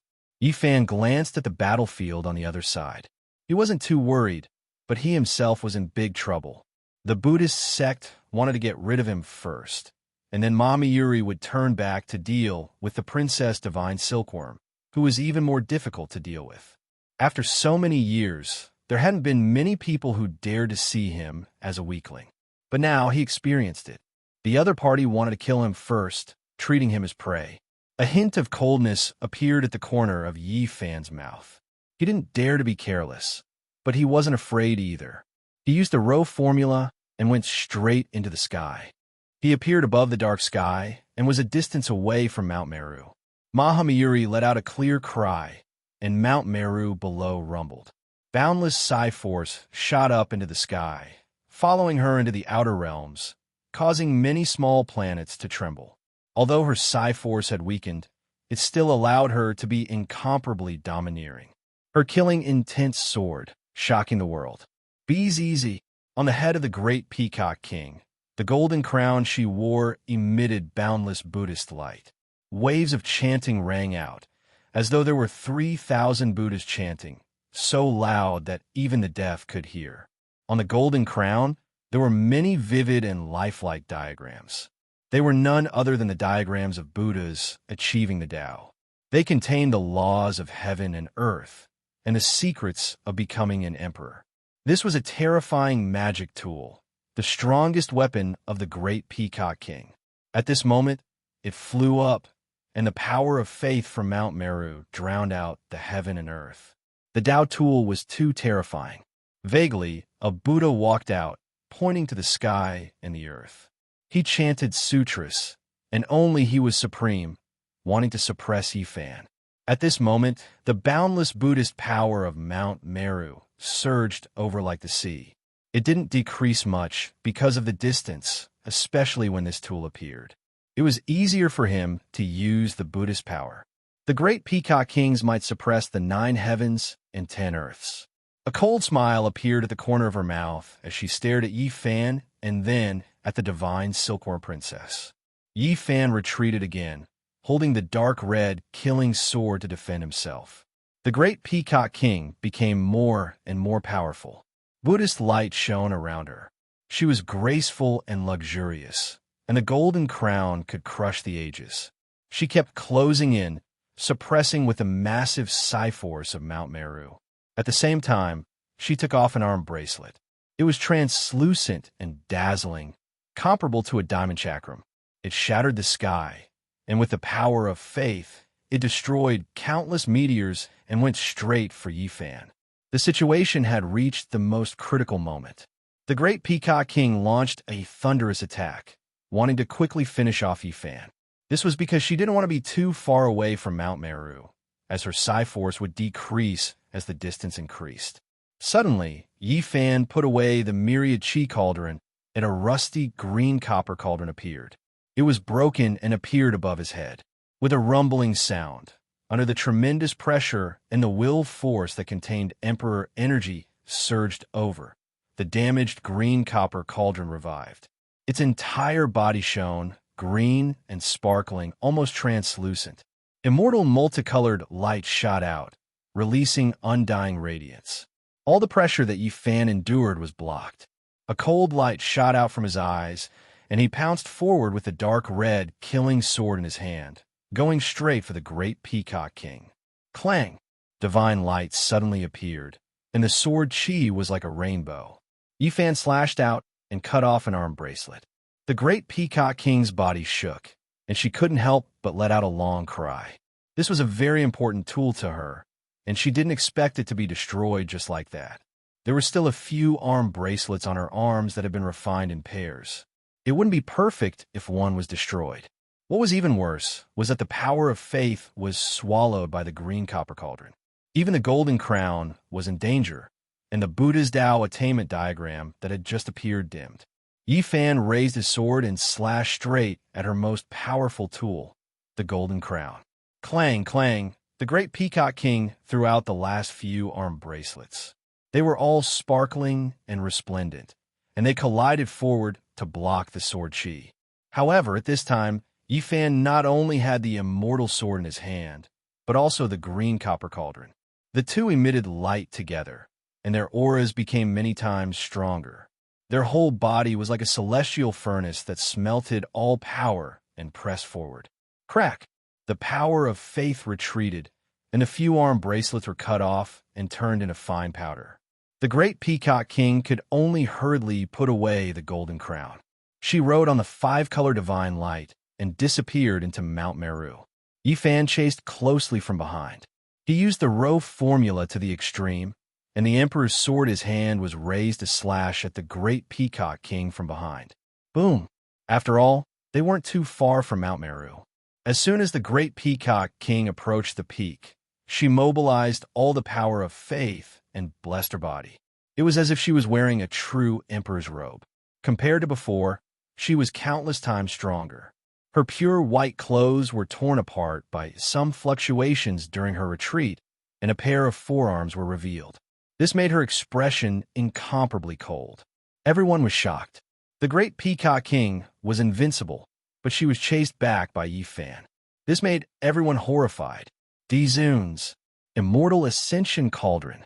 It's the green cauldron of ancient heaven. Many people cried out in surprise, including the experts of the Northern Dipper race and the Outer Realm saints who had come to watch. Summoned the exorcism pestle. The great Peacock King said coldly. She stretched out her hand to borrow the Emperor's weapon from Mo-ko. She stood on Mount Meru and was enveloped by boundless telekinesis. As long as she didn't leave the mountain, it was equivalent to having a flawless Emperor artifact protecting her. Yet, she still wanted the demon subduing pestle. It was obvious that she wanted to rush into the sky to kill Yi Fan. Mo-ko hesitated slightly. He held the Emperor artifact with both hands and sent it over. During this process, the power of faith on Mount Meru surged to resist Princess Divine Silkworm's attack. With a whoosh, the great Peacock King turned into a ray of divine light and charged toward Yi Fan again. The power of faith behind him swept over like a sea. Without the Emperor artifact, you're only relying on the power of faith to protect Mount Meru. You're underestimating us. Princess Divine Silkworm sneered. She was the great sage, and with the immortal robe of her race, her divine might was unparalleled. With a rumble, the aura on her body was extremely terrifying. She was about to step onto the pure land of Meru. The shockwaves surged like raging waves. Some golden arhats were too far away and directly turned into meat paste. Blood mist drifted in the air. Facing the overbearing great Peacock King, Yi Fan was retreating, avoiding his attacks, and buying time for Princess Divine Silkworm and the others. However, he suddenly saw a cold smile at the corner of the great Peacock King's mouth. He immediately felt that something was wrong and shouted, "Oh no, there's a change on Mount Meru." There was no need for him to say anything. Princess Divine Silkworm had already sensed that Mount Meru was filled with endless killing intent. It was a phoenix's nest and couldn't be touched. There was a great emperor killing array here. Rumor had it that the Mount Meru killing array was limited by materials and had been destroyed over the years. There wasn't much left, but she didn't expect that to be the case. Clearly, the great Peacock King had done it on purpose just now. It looked like he was going to risk everything because the artifact had been destroyed, but in reality, that wasn't the case. He had set up a trap with Mo Ku to lure her into it. Boom! Princess Divine Silkworm's attack was fearless because they were well prepared. She took a step back and wanted to leave Mount Meru because she had only taken a few steps. "You can't leave," the great sage Mo Ku said coldly. He fully activated the array and mobilized the power of faith to suppress Princess Divine Silkworm. Clang! 9 kinds of divine lights danced on Princess Divine Silkworm's body, shining brightly. She stepped on the great Emperor's pattern and retreated, but she felt a great pressure. The killing array was activated and directly attacked. "Let's see where you can go." Puffed. Suddenly, a blazing immortal light flew over from the void and shone on Mount Meru. It shone with the 9 colored rays of light on Princess Divine Silkworm's emperor robe. The two of them fused together and opened up a passageway. Princess Divine Silkworm took a step out. She wasn't surprised at all. In the void, Jizue's clothes fluttered. She held an ancient great emperor's mirror in her hand, shining the most resplendent light in the world. She was the one who had taken action and brought out the Ji family supreme artifact. The original plan was to use the great emperor's weapon and the ancient sovereign artifact to directly charge into Mount Meru and rescue Huahua at lightning speed. They didn't expect Mount Meru to be much more terrifying than they had imagined. Legend had it that most of the great array left behind by Amitabha had been destroyed and not much was left. However, recently, it had overturned people's understanding. Kill this peacock first and cut off its path of return. The effect will be the same. Princess Divine Silkworm said coldly and rushed into the sky. Chapter 1497. Clanging sounds rang out incessantly. Every piece of Princess Divine Silkworm's armor flickered with a cold metallic luster. It shone with 9 different immortal lights, as if the galaxy was flowing in reverse. The might of her attack was incomparable, causing the entire Mount Meru to shake. In an instant, she rushed to the sky above the outer realm. Mount Meru towered into the outer realm, surrounded by many meteorites and divine islands. This was the embodiment of the Buddha's great power and the current situation of the Pure Land. In Buddhism, it was believed that Mount Meru was the center of the universe and everything revolved around it. Crack! The ancient emperor's battle robe shone and trembled continuously, causing the many small stars surrounding Mount Meru to explode. Princess Divine Silkworm was like a god with boundless magic power that was unstoppable. This was just a fluctuation that was naturally released by wearing the ancient emperor's armor. It was already so terrifying and destructive, shocking and revering everyone. Buzz! Princess Divine Silkworm's beautiful hair danced in the air as she pounced towards Mahamayuri. Her eyes emitted cold lightning that was sharp and oppressive as she slapped her palms over. The world was rumbling, and the galaxy was trembling. The ancient emperor's battle robe fluttered rhythmically as 9-colored immortal light danced in the air. Its might was shocking as it swept through everything in its path. Mahamayuri let out a clear roar and charged over with the demon, subduing Pestle in his hand. He was invincible, displaying an aura of looking down on the world and being the only one in the world. Clang!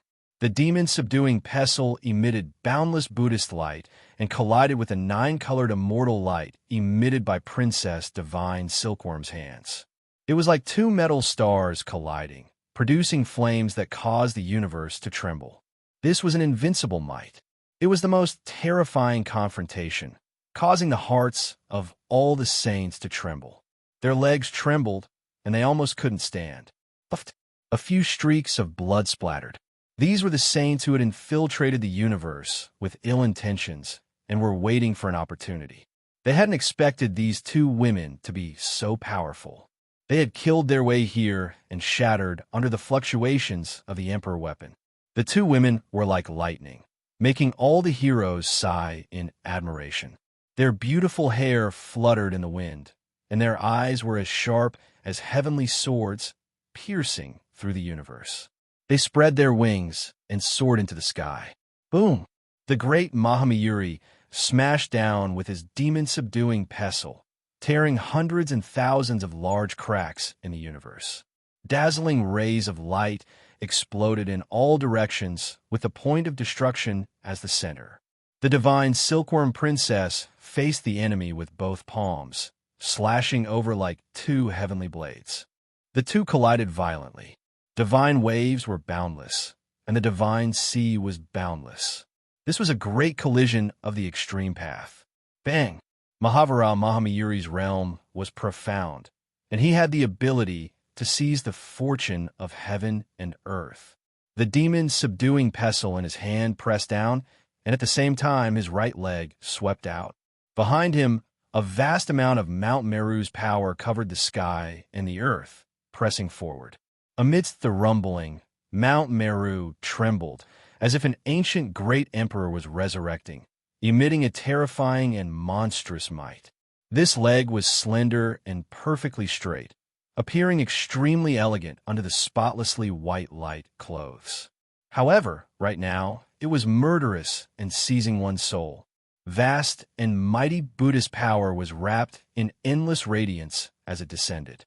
The divine silkworm princess's phoenix-like eyes widened in anger, and her entire body shone.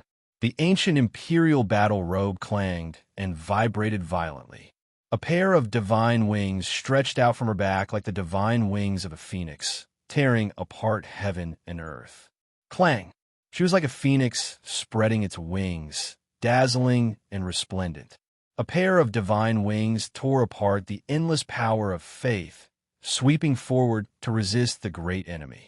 The divine silkworm armor had a total of 9 transformations, corresponding to the realm of the divine silkworm. This time, it displayed the divine transformation of the ancient emperor's transformation from a silkworm to a phoenix. Legend had it that after the 9 transformations' ultimate realm, there would be a 10th transformation where the 9 transformations merged into one. However, it was very troublesome for the ancient imperial battle robe to appear in this most powerful state. Under normal circumstances, it was difficult to do so. Mahavira Mahamyuri's expression changed. He didn't expect that this armor wasn't fixed and would actually change according to the battle situation. The crimson phoenix divine wings that cleaved down were dazzling, tearing apart the defense. Clang! She swung the demon's subduing pestle and smashed it down. The two emitted boundless light and produced an earth-shattering sound, almost shattering this universe. It was impossible for Emperor weapons to truly collide. They fought through the immortal light they emitted. Otherwise, no one would be able to withstand that kind of divine might, and the wielder would be shaken to death. Surround and hunt her! The divine silkworm princess was very decisive. After experiencing Mahavira Mahamyuri's power, she decided not to fight alone. This was because her main purpose was to save someone, so she could use all means at her disposal. In a battle between emperor weapons, one's cultivation wasn't the most important. However, this was an existence that almost became quasi-emperor after all. Moreover, she could use the power of faith. Whoever fought her alone would die, without a doubt, after a long time. Yi Fan naturally took action. He had been watching covetously all this time. In order to save his disciple Hua Hua, there was nothing more to say about dealing with the Buddhist sections. Jiziua also moved when she heard this. The emperor mirror hung above her head, like a divine moon releasing an immortal radiance. Her physique was special, and she could draw the essence energy source that filled the sky, activating the emperor weapon to attack Mahavira Mahamyuri. Chi, the void mirror, condensed the universe and concentrated the source of all Taos. The surface of the mirror was warm and sparkling. It shone with a light that cut through the ages and shot towards Mahavira Mahamyuri. This light was eternal. Once it shone, heaven and earth wept, killing demons and gods. It was like a war song rumbling, destroying everything in its way. Mahavira Mahamayuri's entire body shone, displaying a matchless divine ability. 5 beams of divine light rushed out from his back, condensing with the endless power of faith from Mount Meru and pressing forward. In that instant, the primal chaos surged and heaven and earth shattered. It was as if a new universe was being opened and all material things were destroyed. An intense collision occurred. The eternal immortal light shot out by the void mirror struck the 5-color divine light, splitting apart the power of faith. It was as if a glass divine platform had been shattered, and patterns suddenly appeared. Dang! At the crucial moment, it was still the demon's subduing pestle that took effect. It swept over with ferocious power, colliding with the immortal light.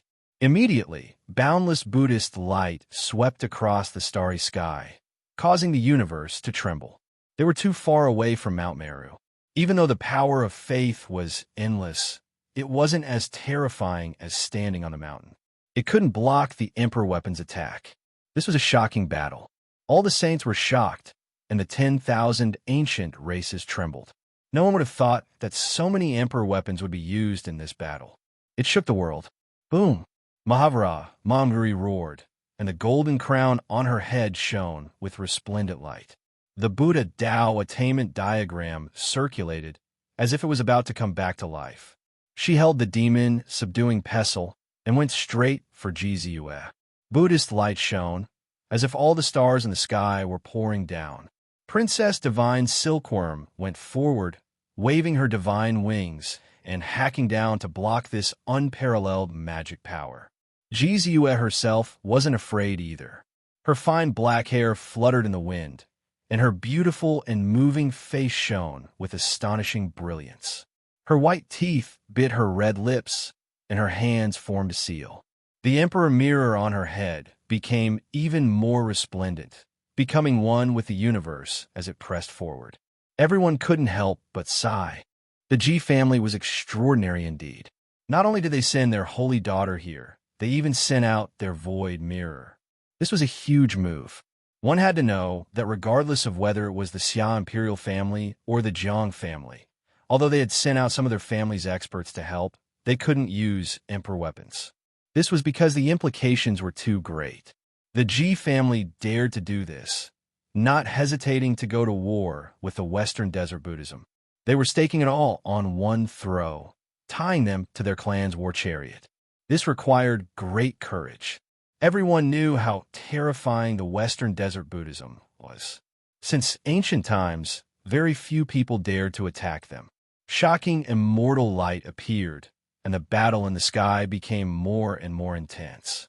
Yifan had already joined in.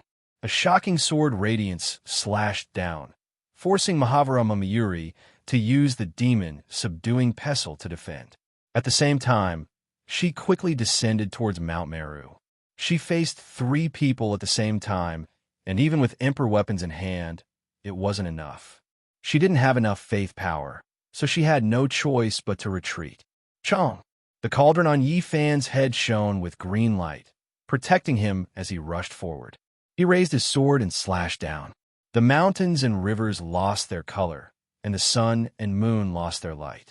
His attack power was unparalleled.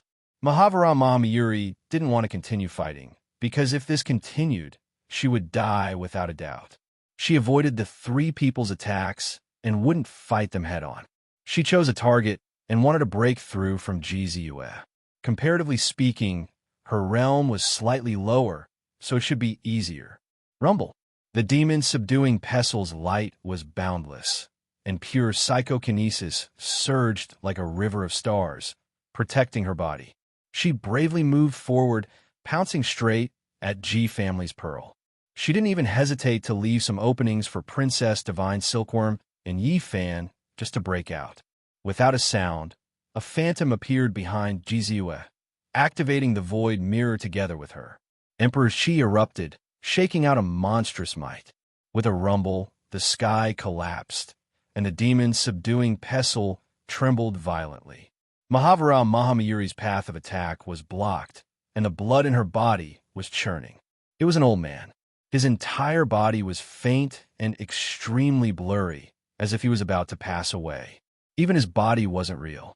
A person who is about to decay. You shouldn't belong to this era. Are you the great sage that was sealed in the source of God by G family hundreds of thousands of years ago? Mahavira Mamayuri said coldly. Everyone was shocked. Regardless of whether it was the saints from the outer realms or the ancient races, their hearts churned violently. This was the difference between a family that had produced a great emperor. They had the divine origin liquid that others couldn't reach and could seal the outstanding experts of the ancient times. This was their unique foundation, and now the great sage had actually appeared. Everyone's hearts rose and fell, especially the saints, because they weren't just looking at the surface, but also understood some shocking information from within. The path of immortalization was about to open, and it wasn't far away. Otherwise, the great sage of G family wouldn't have escaped from the source of God. The ancient great emperors had deduced that in this era, this was the protector they had left for their descendants. Only at this moment could the terror of a family that had produced a great emperor be reflected. In the post-primeval era, where the world dried up, only those who had become great emperors could refine the divine origin liquid and use it to seal the outstanding people of the younger generation. In peaceful times, all the holy lands were on equal footing, but in this critical period, it was obvious who could reign supreme. The great emperor's family was the true ruler. The path of immortalization is about to open. This kind of commotion quickly spread, engulfing the vicinity of Mount Meru. All the saints and ancient race experts were shocked, and they were even more shocked than when they saw the battle between emperor weapons. That might not be the case. Maybe this person broke free in advance because of other matters and appeared in the world. While everyone was shocked, the great battle continued and became even more intense. Although the great Mamayuri was unmatched, they were now competing in emperor weapons. Even a god couldn't stop them. Even if she had endless power of belief to protect her body, this still wouldn't do. She could only retreat and not clash head-on, or else she would undoubtedly die. She attacked unhindered, wanting to retreat to Mount Meru. She displayed the extraordinary divine ability of an unrivaled expert, coming back to life in a land of death as she roared between heaven and earth. Boom! Princess Divine Silkworm's armor changed again, and there were talismans flickering on it one after another. The phoenix clothes turned into true dragon armor, coiling around the heaven and earth.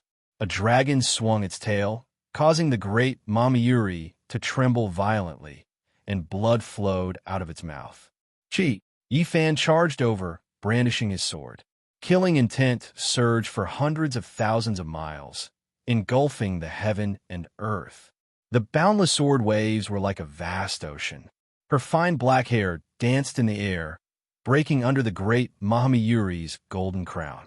She hadn't shaved her head, and, at this moment, a section of her hair was cut off, flying everywhere.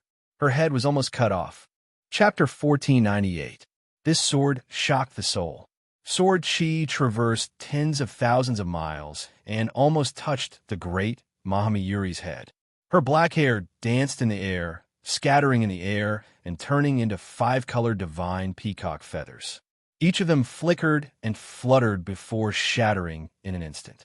The great Mahamayuri was furious. As the protector of this generation, who could harm her? She had received the worship of all living beings for many years, but today she was suppressed again and again. She brandished the demon-subduing pestle, her eyes incomparably cold as she charged at Yifan. The aura of this supreme weapon overflowed into the heavens, simply suppressing the past, present, and future. The boundless Buddhist power was boundless, each strand like a galaxy. Wong. The green cauldron above, Yifan's head swayed. Green multicolored light surged as if a universe was opening. The rust disappeared, and its entire body was sparkling and translucent, shining on its own to resist the pestle. Meanwhile, The killing sword in his hand also revealed its sharpness. This sword was very special, its killing intent far exceeding that of any Emperor weapon. The immortal slaughtering diagram on it shone, vivid and lifelike, cutting through the universe. This was a terrifying collision. Light swallowed and spat out, surging violently. On the side, the divine Silkworm Princess and Jizue also activated their Emperor weapons to kill the Mahamayuri. At this critical moment, although she was furious, she could only choose to retreat. Boundless power of faith covered the sky and earth, forming a bridge that led to Mount Meru. She stepped on it, crossing space and time, crossing over. Where do you think you're going? Several Emperor weapons surrounded her. They all shone and slashed forward, especially the blurry phantom beside Jizue. It was even more terrifying, melting into one with the void and being everywhere. This time, he personally moved forward with the Emperor Mirror, blocking the way forward. Your entire body is covered in the aura of decay. You can't change your fate even if you live to this age. People like you should have long returned to the yellow earth. The great Mahamayuri shouted. Behind her, 5-color divine light rushed into the sky, condensing the power of faith. She held the demon subduing pestle, and the three merged into one, smashing down. With a loud boom, ocean-like power surged down, densely covering every inch of space. It was as if a galaxy in the universe had collapsed. This elder's expression didn't change. His figure became even more indistinct and dim, but the void mirror shone resplendently like a blazing sun. It turned into a shield, blocking in front of him. All types of symbols appeared on the surface of the mirror, reflecting radiance. Something surprising happened. The overwhelming divine power that was rushing over was reflected back. The Imperial Mirror used the enemy's Tao to attack the enemy. It was a horrifying performance. The great Mahamayuri's expression changed. He hastily retreated and even used the demon's subduing pestle to block the attack. As a result, he was shaken so badly that his chi and blood surged and his body trembled. And at this moment, Yi Fan and Princess Divine Silkworm arrived again. Their attacks were great, and the fluctuations of the arch-weapons were vast and mighty, swallowing heaven and earth.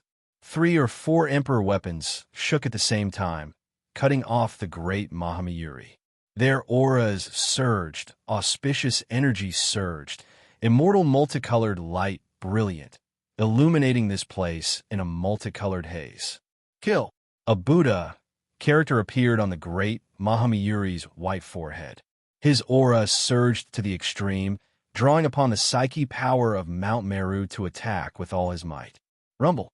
Mount Meru shook, as if the copper furnace that smelted heaven and earth had overturned and was about to destroy the world. Endless divine power surged up, resonating with the Buddha character on his forehead. The great Mahamayuri moved the heavens and the earth, avoiding Yi Fan, Princess Divine Silkworm, and the others.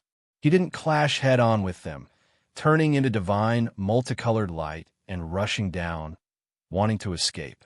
Unfortunately, their defenses were too tight, and he couldn't break through it all. Amaba, excellent, excellent. The old monk of Mount Meru, Mo-ku, chanted the name of Buddha. At this moment, he suddenly moved. He rushed up into the sky, using a forbidden technique. It was unknown how much faith power he drew from Mount Meru, wrapping it up. Thunder rumbled, and terrifying divine might shocked the 9 heavens.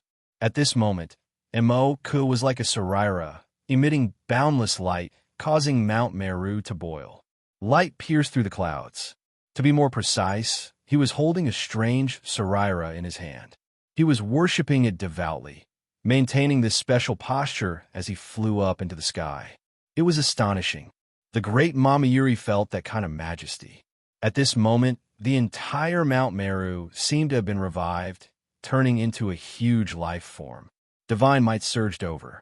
She attacked with all her might, converging with Mo-ku, who was coming up to support her. This shouldn't be the Buddha's Sarira, right? It actually caused so much faith power to boil up from Mount Meru. It's heaven-defying. The spectators could see it the most clearly. At this moment, the faith power was countless times stronger. It turned into a bridge that connected to the heavens, directly reaching the firmament and closing in on the great Mahamayuri's feet. No one had expected the old monk Ku to have such a heaven-defying method. He actually wanted to rescue the great Mahamayuri, exceeding everyone's expectations. The saint from the outer realms were envious. They really wanted to interfere at this moment, causing the two sides to collide fiercely and injure each other. However, the Emperor weapon was too powerful. Who dared to take the risk? Boom! Suddenly, a shocking change occurred. In that void sky, a wave of terrifying aura suddenly erupted, shattering the void and cutting off the endless faith power, cutting off the path forward. This was a demonic jar that released an aura that made even the sun, moon, and stars tremble. Strand after strand of dark light scattered down, crushing the endless heavens and shattering the courage of all heroes. The jar's body was simple, as if it was made from pottery. The engravings on its surface had beautiful lines, as if a young lady's elegant, immortal body was engraved on it. It released a fluctuation that made countless unmatched heroes feel fear. Heaven-swallowing demonic jar. This demonic jar that made everyone's expressions change upon hearing its name appeared here, attacking the old monk, shattering the path ahead. It began to devour endless faith power. Who didn't know this great emperor? Who didn't know about her?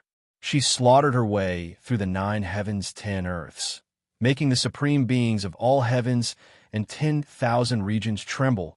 All creatures bowed down in worship, shocking past and present. Even though she had passed away, no longer in this world, the demonic jar that was forged from her body was still alive. It was to the extent where some people said that this was the same as a vicious great emperor's unconventional long life. The faith power was shattered. The heaven-swallowing demonic jar released a light noise. The instant the lid was opened, heaven and earth swallowed. Everything refined, nothing it couldn't break through. The 13 great bandits, mysterious, old, undying, old blind, Tutian, Jiang Huiran, and others appeared, activating this extreme Tao Emperor weapon, making it release the most terrifying, heaven-shocking divine might. This was a hidden chess piece, displaying its might at the crucial moment. Duanda didn't come, currently unable to break out of the cocoon.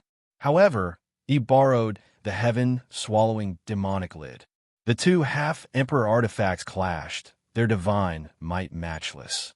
This unforeseen event was too sudden. Everyone thought that all of the emperor artifacts had appeared, all of them appearing, never expecting another one to appear at the final moment. It was a shocking event. Today's battle was definitely going to be recorded in the annals of history.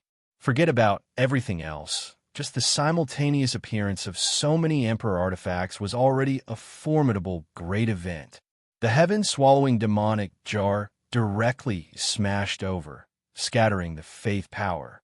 The old monk, maintained a strange posture, both hands holding the sparkling Saraira in his fist.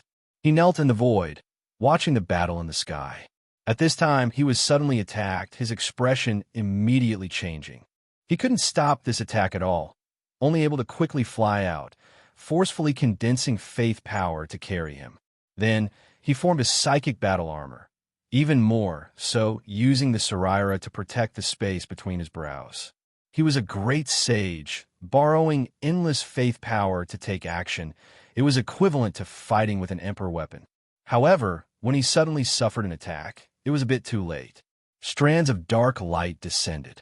Even though they didn't directly hit him, they still pierced through the psychic battle armor, brushing past his body, immediately making him cry out loudly. Pooh! The old monk, Ku's legs shattered, and then they broke apart inch by inch, turning into a bloody mist. The mist spread along his body, not even the faith power able to stop it. He couldn't help but roar out. It looked like he was about to break down to his waist. In that instant, his body broke apart, everything below his head exploding, turning into a bloody paste. However, things were even worse than he had imagined. The heaven-swallowing demonic jar was too terrifying. Even if a strand of energy brushed past him, there was still no medicine that could save him. In the end, his head also exploded, only leaving behind the fist-sized Saraira he held. It released multicolored light, carrying divine radiance as it rushed into the boundless heavens. Only now did this mysterious Saraira truly awaken, possessing life. The great Mahamayuri roared towards the heavens. Even though she was a woman, she possessed a starry river, devouring aura. Her beautiful hair that was cut off danced about, the Buddha character on her sparkling white forehead flourishing even more brilliantly. Meanwhile, that strange Saraira that rushed into the sky unexpectedly temporarily merged with her Buddha character. It was like a dream, making her directly disappear from her original location, releasing a strange Buddhist power. What? This is Emperor-level fluctuation. Could it be the Saraira left behind by the Amitabha Great Emperor? Everyone was shocked. The things that happened today were too shocking. First, many Emperor weapons appeared, and then there was a supreme treasure that was suspected to be an Emperor's Saraira. It made everyone's eyes burn with passion. What will happen if it merges with the Psyche seed left behind by the Amitabha Buddha? At the side of Mount Meru, the divine silkworm Taoist held a large vermilion gourd and poured a mouthful of wine into his mouth, muttering to himself in a drunken manner. From start to finish, he didn't participate in the battle. He was like a dispirited passerby, watching his clansmen fight. He didn't have the slightest bit of vitality. Where do you think you're going? The armor on the divine silkworm princess changed again, turning into a Kuan palm. It reached out a pair of giant claws, tearing downwards. Even though she lost the great Peacock King's figure, she still took action based on her intuition, identifying that direction. At the same time, the void mirror shone, incomparably sparkling and translucent. It shone in the sky, quickly drawing out an expanse of immortal radiance, illuminating the location of the great Peacock King's true body. He had actually already descended from outer space, not far away from Mount Meru. The heaven-swallowing demonic jar at the very bottom trembled, black light bursting out like a perfect great Tao vase. Tens of thousands of strands of energy landed on Mount Meru, erupting with heaven overflowing radiance. At the same time, a weak streak of black light brushed past the great Peacock King's legs, immediately causing half of his body to explode into a bloody mist. And during this process, Yi Fan also took action. The Emperor's sword in his hand descended, turning into a shocking scarlet radiance. With a pu sound, it chopped off the great Peacock King's right arm, causing it to explode on the spot. Clearly, this was a disastrous result. The great Peacock King was struck by the heaven-swallowing demonic jar and the spirit treasure, celestial being's killing sword. Not to mention that she wasn't the quasi-emperor. Even if she truly entered this realm, she wouldn't be able to withstand it. Her mutilated body exploded inch by inch, turning into a bloody mess. According to common sense, her body and soul would inevitably be destroyed, dying without a burial ground. However, something astonishing happened. The Buddha's relic on her forehead shone brightly, illuminating the entire Mount Meru and protecting her head. Together with the evil-subduing pestle and the others, she fell under the withered Bodhi tree in front of the Great Lane Temple. What is that? It actually dissolved the Emperor's weapon's murderous intent. Not only were Yi Fan and the others astonished, even the Outer Realm's saints and ancients were indescribably shaken. Who cares what it is, as long as it isn't the Amitabha Buddha coming back to life? Otherwise, it's useless even if the deities come. The people on Yi Fan's side were about to launch another attack. However, a vast Buddha's body rose in front of the great Thunderclap Temple.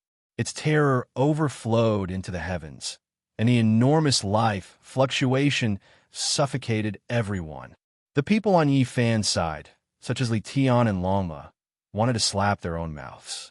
They felt like they had jinxed themselves. What nonsense did they say just now? This was truly an emperor-level life fluctuation. The whole world was shocked, and everyone was trembling.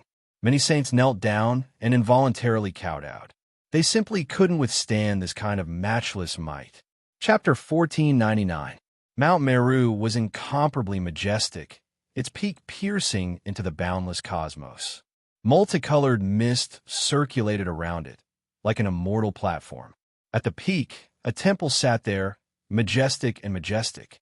Its tiles flowed with a purple-gold luster, as if they were cast from metal. A holy and auspicious aura pervaded the air. In front of the great thunderclap temple, an ancient Buddha towered high into the sky, its enormous figure stifling. The power of a great emperor pervaded the air, and a vast ocean-like life force surged. The saints all knelt down, their souls trembling. Facing such fluctuations, they felt like ants looking up at a giant dragon. They deeply felt how insignificant they were. Amitabha Buddha! Everyone was dumbfounded, all of them like wooden statues. Great waves surged in their hearts. This was too shocking. Boundless Buddhist light blossomed, illuminating all directions. Every strand of aura shocked the world. The great Buddha was majestic, tens of thousands of zhang tall. Buddhist power flowed from every pore of the golden Buddha body, pouring down like a waterfall, submerging Mount Meru, turning this place into a vast lake. The pure land of Mount Meru became an ocean of Buddhist Dharma.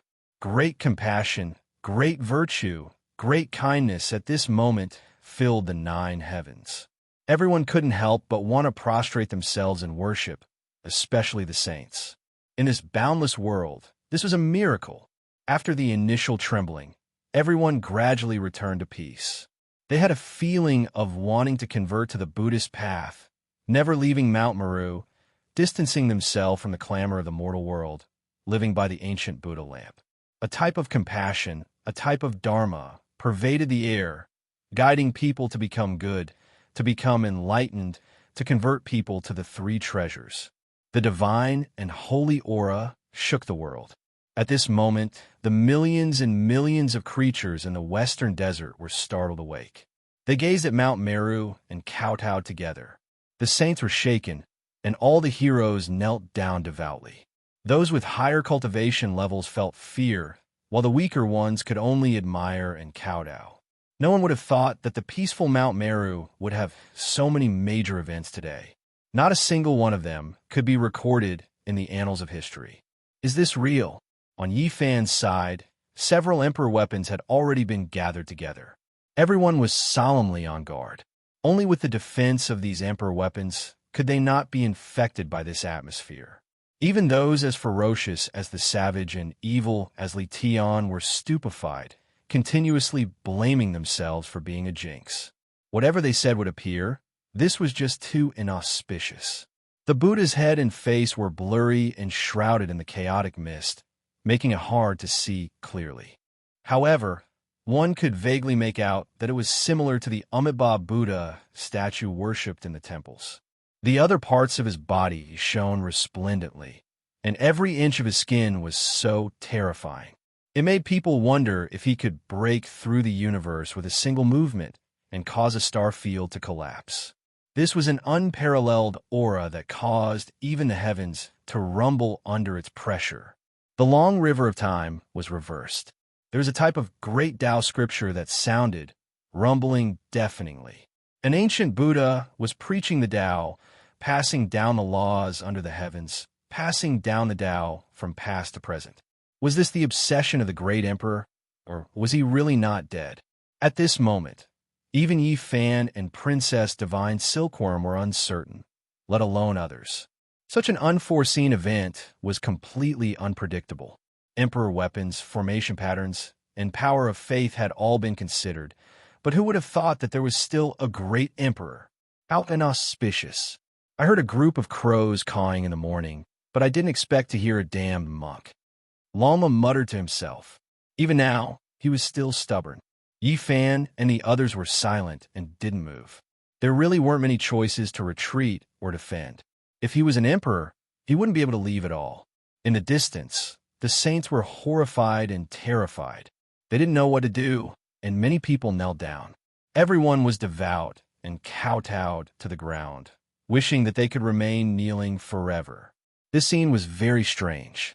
There was auspicious Buddhist power circulating, and resplendent light bloomed.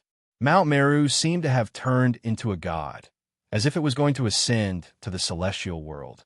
Rays of auspicious light shot out one after another. However, after waiting for a long time, the Buddha didn't move. He still stood there, releasing a vast ocean-like fluctuation of life and saving the world with benevolence. Something's wrong. He's like a statue, not reacting at all.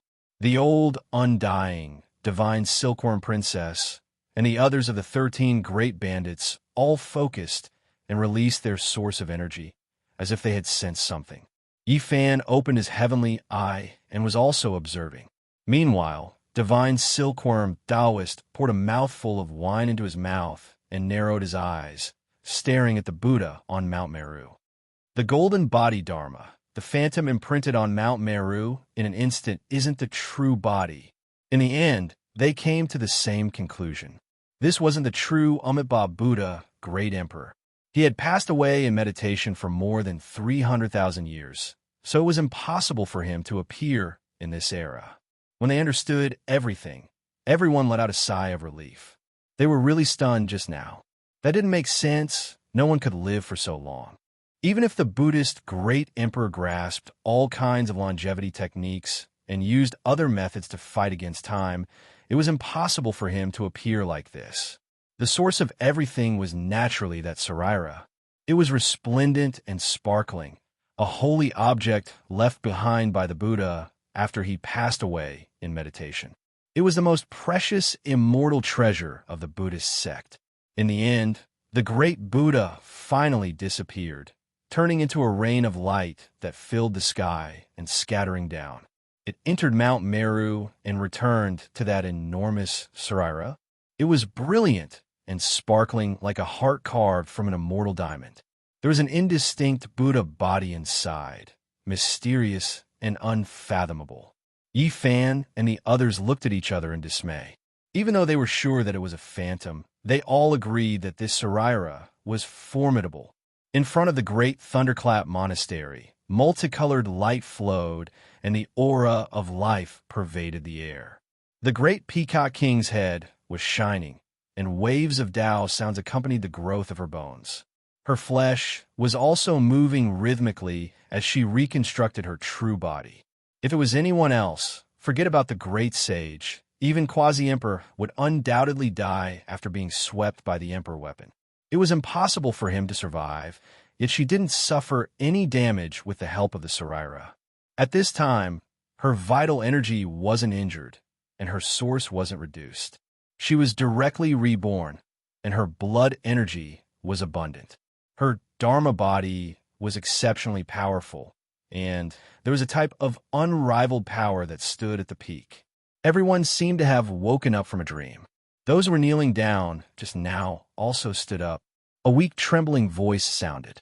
Another primordial spirit flew out from the Saraira, its luster dim. It was the old monk Imo. Even he actually survived. Everyone recalled that at the final moment, he used this Saraira to protect the space between his brows, transferring his soul, thus escaping disaster. Buddhas undergo nirvana, and the Saraira represents the hope of life. It possesses the power of nirvana, and that was why they all avoided the Emperor weapon's calamity. The old blind bandit sighed. "Are we still going to attack?" Lama asked. Even though he was stubborn just now, that was because he was forced. Either way, things were already like this, so there was nothing he could do. However, he still felt waves of fear inside. Even now, there was still a bit of lingering fear. "Surround them," Yifan said. The important figures here split up, arranging themselves up. They all held emperor weapons in their hands, aiming at Mount Meru. 4 or 5 ancient great emperor weapons appeared at the same time, releasing a world-shaking pressure here. However, Yifan didn't allow anyone to attack, because right now, both sides were extremely fearful of each other. "I'll ask one more time. Are you going to let my disciple return?" His voice rumbled, resounding through the clouds, causing many nearby saints to sway. They couldn't help but be overwhelmed with shock. The golden blood energy of the saint body surged, his aura piercing through the heavens. The light in his eyes was as cold as the edge of a blade, causing people to tremble. He is a fruit of my Buddha realm. We can't let him wander outside. Great Mahamayuri's will was firm, not wavering in the slightest. Amitabha, Amitabha, Amitabha. The old monk Moku's primordial spirit was still injured, and without recuperating for tens or hundreds of years, it would be hard for him to recover to his peak. He also expressed his attitude.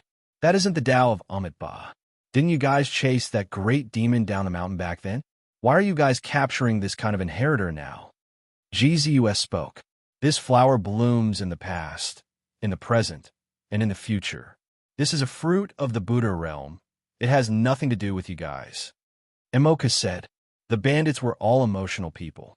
Someone shouted, I only know that he is Yi Fan's disciple, but now he is being forcefully suppressed in Mount Meru, becoming a slave. What logic is this? Taking 10,000 steps back, you guys have already obtained those inheritances. So why aren't you letting him down the mountain? We can't let him down the mountain. He can only walk in front of the ancient temple for the rest of his life. The old monk didn't back down. You really won't let him go. Yi Fan's voice turned cold, and his expression was cold. Convert to the Buddha realm. Get rid of his evil roots and transcend the mortal world. From now on, he will transcend the world, and this is a great merit. Benefactor, please return. Don't go against the heavens. Buddha is merciful, and only those who are fated will be saved. Moku had just experienced a calamity, but his expression had calmed down. These words infuriated many people. Kill. Yi Fan only had one word. The Buddha spoke of mercy, and he spoke of slaughter. He chose to attack decisively in front of Mount Meru. Even though he knew that the Buddha realm was deep, he was fearless. If he didn't fight until the heavens and earth split, then no conditions could be discussed. Yi Fan waved the killing sword, slashing towards Mount Meru, and used the power of the extreme Tao to suppress it. At the same time, the Void Emperor mirror shone, and the sparkling and translucent mirror shone with unparalleled divine light. It swept through Mount Meru, causing the mist to collapse and the power of faith to boil. On the other side, Princess Divine Silkworm, the Old Undying, and the others also activated the 9-colored immortal clothes and the heaven-devouring Devil Jar, launching a fierce attack, attacking Mount Meru. However, Mount Meru wasn't simple. The ancient emperor's formation had awakened, shocking the ages. The entire mountain was densely packed, and the patterns were dazzling as it completely sealed the mountain. Moreover, the power of faith was condensing, turning into a giant ancient Buddha. It stood there majestically, looking down on all living things. The two stacked together, and their defensive power was shockingly great. It was as if an ancient emperor had awakened and was protecting this place. Is this the Amitabha Buddha's seed of faith? The divine silkworm Taoist opened his intoxicated eyes, shooting out a sharp light. He threw down the wine gourd and stared at it without blinking. The appearance of this great Buddha was very strange. It was exceptionally powerful, as if an emperor's shadow had condensed together with the great formation. It was terrifying to the extreme. Jizue sighed softly. They had seen the power of the combination of the numinous treasure, celestial beings, formation diagram, and the 4 killing swords. Now, it actually achieved the same result through different means. The demons subduing pestle rose and fell, joining in and condensing together. It was terrifying beyond compare. And at this time, the entire great thunderclap temple shone. That Sarira scattered out a rain of light, actually showing signs of merging into the formation. It was difficult to take down Mount Meru in a short period of time. This place was impregnable, and there was a Buddha's imprint circulating. Not long after, everyone stopped attacking. Activating the Emperor weapon consumed a lot of energy, and they couldn't do it without limit. They decided to surround Mount Meru and seal it off from the outside world. Great Mahamayuri and Moku couldn't attack. They could defend the mountain, but they couldn't attack. They had already learned their lesson in blood. I'll do it. The divine knight stepped forward and directly ascended Mount Meru. His entire body instantly shone with boundless light, erupting with a terrifying aura. Chapter 1500. The divine knight stood in the air. Bolts of lightning as thick as mountains struck down from the sky, followed by a vast ocean. This was the world-shocking Great Sage Tribulation. Everyone was stupefied. Who was this? Everyone's attention was focused on him. Many people didn't recognize him and had never seen him before. He's actually this powerful. Is he going to cross the legendary Great Sage Tribulation? Everyone was astonished. How powerful was he to have such a terrifying sea of lightning? The heavens were about to crash down. In just a split second, the sea of lightning was boundless. Primal chaos surged and tore apart heaven and earth. Blazing light poured down endlessly. This was an aura that made people's hair and bones tremble. Even though they were separated by an endless distance, they could still feel the heavenly might.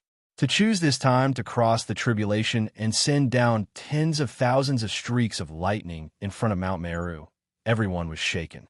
This person was extremely daring. The most shocking thing was that the power of this tribulation was too vast and boundless. At first, the lightning was as thick as mountains, but now, it was as if the universe was overturned and the eternal universe was smashing down. This was a world of great heavenly lightning. There was lightning everywhere, and heavenly punishment was everywhere. It formed mountains and seas, vast and immeasurable. The Great Sage Tribulation was rare, and not many people had seen it. Normally, those who crossed the tribulation would choose an uninhabited area and fight with their lives on the line. Moreover, they had to guard against any disturbances. The divine knight was still so calm in the face of such a powerful tribulation. It was impossible not to be shocked. Only Yi Fan knew that the divine knight was extraordinary in the past. He had been suppressed too ruthlessly. If he hadn't cultivated on Earth, his accomplishments would have long since shocked the world. If he can pass through such a powerful tribulation, there will be another terrifying great sage in this world. At this moment, the saints in the outer realms all changed their expressions. The 10,000 ancient races were also frightened.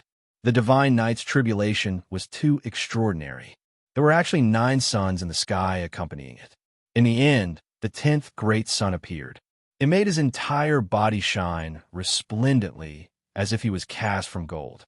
His golden hair fluttered in the wind as if he was about to ascend to immortality. He held the dragon spear in his hand and pointed it towards the southern heavens. He resisted the heavenly might with his body without the slightest bit of fear. Boom! It was as if the sky and earth were being split apart. The sea of lightning was boundless and boundless, and the chaotic aura was surging violently. The divine knight in the center was the most powerful and the most saintly. He looked down at Tion Fa with a pair of sharp and intimidating eyes. 10 heavenly suns covered the sky, appearing side by side. They were so dazzling that one couldn't open their eyes. This was a type of great scene. All those who underwent tribulation that produced abnormal scenes would have their names shake the past and present, powerful beyond compare. This person is too terrifying. He can actually suppress his cultivation base and choose the time and place of his own will. He can control the rhythm of the heavenly tribulation and only release it now. The boundless sea of lightning crashed down on Mount Meru. Everyone knew that the divine knight wanted to use the heavenly tribulation to strike the Buddhist gate.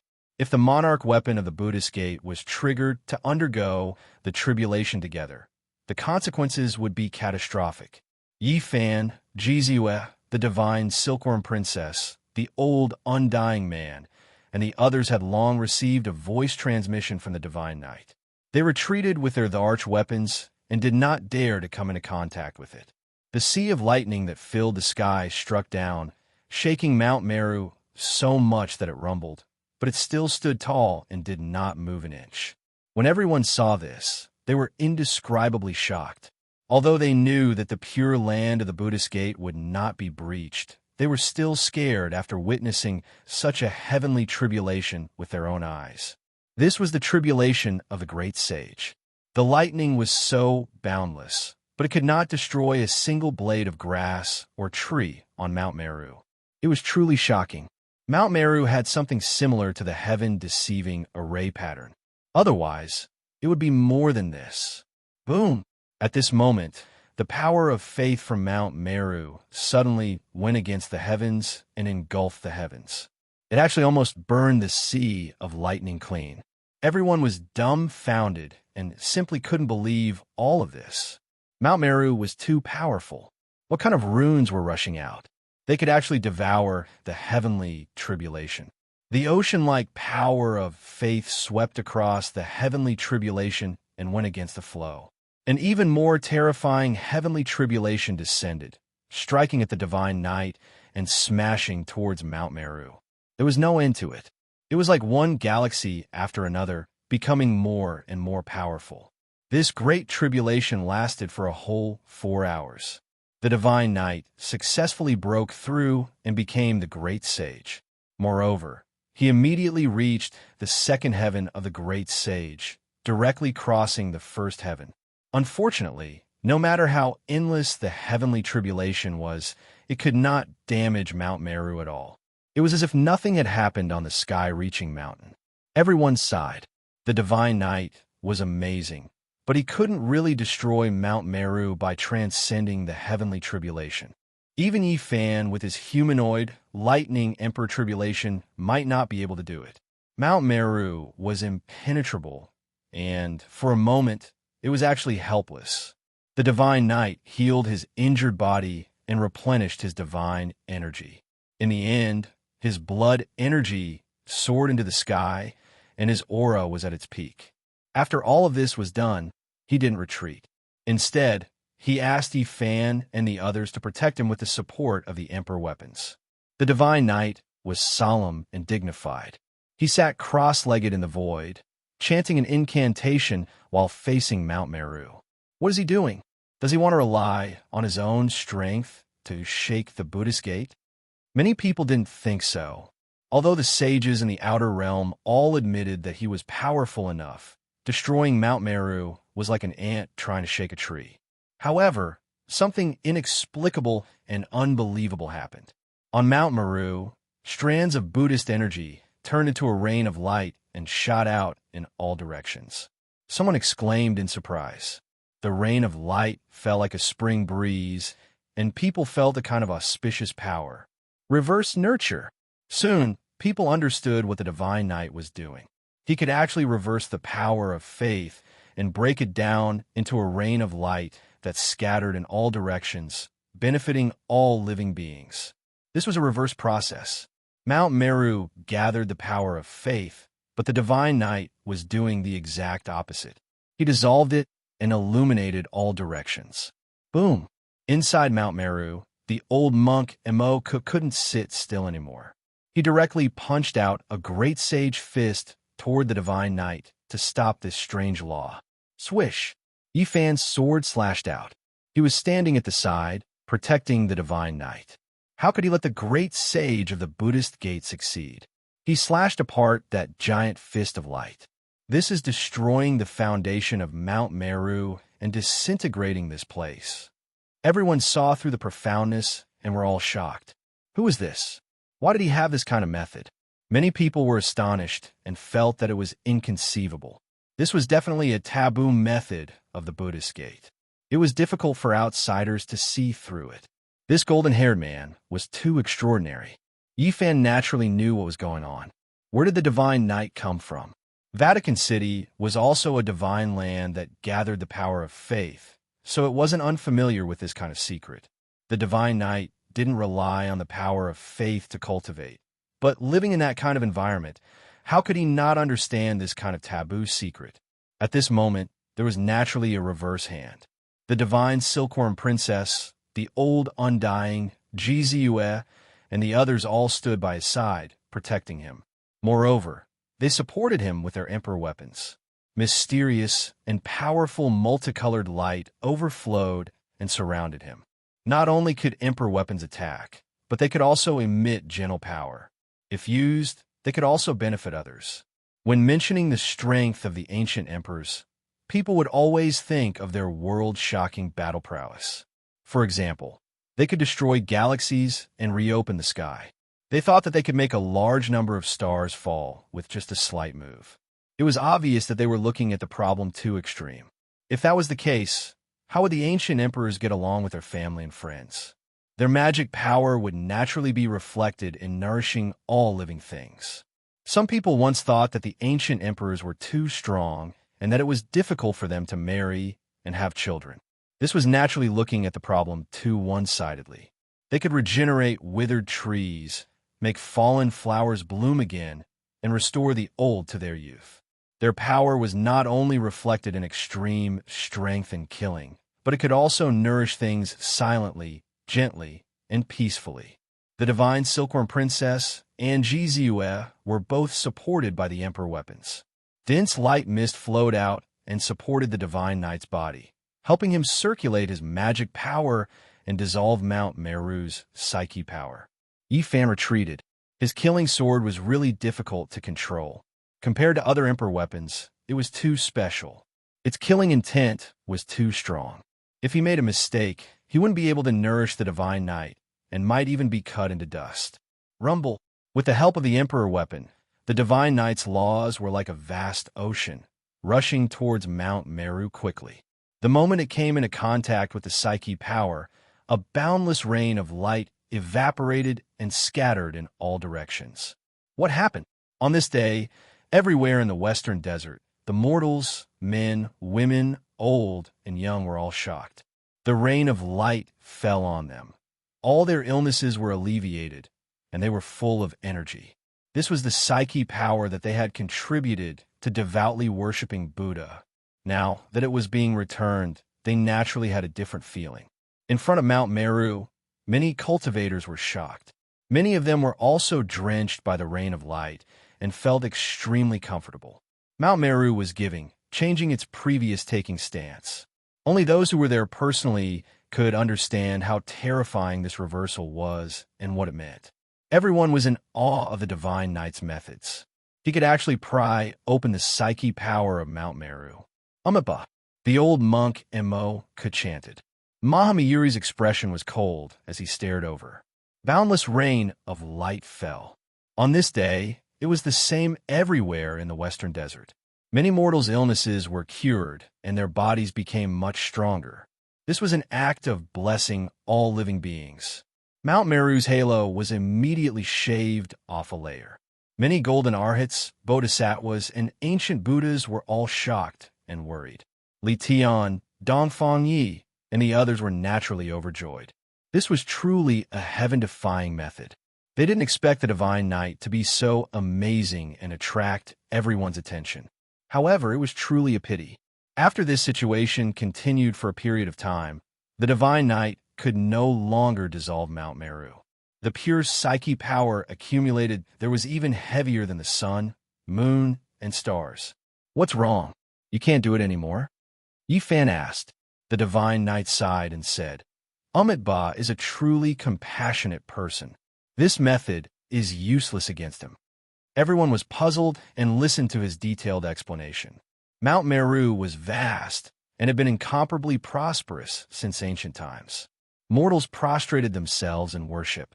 Naturally, there were also those who believed in bodhisattvas and other ancient Buddhas. Some Buddhist saints only knew how to take, and it was easy for them to dissolve this psyche power and give it back to all living beings. However, since ancient times, the laws and seeds of Amitabha's psyche power had been operating on their own. There was giving and taking. All living beings believed in him and gave him psyche power, and he would also nourish them. This was a balance. Now, the divine knight could break through the psyche power of others, but it was difficult for him to move the slightest bit of Amitabha's psyche power. This is the great emperor's method and great spirit. Yifan sighed. There was no solution. There was giving and taking, and this psyche power came in an upright manner. Even though the divine knight knew the mysteries of the psyche power, he couldn't move the slightest bit of the great compassion power. What do we do? At this moment, everyone was at their wits' end. They couldn't attack, nor could they dissolve the psyche power. Mount Meru was impregnable. It seems like there's only one way left, Yi Fan said. His gaze was resolute as he surveyed the western desert.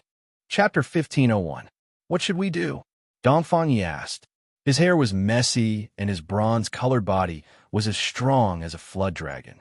He held a large stick and gestured at Mount Meru. Yin and Yang coexist, Yi Fan replied.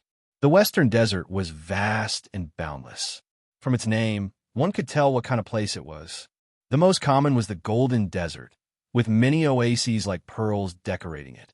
Yi Fan soared into the air, his yuan-tian eyes shooting out a sharp light as he took in the entire mountain and river. The so-called oases were very large, easily spanning thousands of li. It was not strange for the slightly larger ones to be tens of thousands of li in circumference. They could not be measured with the perspective of the other side of the starry sky. In fact, if all the oases were added together, the area would be an astronomical figure. It could be called a boundless land of Buddhism. Yi Fan stepped in the void and imprinted many runes. These were the Xing rune arts, emitting bolts of lightning as he circled around Mount Meru. Finally, he returned to his original position. Many people looked at him in confusion. The Outer Realm saints were also astonished. Yi Fan had been very powerful today, leading everyone to besiege Mount Meru and using so many emperor weapons. It was truly shocking.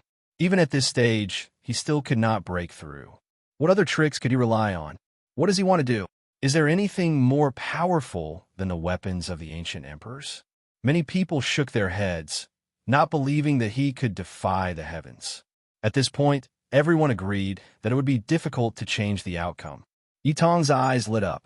They had already guessed what Yi Fan wanted to do after seeing him walk around Mount Meru. Next, Yi Fan silently calculated, incessantly carving in the void as if he was calculating something. Endless symbols appeared. They were like phoenix feathers, dazzling and terrifying. Genesis technique. Yi Fan was using Genesis technique to carry out complex calculations. He wanted to densely cover the surroundings of Mount Meru and seal it. Even emperor weapons can't do it. Can Genesis technique? Qi Luo was puzzled. The old assassin was really helpless against Mount Meru and felt that there was no other way. We'll know once we try, and this is only the first step, Yi Fan replied. In the surroundings, everyone gradually understood what he wanted to do. They acknowledged his strength, witnessed his terrifying aspects, but they did not believe that he could seal Mount Meru. Even the people on his side, the divine silkworm princess, the old man, and the others suspected that this would probably not work. However, Yi Fan was unmoved and pondered seriously. Let me try. After an indeterminable amount of time passed, he raised his head and looked off toward the western desert. He stared at Mount Meru, preparing to begin the magic. Roar! Yi Fan let out a long roar. Golden blood, energy, surged from the top of his head and rushed into the sky. He began to move. His hands moved about, drawing upon the draconic chi under Mount Meru. This was a big dragon, and it was an unparalleled ancestral dragon. Apart from ancient veins like Kunlun, there were few that could compare. At this moment, the subterranean divine marrow, dragon chi, and Genesis chi all began to seethe and resonate with him. With a flip of his hand, Yi Fan sent a series of patterns into the ground to inscribe laws. This was a huge project. Yi Fan had poured his blood, sweat, and tears into this formation for a full 8 days and 8 nights. His hair was dyed white. To him, these 8 days and 8 nights were equivalent to 80 years or even 100 years. He was completely immersed in it, forgetting everything else. Apart from the formation, there was nothing else. In the end, he let out a long sigh. Mount Meru was surrounded by densely packed ruins. The entire mountainous region had become a forbidden land. Jizue came forward and handed over a bottle of the ancient celestial being's life spring liquid. He took it and drank a mouthful. After resting for a while, his fatigue was swept away and he recovered. Even the vigorous saint physique was in such a state. One could imagine how shocking the consumption was. Normally, it would take years to lay down this formation. Is it done? Qi Luo asked. The old assassin had a worried expression. During these days, not a single one of the Outer Realm saints left. Instead, there were more and more people. After such a shocking change, who wouldn't want to see the result with their own eyes? No one believed that Yi Fan had any heaven-defying methods.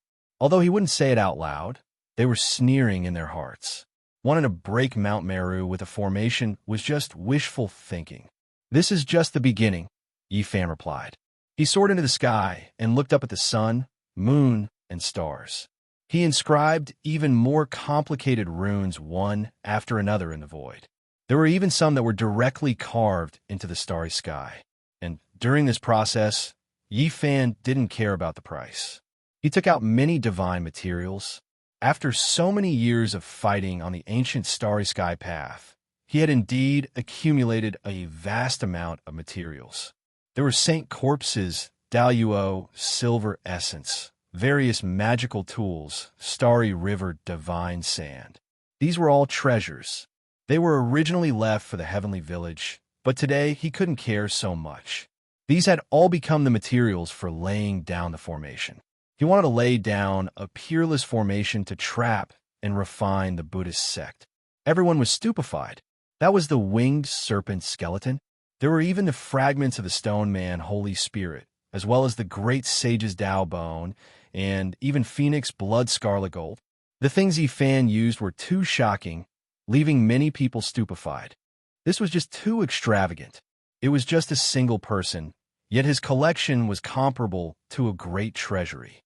Forget about those holy bones and holy artifacts. Just those most primitive divine materials were enough to make one's eyes go red. There was actually immortal gold inside, moreover more than one type. Even though they were all small pieces, not that large, this was still world-shocking, making everyone's mouths and tongues go dry, stupefied, all of them a bit stupefied.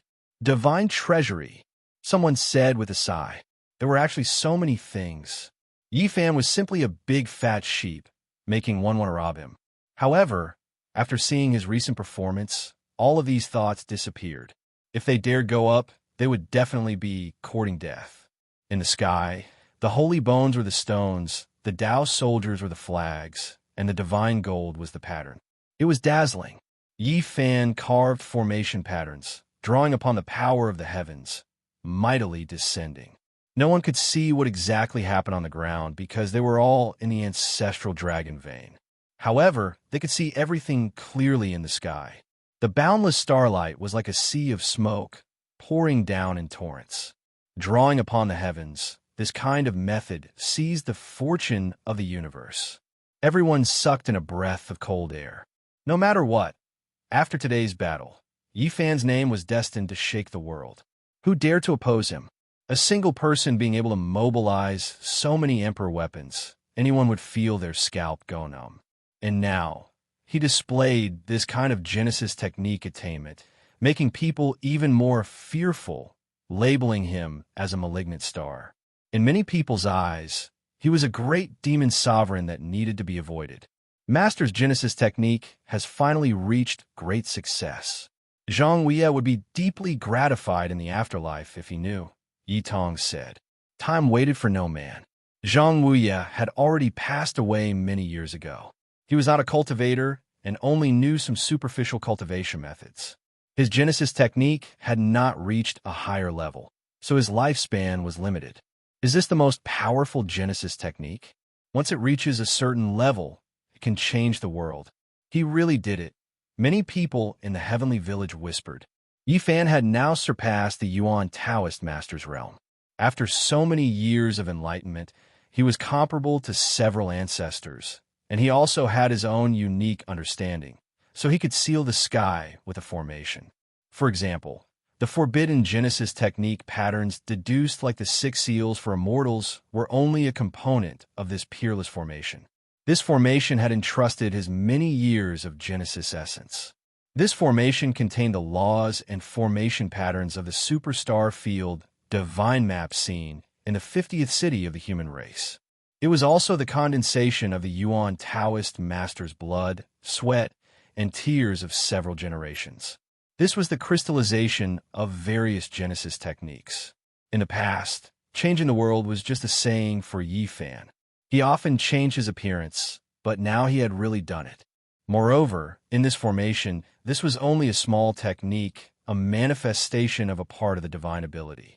When this vast Genesis formation was completed, Yi Fan was exhausted. Even his body and primordial spirit had dimmed a little. It took him a long time to recover. You can seal Mount Meru just like that? All the saints were doubtful. Many people sneered in their hearts. Benefactor, your obsession is too deep. You need to repent and leave. On Mount Meru, the old monk Mo Ku had a compassionate expression on his face as he chanted Amit Ba. The golden arhats, protectors, bodhisattvas, and ancient Buddhas were all fearless. They all looked solemn, but in their hearts, they did not care. It was just a formation. How could it compare to Mount Meru? Open the formation. Yi Fan shouted, activating this vast Genesis technique formation.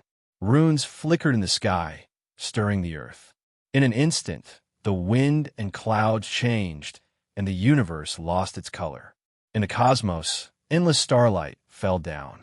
The underground draconic chi and Genesis chi also boiled. Yin and yang intersected, sealing this place to refine Mount Meru. Rumble. Even something as powerful as Mount Meru trembled. This was the light of the stars in the sky. It pressed down, shaking people's hearts. However, it only trembled for a moment. It quickly calmed down and became as still as a boulder, returning to its original state. Everyone shook their heads. The saints and ancient race experts sneered, feeling that Yi Fan was too conceited. Did he really want to compete with an ancient emperor? Even if that person was already dead. Benefactor, why do you have to do this? Your mortal heart is too heavy. You can't bear to part with it, and you can't let it go. In the end, you will only hurt yourself and bring trouble upon yourself. Mo Ku pressed his palms together. You damned baldy. If you continue to blabber, I will roast you in the future. Lama was furious and extremely indignant. The people of the heavenly village were helpless and felt that it was a pity. This great formation was indeed extraordinary and could reverse the fortune of the universe, but it was still not enough to seal Mount Meru. Let me borrow the emperor weapon.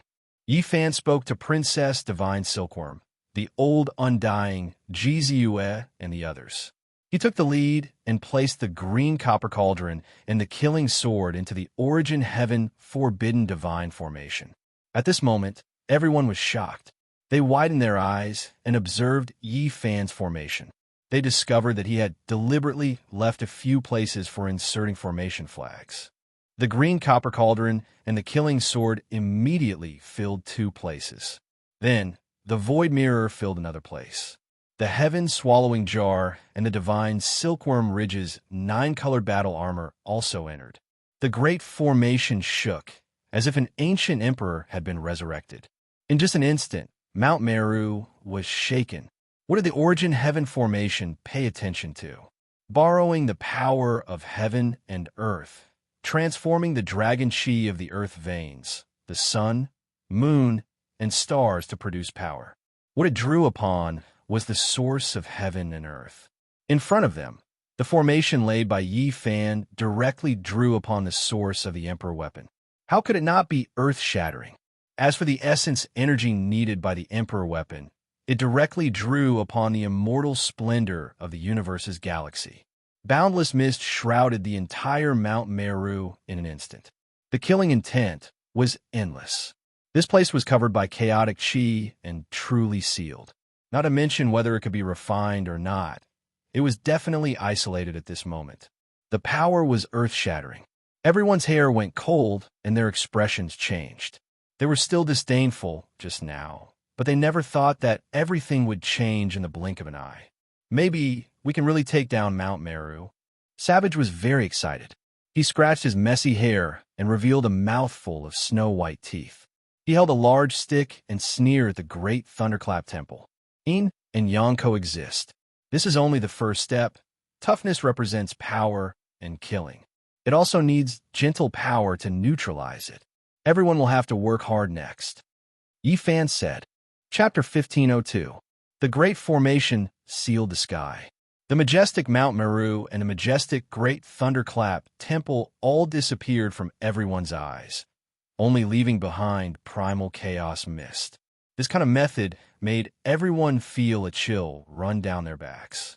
Could it really resist the Buddhist sect? Was the human race's holy body heaven-defying? It was clear that the people on the mountain couldn't hold back anymore. They activated the power of faith, wanting to take the initiative to attack and break the formation. However, there was no suspense in the end.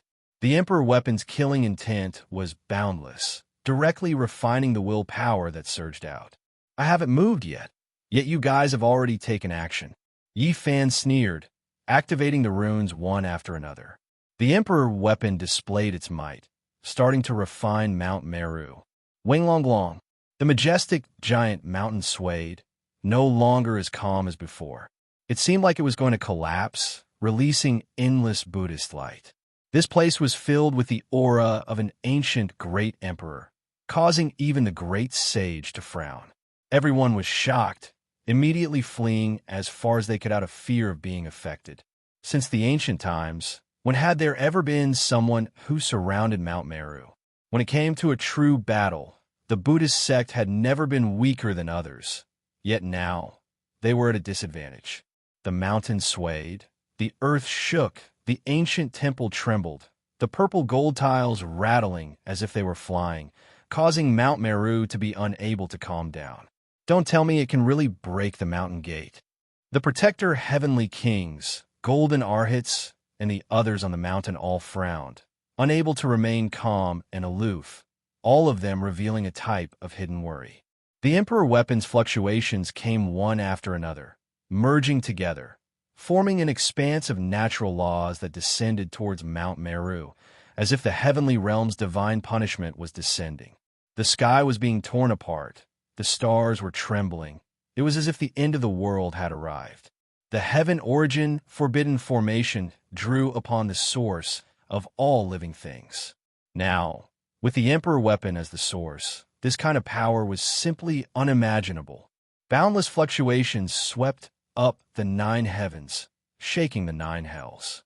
Divine force surged, rising and falling, world shaking and heaven overflowing. The peaceful Mount Meru became a battlefield, turning into vile earth, continuously shaking. There were even mountain rocks rolling down, as if it could collapse at any time.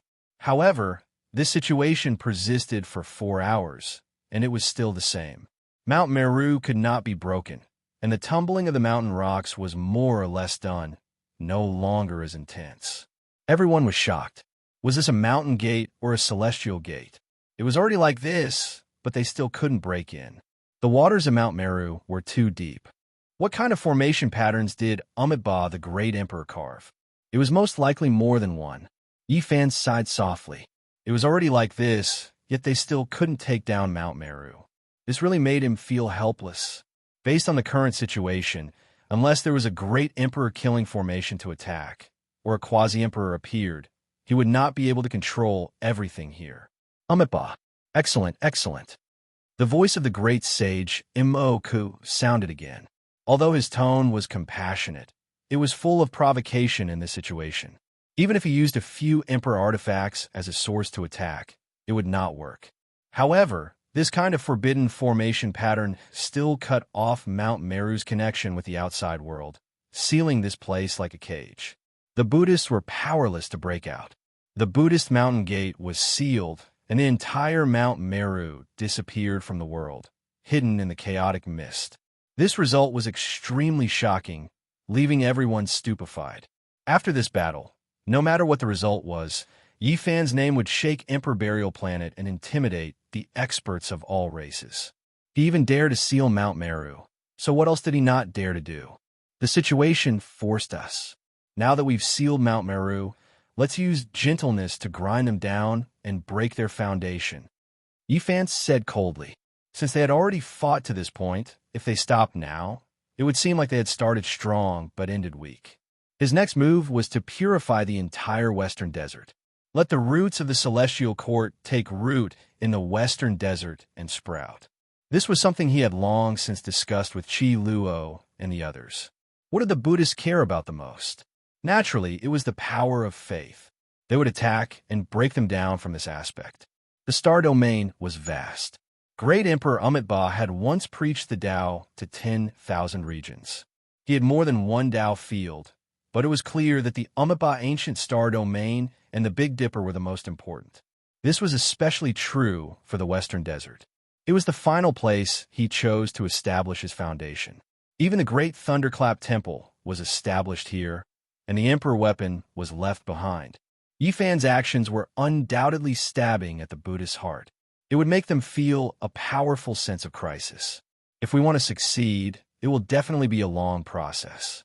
Truly returning to one in such a short period of time will be extremely difficult. We can't wait that long. Everyone has to display their divine abilities, descend to a place, and display miracles to purify all living things. Purifying a pure land was different from purifying a single person. There was giving and taking, creating a paradise. This was the former. An old monk, Mo, Ku's actions belonged to the latter, pure suppression and enslavement. Some of the ancient scriptures indicate that the Western Desert is too important to Amitabha. He once measured the Western Desert and viewed it as his country of eternal life. If the immortal domain opened up one day, the entire Western Desert would ascend. Mount Meru will definitely not sit by and watch us destroy everything here. Unfortunately, Mount Meru has been sealed. They can't interfere and can only watch helplessly. Break the foundation of the Buddhists. After Yifan and the others discussed, everyone split up. They were all experts here, and there were so many sages. Each one of them was enough to purify a region. Longma, Gu Jinping, and the others alone had 11 sage kings. This was a powerful force.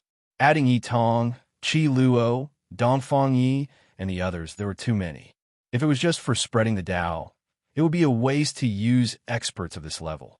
But now they had to do this. On this day, a great sect called the Celestial Court appeared in the Western Desert. This was not an ordinary spreading of the Tao. The true bodies of the sages manifested to spread the teachings. As long as there was a request, they would answer. Some places were dry and lacked rain. When people prayed to the Celestial Court, there would definitely be an answer. Sweet dew would fall from the heavens, and water would moisten the dry earth. In some places, there were huge mountains.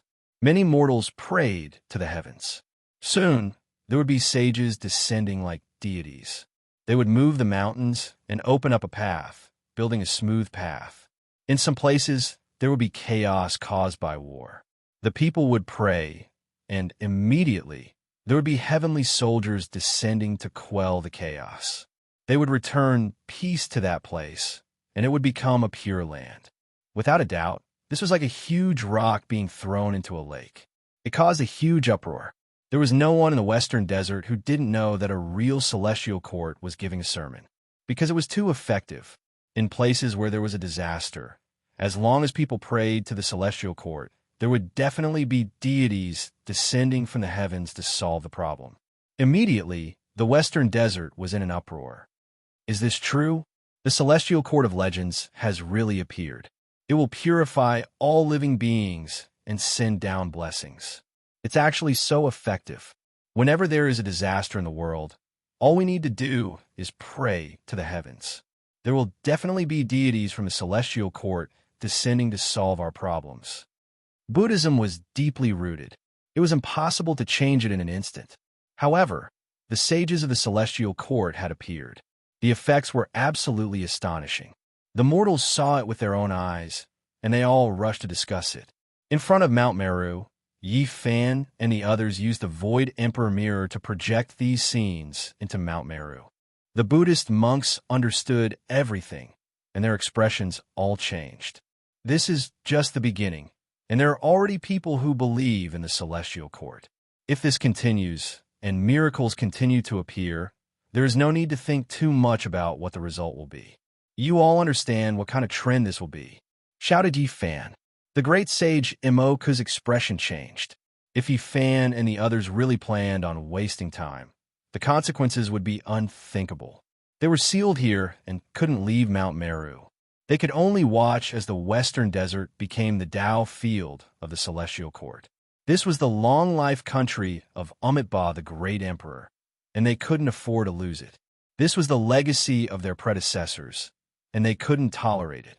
Because if this continued, the Celestial Court would really take root and sprout. At that time, this place would change its course, and the banner of the Celestial Court would be planted everywhere.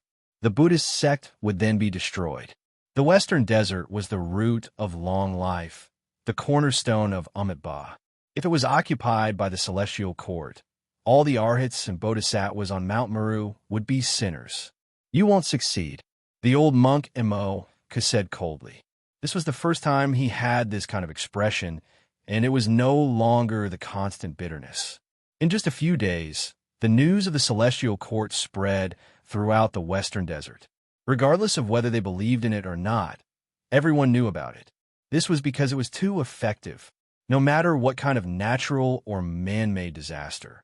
As long as the number of people reached a certain level and they all prayed together, it was guaranteed that a deity would descend. Amitabha, who are you all to cause chaos in my Western Earth and disturb my Shimen Qingning? Some people from the temples couldn't sit still anymore. Today, when they heard that Mount Meru was trapped, all of them were terrified. They didn't go to help because it was completely useless. If even the demon fall pestle and great emperor's formation patterns couldn't protect them, then they would only be throwing their lives away. However, when this group of cultivators appeared, they couldn't sit still anymore. This was ruining their foundation. When faced with doubt, the people of the Celestial Court did things their own way. They continued to preach as usual, answering all requests and appearing from time to time. Later on, there were finally some Buddhist sect experts who couldn't take it anymore. They wanted to cause trouble, but there was naturally no suspense. This was a group of saints, so how could they compare to them? Towards this, Longma, the Black Bear Saint, and the others weren't polite at all. They directly used the spiritual treasure celestial beings' expiation scripture to suppress them, imitating the Buddhist sect and taking them for their own use. In the end, when the common people saw the great monks of the past join the Celestial Court and prostrate themselves in worship, this undoubtedly caused great waves. Many people began to revere the Celestial Court. In just half a month, there were many disciples of the Celestial Court in the Western Desert. This speed was so fast that many onlookers were dumbfounded. They really were stepping on the corpses of the Buddhist sect to preach the Tao, advancing rapidly. However, this left people speechless. The Celestial Court was truly doing their best to dissolve the world's suffering and deliver salvation. The Buddhist sect couldn't stand it and wanted to denounce them, which was why they were suppressed and converted. Enough, stop. When the old monk Mo saw the scenes reflected by the Void Emperor mirror, he couldn't sit still anymore. The Western Desert was the most important Pure Land of the future. It couldn't be tainted by others, or else he would become a sinner of the Buddhist sect. You think I'll stop just because you say so? Yifan laughed coldly. He was doing this to put pressure on the Buddhist sect. Using softness to overcome hardness was enough. Just seeing this change was enough to make them feel like they couldn't bear it. However, Yifan sighed inwardly. If they wanted to purify the Western Desert, this speed was still too slow. Could it be that they really had to wait decades, or even a century before they could purify the Western Desert? He could wait, but did he really have to waste his emperor weapons here? This was a headache. Benefactor Yi, you should understand that if this goes on, you won't have a chance. No matter what you do, you won't be able to break through Mount Meru, said the great sage Imoko. Then let's wait and see how the Celestial Court will take root in the Western Desert and blossom with the most dazzling splendor in the world, said Yifan calmly. Imoko's expression was ice cold. He didn't want the Western Desert to be lost, but he was still unyielding. He hinted that they could continue like this and see who could last longer. Since that's the case, I can only do my best. Everything will be resolved today, replied Yifan, his expression solemn. Chapter 1503. A stone coffin that was less than the size of a palm and only 4 fingers wide appeared in Yifan's hands. Its style was simple and natural, and there were indistinct carvings on it. Upon closer inspection, one could see that they were the sun, moon, stars, flowers, birds, fish, bugs, and other things. They were all ancient objects that had existed since time immemorial. The 9-layered coffin of the legendary era. Yifan finally took out this inauspicious object. He was going to use it to attack Mount Meru and break through the great Thunderclap Temple. Most people were puzzled after seeing it. They revealed looks of doubt and didn't recognize it at all. What use could a palm-sized coffin have? Could it be more powerful than an emperor weapon? Only a few people were moved after seeing it. They vaguely understood its origins amidst their bewilderment, and they immediately thought of many legends regarding this coffin. Is it really a divine coffin from the legendary era? Many people from the ancient races came. A few of the ancient imperial clan elders' voices were trembling. They were closer to the legendary era than the people of today, so they naturally understood more about this type of coffin. Is there something terrifying about it? Many people were puzzled and asked the people beside them. This immediately triggered a wave of discussion. Meanwhile, a few of the older generation experts from the outer realm also looked forward. After getting a bit closer to take a look, they all revealed expressions of shock, and their hearts began to beat violently. It really is like that kind of thing. When a few senior experts spoke in a low voice about the coffin's origins and how terrifying it was, everyone felt as if they were doused in ice and snow. A layer of cold goosebumps appeared on their bodies. It was rumored that it was buried above the 9 heavens and would never sink into the yellow earth. Everyone's breathing became hurried, and their hearts continuously beat. Where did Yifan get this from? He actually had this kind of trump card. It was truly frightening. This kind of thing couldn't be provoked. A single mistake would result in the destruction of their entire clan. The legend of the divine 9-layered coffin is too terrifying. We can't touch it. After seeing it, we should respectfully bury it beyond the heavens and release it into the depths of the cosmos. The Outer Realm saints and archaic imperial clan elders all had serious expressions on their faces. Even those on Yifan's side were incomparably solemn. They treated this matter with extreme caution and caution. Among them, there was one whose reaction was the most special, and that was the divine Silkworm Taoist. His reaction was far more intense than the others, and with a soaring sound, he stood perfectly straight like a divine, sword being unsheathed. He gave off an oppressive aura, completely sweeping away his previous dejection. At this moment, his eyes shone with resplendent divine light, the radiance reaching several li. His lips trembled again and again, his fists tightly clenched. The bystanders naturally noticed his abnormality and carefully inquired about it. However, he didn't pay them any attention. His eyes didn't blink for even a moment, as if he was an immortal statue staring straight ahead. Everyone knew that he had a strange temper, and even the divine Silkworm Princess was usually helpless against him. Qi Luo, Yi Tong, and the others naturally did not mind and did not disturb him. You want to fight against my Mount Meru? The old monk Mo, whose voice finally changed. His expression wasn't very good. He chanted the name of Buddha and said, "Using it might injure yourself first. You don't have to worry about it," Yifan said flatly. In the depths of the starry sky, in the battle on the other side of the gods, the indestructible god realm was destroyed. The ancient coffin of the Void Emperor played a great role, destroying all the power of faith. At this moment, Yifan took out the 9-layered coffin.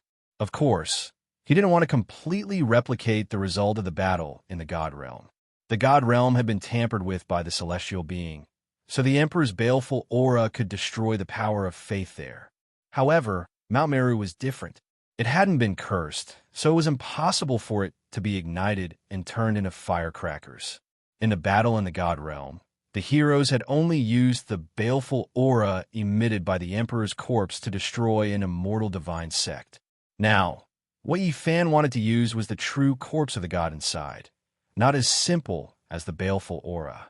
He wanted to place the entire Emperor's corpse inside into Mount Meru. If he succeeded, it would definitely be a devastating disaster. The expressions of the ancient races were all solemn because they clearly remembered an old matter. In the ancient times, a supreme race had once obtained a 9-layered coffin, but it ultimately led to the extinction of their race. All of this was because they had touched the taboo item in the deepest part of the coffin. Back then, when Yi Fan and the others obtained this coffin in the ancestral temple of the Yuhua God dynasty, the sacred prince had also solemnly mentioned the tragedy of the ancient times and warned them. But now, even after using all kinds of methods, they still couldn't do anything to Mount Meru. Yi Fan decided to use this trump card. How many people had seen the entire emperor's corpse? It had almost never appeared in the world before. It immediately caused a huge uproar. Ba, excellent, excellent. The old monk chanting Buddha was angry. He was no longer as calm and composed as before. The light in his eyes was astonishing as he stared at Lin Jiufeng's palm. Yi Fan didn't hesitate. With a flip of his hand, he sent the small coffin into the forbidden array formation. There was an empty array flag position at the front of Mount Meru. Clearly, it was left for this coffin. The baleful emperor couldn't win the battle in one go. But if he used the true emperor's corpse to suppress Mount Meru that hadn't been cursed, it would definitely be effective. He should be able to tear the mountain gate apart. In this world, there was nothing that could harm the great emperor. Even if they died, the bodies they left behind couldn't be damaged. Runes flickered in the heaven source array. Hazy, chaotic mist flowed, drawing upon all the source aura of heaven and earth. The pattern spread to the array flag at the front. Yi Fan slit his wrist. Streak after streak of golden blood sprinkled down. He circulated the army formula and sent it into the formation, dripping onto the small coffin. With a kacha sound, a crack appeared. The first layer was opened. Nothing could be seen on this layer. The small coffin inside was a size smaller, but it was still simple and simple. All kinds of blurry patterns were engraved on it. The God Spirit coffin didn't enter the mortal world or the yellow soil. It was forever buried above the 9 heavens. Its origin and care were astonishing. Everyone held their breaths. They were all very nervous. Today, they might witness a grand event that not many people had seen since ancient times. It was destined to be terrifying and would be recorded in the annals of history. The gods are flawless. The mortal world isn't enough to bury them. Even if they die, they won't be tainted. Only the 9 heavens is their final resting place. In the end, they can rest in peace in a place that the mortal world can't reach. Now, the God Spirit coffin was placed in the formation. Once it was opened, a world-shaking event would definitely erupt. 1 layer, 2 layers, the small coffin continuously opened. A lot of blood flowed out from Yi Fan's wrist. Golden multicolored light rushed into the heavens. Powerful fluctuations surged violently. It was as if a golden flame was burning as it flew into the formation. The God Spirit coffin was wrapped in this golden blood. It seemed as if it was burning fiercely.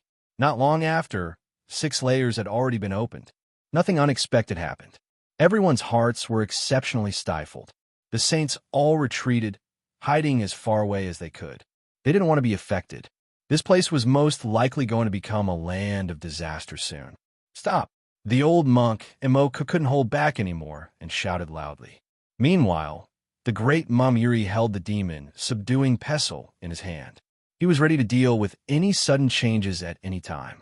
The golden crown on his head flickered, and a Buddha Tao diagram appeared.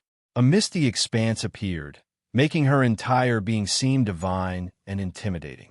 What do you think? Are you going to let Hua Hua leave the mountain? Yi Fan asked coldly. He is a fruit on my Mount Meru. There's nothing more to say. Yi Fan directly interrupted him. The golden blood on his wrist flowed even more rapidly as he directly opened the 7th layer of the stone coffin. When it came to the 8th layer, the blood on his wrist was no longer effective. He pointed at his heart and cut open a wound, refining the heart blood essence. Kacha! The 8th layer of the coffin opened, revealing the last small coffin. At this moment, the surroundings were extremely quiet. Not a single sound could be heard. Everyone was holding their breaths. Even the Arhats, protectors, bodhisattvas, and ancient Buddhas on Mount Meru felt their heartbeats quicken. However, their expressions were still cold and indifferent. They didn't say a single word as they stared silently. The last layer of the ultimate coffin appeared. It was only the size of a thumb and looked simple and ordinary. However, it made everyone feel exceptionally terrified. It was as if they were facing a primordial deity. An invisible pressure surged over. Everyone's nerves were stretched taut. They were extremely nervous as they waited for the final ancient coffin to open. They wanted to see just what kind of great secret was inside. The last layer was sturdy and immortal. It was extremely difficult to open. Yifan had used up a lot of the heart blood essence. His face was pale, but it still didn't move. Gotcha! In the end, he once again refined his heart blood. His body swayed because the consumption was too great. He sprinkled the saint blood essence on the stone coffin. It let out a trembling sound and then left a tiny crack. The smallest crack appeared on the last coffin layer, but boundless emperor fiendish energy rushed out. It covered the heaven and earth like a vast sea. It was boundless and boundless as it rushed straight towards Mount Meru. Everyone's expressions changed. The great emperor's origin hadn't even been released yet, but the endless fiendish energy had already surged out and drowned out everything in front of them. This kind of emperor fiendish energy was the most terrifying. It was a disaster for saints, but for the pure and holy power of faith, it was like fire and water in a different furnace. One was the fiendish energy of the dead, while the other was the will of the living. They were extremely opposing. Under the guidance of the Heaven Origin Great Formation, the formation flags fluttered. The 9 layers of coffin from the legendary era trembled. The Emperor fiendish energy flowed endlessly from the crack, filling up the heaven and earth as it rushed towards Mount Meru. Without a doubt, this was a great disaster. This wasn't the divine realm. It wasn't cursed, so the power of faith couldn't be ignited. However, the attributes of the two powers were different. There was a feeling of light and darkness merging together, an intense collision. The last layer of the coffin was only the size of a thumb, but the Emperor fiendish energy it emitted was so terrifying. It was as if a starry river was falling down, boundless and boundless. Clearly, this was like a mustard seed containing Mount Meru. There was another universe inside, as vast as a world. Yifan activated it and lifted the last layer of the coffin lid. The Emperor corpse would appear and suppress Mount Meru, breaking through this place. However, at this moment, he felt an inauspicious aura. The Heaven Origin Great Formations pattern shone, covering the heaven and earth. It made him, who was outside the formation, even more resplendent. Even though it looked divine, Yifan still frowned. His body was in intense pain, as if blades were cutting into it. His pores became thicker, steel needle-like red hair, piercing out one after another, growing out. At this crucial moment when the Emperor corpse was about to appear, this kind of thing actually happened. The Yuan Taoist master's inauspiciousness was greater than the eruption in his later years. And now, it happened to him here. Without the Emperor weapon, Yifan coldly snorted. Golden blood energy ignited all over his body, burning away all the red hair on his body in an instant. He cut off that strange power. Clearly, things weren't over yet. Woo! Evil winds howled angrily. Demonic shadows flickered about. The distant great earth was dusky. A whirlwind of red hair swept up, actually covering the sky and earth. Sand and stones flew everywhere. It looked exceptionally terrifying as it rushed over. Chapter 1504. Woo! It was as if a ferocious ghost was crying or the wailing of the dead. The world was dark and shrouded by dark clouds. This was a terrifying scene. When had something like this ever happened in front of West Earth's Mount Meru? It was as if the gates of hell had been opened and hundreds of millions of heroic spirits were slaughtering their way out. A red whirlwind engulfed the area. Demons and monsters were everywhere, and ghosts wept and gods howled. This place was simply uninhabitable. It was as if the gates of hell had been opened, and Inchi rushed into the heavens. The ghostly wind split the sky and was especially terrifying. The whistling sound rang out nonstop, and some of the short mountains in the distance were uprooted. It looked extremely terrifying. Gotcha! In the dusky mist, blood-colored lightning suddenly struck out. It was especially eye-catching and beautiful, as if blood was blooming. It was horrifying. This unforeseen event was too shocking and left everyone at a loss for a moment. It's raining. Why is it so fishy? Raindrops scattered down from the sky. There was a pungent smell of blood that made everyone's hair stand on end. Looking up, everyone felt a chill in their hearts. Between heaven and earth, there was actually a torrential rain of blood that quickly came crashing down. This scene was bloody and spectacular. It was as if small rivers were pouring down. The scarlet color was glaring and smashed onto the ground in the blink of an eye. This was a Buddhist Pure Land. Today, there were so many cultivators here, yet such an unforeseen event happened. It made everyone dumbstruck. "It's coming for Yi Fan," Dongfang said. He stared at the gloomy mist, and his eyes were filled with wildness. He swung his club and was about to smash it over. The Yuan Taoist master's later years. Ji Ziyue was shocked, and worry appeared on her face. "Don't act rashly. Don't provoke this kind of thing." Yi Fan's expression was solemn, as he said solemnly. The ominous premonition from before was right. On the surface of his body, a layer of red hair grew tenaciously and drilled out again. It looked extremely terrifying. The people in the distance also understood what had happened. All of them felt a chill down their spines. Someone as powerful as Yi Fan was actually shrouded by an ominous aura, and such a strange, unforeseen event happened. Every single Yuan Taoist master will die a miserable death in the end. None of them had a good ending. It seems like his curse has flared up prematurely. As saints who would believe in ghosts and gods, this is the fatal weakness of a powerful inheritance. It seems strange, but it is actually inevitable. The saints naturally saw the demonic shadows. Some of them even wanted to make a move and catch one to see what was going on. However, they held back in the end. This was because the later years of the Yuan Taoist master were very strange and frightening. In the past, there was a divine body of a saint ruler who lived in seclusion with the Yuan Taoist master in his later years. As a result, blood dyed the great wilderness red. "This is fate, huh?" Someone said inwardly, while taking joy in others' misfortune. Now that Yi Fan was so domineering, no one dared to show in front of him. Many people stared unblinkingly. Only some old patriarchs of the far ancient imperial family furrowed their brows. The great sage from the outer realms was also deep in thought. "I haven't even reached my old age, and you dare to detain me?" Yi Fan let out a cold snort, but he was still fearless. His entire body burned with golden blood energy, and a layer of his red hair was shaved off. In the end, it was completely uprooted and could no longer grow back. In the past, he needed the green copper cauldron, but now he only needed to use his own strength. Woo-woo! Demonic shadows flickered, and chilly winds howled angrily. Accompanied by a torrential rain of blood and a whirlwind of red hair, a group of ghost-like humanoid creatures approached. As they approached, one could clearly see that their bodies were covered in corpse hair that was more than half a foot long. Some of them were jet black, and some were scarlet like blood. They were sinister and terrifying. Walala!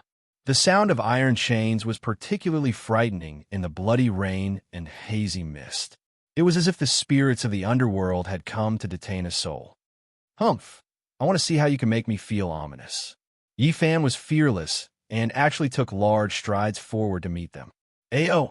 A mournful howl rang out. It was deafening and intimidating. It was as if a group of malicious spirits had come out of the cage, making many people shiver from head to toe. This kind of momentum was definitely not simple. This was the Holy Ghost King. "Do you think I'm as easy to bully as the ancestors?" A cold light flickered in Yi Fan's eyes. He turned into a golden bolt of lightning and rushed forward, taking the initiative to attack. Bang! He struck out with his palm and sent a red-haired monster flying on the spot. This was not the ancestors of the past, but a group of powerful Ain spirits. He had no qualms about attacking. The one in the middle was directly smashed into pieces. His corpse turned into meat paste, and drops of blood splashed out. They were like humans, but not humans, like ghosts, but not ghosts. This was a strange life form. Each and every one of them was very frightening, making people feel apprehensive. Yi Fan was as fast as lightning. He waved the celestial large fist and swept in all directions. The golden fists blossomed with resplendent light, like two great furnaces burning fiercely, shaking the sky. Almost in an instant, he dealt with the group of spirits, leaving only one. He grabbed it in his hand and forcefully probed its sea of consciousness to see what was going on. Woo! Unfortunately, this kind of inauspicious creature was only a kind of instinct. It did not have many thoughts, and the clues in its mind were simple and sparse. This was a kind of creature that had just gained intelligence, but it was still in chaos. In the distance, everyone was dumbfounded. This human sacred physique was too fierce. He did not have the slightest worry when facing the inauspicious creatures. He simply and directly killed a group of demonic shadows, and finally grabbed one in his hand. What a peerless great omen! A heaven-defying fierce person. This was what many people thought, and they could not help but sigh. It was clearly an inauspicious scene, but in the end, it was beaten up by Yi Fan and killed all the red-haired monsters. It was completely different from what the Yuan Taoist master had experienced in the past. In the end, Yi Fan was strong enough. Now that he had the combat power of the great sage, this kind of inauspicious creature could not shake him, and those who came would only be killed instead. After Yi Fan finished searching the muddled sea of consciousness, he smashed the red-haired monster's head with one slap, causing it to fall to the ground and turn into a pool of blood. Then it was burned to ashes. Everyone was dumbfounded. The human sacred physique was so powerful. Who was the one causing trouble for whom? No matter how they looked at it, it looked like he was dealing with a group of country bumpkins, and he killed them all. Underworld. Yi Fan only spat out these two words. After searching through the muddled thoughts, he finally understood. These were the troops of the underworld, and they were here to detain him. Of course, it was not because they were under orders, but because the Genesis technique formation he had set up was too astonishing, and it triggered the instincts of these creatures. Moreover, because of the grandeur of the Emperor Fiend, it also awakened them. The Heaven Source formation and the Evil Corpse Chi were both things that could alarm them, and these muddled creatures were attracted here. The person in charge was not here, and there was no one to restrain them, which led to this result. Sending troops to the Western Desert, the underworld is plotting something big. Yi Fan sneered. Unfortunately, he had caught up with them today, and they had come to detain him.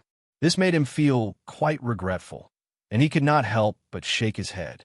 After killing this group of creatures, all kinds of abnormal scenes disappeared. The old leader of the far ancient imperial family and the great sage from the outer realms frowned, and they also thought of this inheritance, the underworld. Many people muttered to themselves, could it be that they have come? If so, the Big Dipper will not be peaceful in the future. Chasing corpses and chasing spirits, this was the underworld. After so many years, could it be that they were really going to move the Emperor Burial Star? If they succeeded, it would be a sumptuous feast for them. Although it was unexpectedly interrupted, the battle still had to continue. Moreover, the Divine Spirit Coffin was constantly releasing Evil Corpse Chi, and it was eroding the mind power of Mount Meru. Even if he could not ignite it, he could still swallow it. Because the two opposed each other, they would inevitably clash and consume a vast amount of mind power. Yi Fan was very decisive. He drank a jug of the life spring liquid of celestial being to replenish his essence energy, and then he cut open a wound on his chest to refine the essence of his heart blood. He made up his mind to open the lid of the 9th layer of the coffin, and let the Emperor corpse come out to suppress Mount Meru and open a path. The heart blood was like golden liquid, and it was dazzling. Drop by drop, it sprinkled on the Divine Spirit Coffin, causing it to shake violently. The crack became even larger, and the Emperor Fiend surged out, as if it would not stop until it submerged Mount Meru. Yi Fan activated the Genesis technique formation, and the ancient coffin was almost pressed right in front of Mount Meru. Rumble. Mount Meru trembled, feeling a type of threat. The Emperor-level corpse was about to come out, and the pressure was so great that even ancient Buddha Mountain could not remain calm. It fought back tit for tat. Benefactor Yi, are you really going to go all the way? The old monk Imo, who was anxious. Yi Fan ignored him. At this point, large amounts of essence blood flowed out of his body, and it was extremely precious. How could he give up like this? Kacha! A terrifying sound rang out. The final layer of the divine spirit coffin buried in the 9 heavens was opened. The coffin lid flipped to the side, and immediately a gale swept about. The sun and moon trembled, and the rivers of stars trembled. In that instant, the entire western desert felt like it was being crushed by 100,000 mountains. Everyone felt suffocated, and even the great sage felt fear in his heart. The small coffin was only the size of a thumb, but the primal chaos surged within. It was like a brand new world was currently evolving, and the heavens and earth were being created. The stone coffin looked small and could be held in one's palm, but there was another world inside. With a single glance, one's soul would be swallowed, and it felt as if it was as vast as a sea. At this moment, there was no one who wasn't trembling, including the great sage. Many saints couldn't help but kneel down. Their souls were trembling, and their divine senses were about to collapse. From the thumb-sized coffin, the Emperor Fiend and Primal Chaos rushed out, pressing down on Mount Meru together to intimidate. Yi Fan withstood the tremendous pressure, and in the end, he pushed the coffin towards Mount Meru. But with this movement, many of the heavenly origin patterns directly shattered, turning into dust. One has to understand that there were many saint bones, divine materials, and Saint King magical artifacts. But even so, they still couldn't resist the mysterious fluctuations from the Emperor coffin. Great Emperor corpse. Everyone's legs trembled, and they spat out these words with great difficulty. It really came into being. Only an emperor's corpse could be like this. Finally, the primal chaos erupted, and the Emperor Fiend filled the sky. It completely erupted, and the aura and fluctuations of a true emperor surged out from the coffin, engulfing the 9 heavens and 10 earths. The saints were intimidated, trembling with fear. They couldn't even speak. All of this was too shocking. Only one person cried out, and that was the divine silkworm Taoist. His eyes shot out 2 terrifying rays of light, and then he couldn't help but mutter to himself, "Father, it really is you." The people nearby heard this. Qi Luo, Yi Tong, the old undying, and the others all felt their scalps go numb. This was the divine Silkworm Ridge's ancient emperor. It was too inconceivable. The divine Silkworm princess was also shocked and said to herself, "Ancient emperor, how is this possible? Didn't they say that his coffin had 9 colors that rushed into the heavens, condensing heaven and earth, black and yellow? It was incomparably huge, and it traversed the river of stars. Why is it like this now?" Chapter 1505. The people on Yi Fan's side were all stupefied. This was divine Silkworm Ridge's ancient emperor. It was earth-shattering. Who would have thought that a single stone would stir up 1,000 ripples? Divine Silkworm Ridge's ancient emperor was definitely a special existence. The 9 transformations were unmatched in the heavens and earth. The 10 transformations could look down on the past, present, and future. His time as an emperor could only be described as glorious and resplendent. He had been an emperor for a very long time, making all supreme beings feel despair, unable to catch up to him. He was known as a divine emperor, and this title, who dared to use it? Divine Silkworm Ridge's ancient emperor used this title, ruling over the 9 heavens, 10 earths. The light in Taoist divine Silkworm's eyes was astonishing. He clenched his fists, about to rush forward. Meanwhile, Princess Divine Silkworm was also full of shock. Her words had already been heard by the distant great sage. Even though they were far away, the saints all felt their bodies go cold, their hair standing on end. This was the divine emperor's coffin. It was opened in front of Mount Meru. It was truly shocking. The 10 transformations overlooking past and present divine emperor. I never expected it to be him. After a brief moment of silence, there were low murmurs. Everyone was intimidated by that emperor wave, their bodies trembling. Now that they knew of its origins, they felt even more terrified. On Mount Meru, the group of arhats, bodhisattvas, protectors, ancient Buddhas, and others were all stupefied, deeply shocked. The old monk, Imo, felt a headache. What should he do? It was too late to say anything now. The coffin had already been opened, irreversible. Who could go up and stop it? Great Mahamiri held the demon, subduing Pestle, her expression uncertain. Even someone as powerful as her felt restraining fear, feeling that Mount Meru would most likely face a calamity. Father, Taoist divine, Silkworm shouted, taking large steps forward. He really wanted to enter the depths of the Genesis technique formation, approach the open coffin, and see the true appearance of the archaic supreme being. Yifan was also a bit stunned. He never expected it to be divine, Silkworm Ridge's ancient emperor. This was clearly a bit troublesome. Princess Divine Silkworm came to help, and the ancient emperor's son was also here, so it wasn't good to touch his corpse. However, the coffin had already been opened, unable to be reversed. He couldn't stop it, even if he wanted to. He was a step too late. Kacha! The very front of the heaven's origin formation had been shattered, unable to withstand that kind of pressure at all. After the stone coffin was opened, the chaotic chi and emperor aura surged out, shattering everything here. There are no fluctuations more terrifying than this in this world. Everyone retreated, feeling a chill run down their spine. Yifan could only back up. At this point, there was no way he could turn around. He couldn't close the coffin lid. Great Emperor-level characters were unimaginably powerful. No one in this world was a match for them. Even if they died, the corporeal bodies they left behind were undefeatable. A single corpse was enough to suppress an immortal inheritance.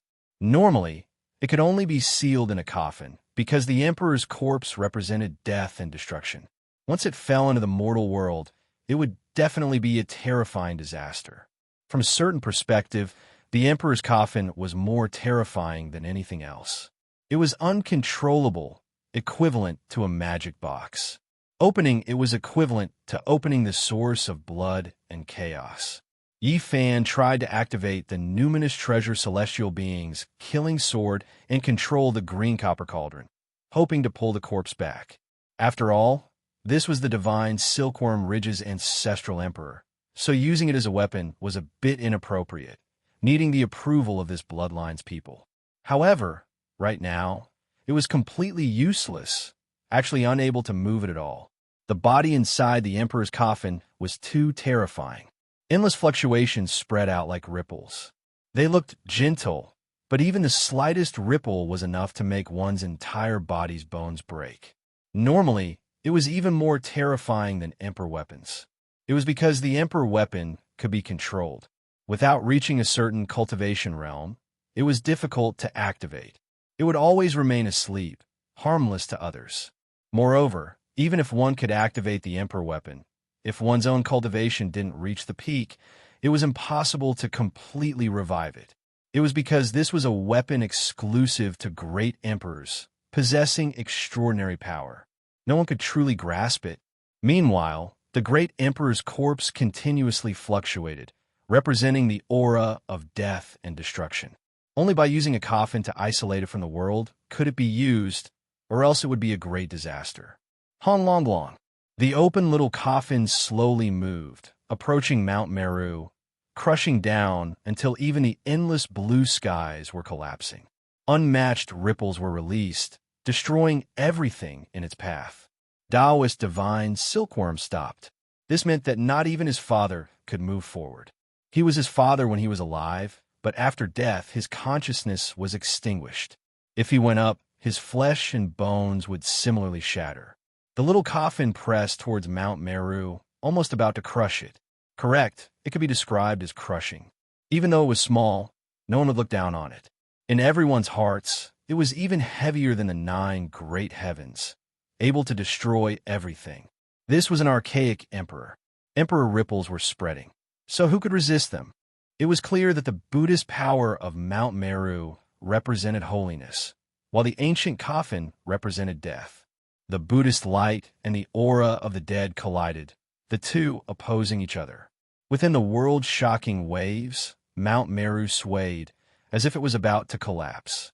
The ancient coffin also trembled, the mist within boiling. After receiving this stimulation, both of them shone, no longer calm. The Buddhist light of Mount Meru illuminated all directions, illuminating the entire western desert. The little coffin also flickered with brilliant symbols, and a humanoid figure appeared within. The emperor coffin was immeasurably deep, like an abyss. There was a world within, and that figure was boundless, as if it was about to break through the void and come out. How long? Buddhist light shone on Mount Meru. Buddhist figures rose one after another, each one tall and imposing, towering into the heavens. This was the great emperor's formation. It was fully activated, preventing the emperor coffin from approaching. The formation patterns were completely activated, releasing an astonishing might. If the great sage were to enter, he would instantly be smashed into pieces. At this time, the emperor coffin was still moving about, not damaged. Its speed did not change, and it advanced in a manner that was neither too fast nor too slow, about to crush down. Honk! The ripples from Mount Meru became even more intense. The entire mountain was covered in patterns, as if horned dragons were crawling about.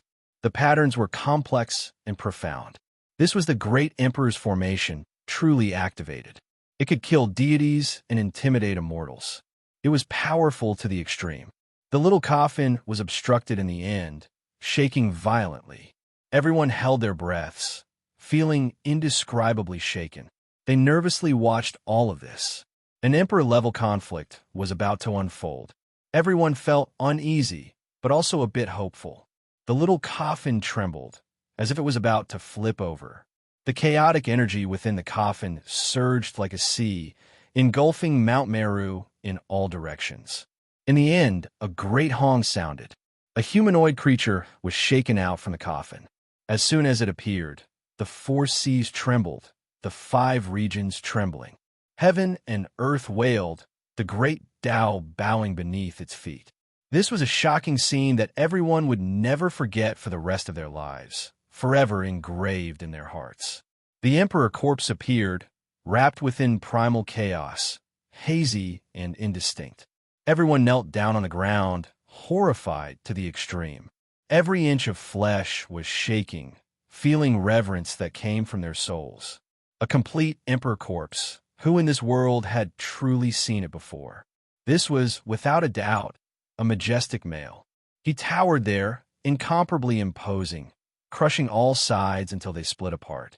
Only he would exist eternally, surrounded by mist. I can't see clearly what exactly does he look like. There was a great sage who said with a trembling voice, "Is this the legendary, matchless divine emperor?" Everyone wanted to see him, but they couldn't. This primal chaos mist was extremely special, impossible to pass through. There was no way of seeing his true appearance at all. Out of everyone, the divine silkworm Taoist priest's expression was the most complicated. Excitement, sadness, joy, sorrow, all of these emotions interweaved together. He was already sure that this was his father. Meanwhile, right at this moment, Eastern Wasteland's 7 great life restricted regions moved. Someone was roused awake, waking up from a deep slumber.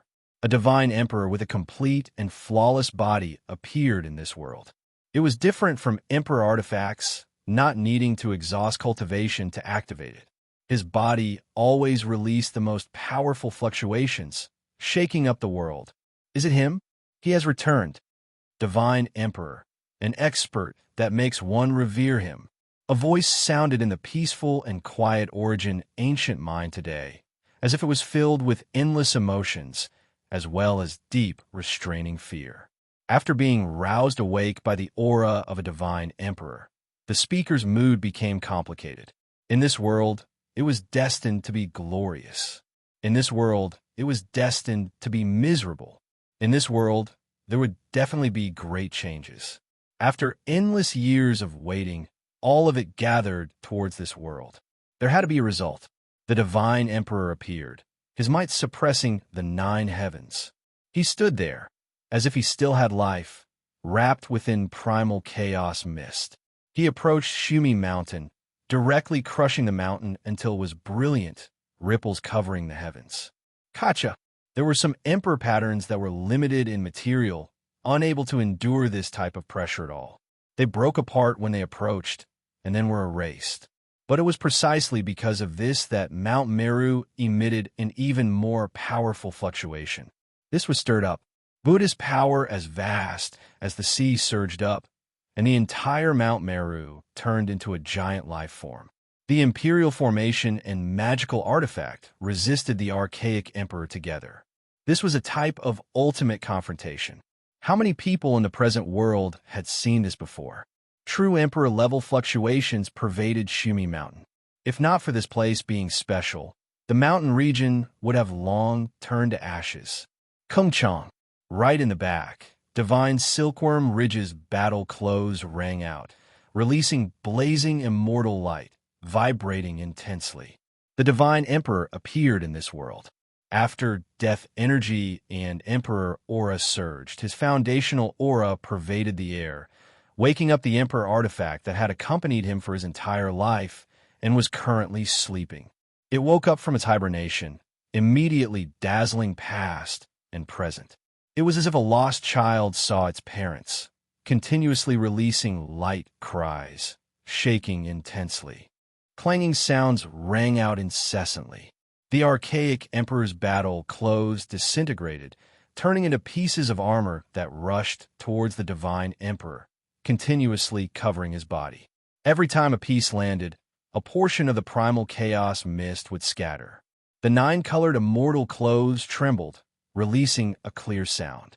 The metallic luster was dazzling, as if the heavenly sun was falling. The divine emperor wore the battle clothes. In the past, he was unrivaled at the 9 transformations, overlooking the past and present at the 10 transformations.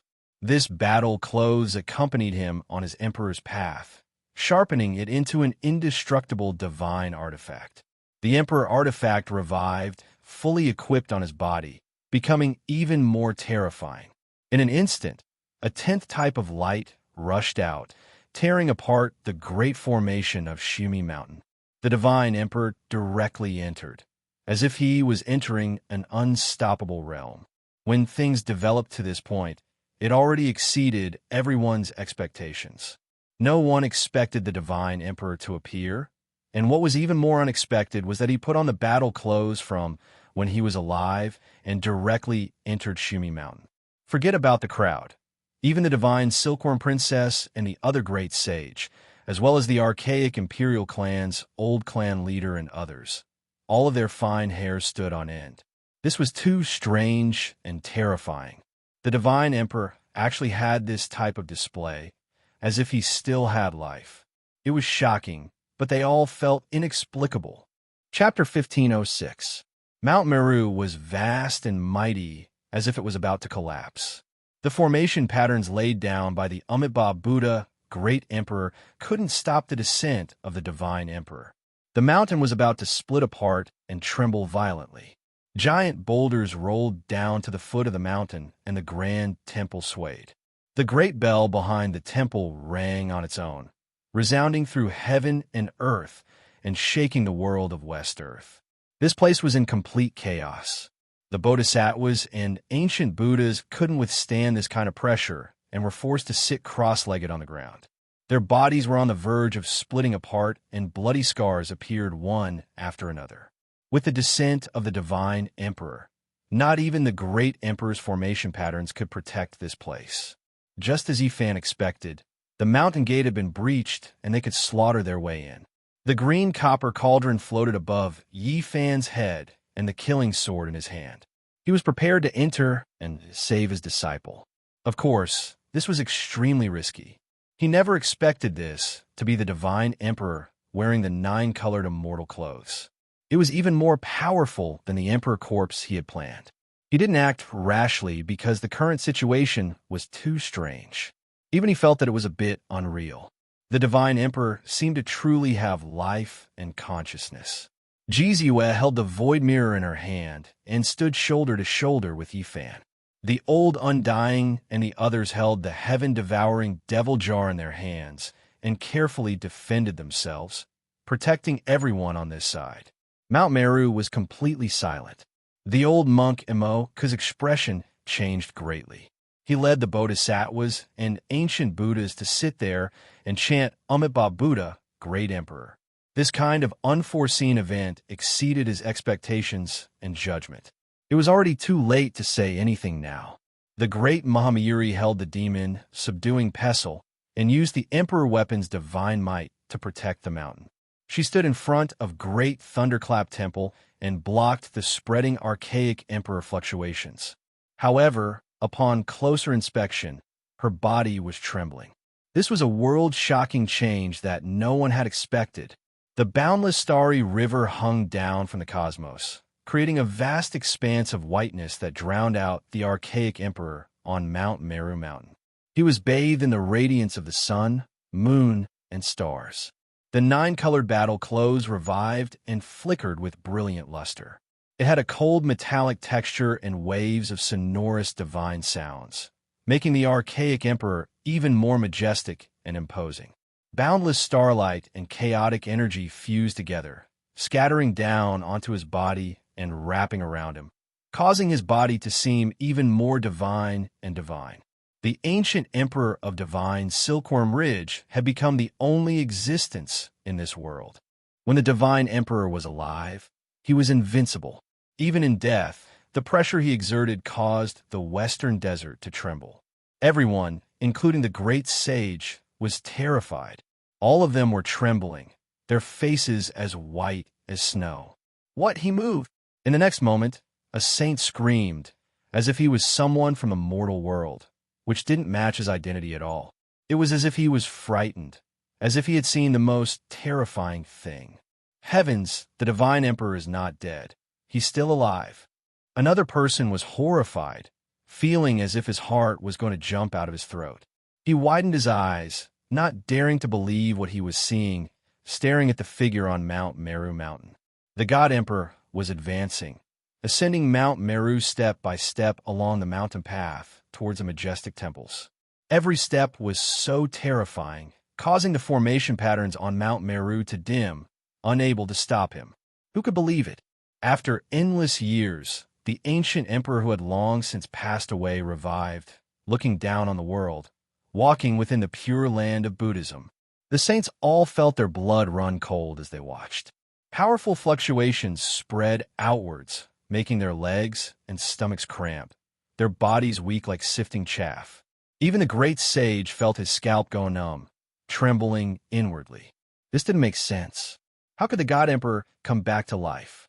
The God Emperor's figure was imposing, his footsteps possessing a special rhythm, neither fast nor slow, consistent from start to finish, trampling the great Tao of heaven and earth under his feet. Mount Meru trembled, as if it was going to collapse. Amitabha! All of the Arhats, Bodhisattvas, ancient Buddhas, and others chanted together, hiding in front of the great Thunderclap Temple, hiding behind the exorcism pestle. All of them were suffocated by the Emperor's might.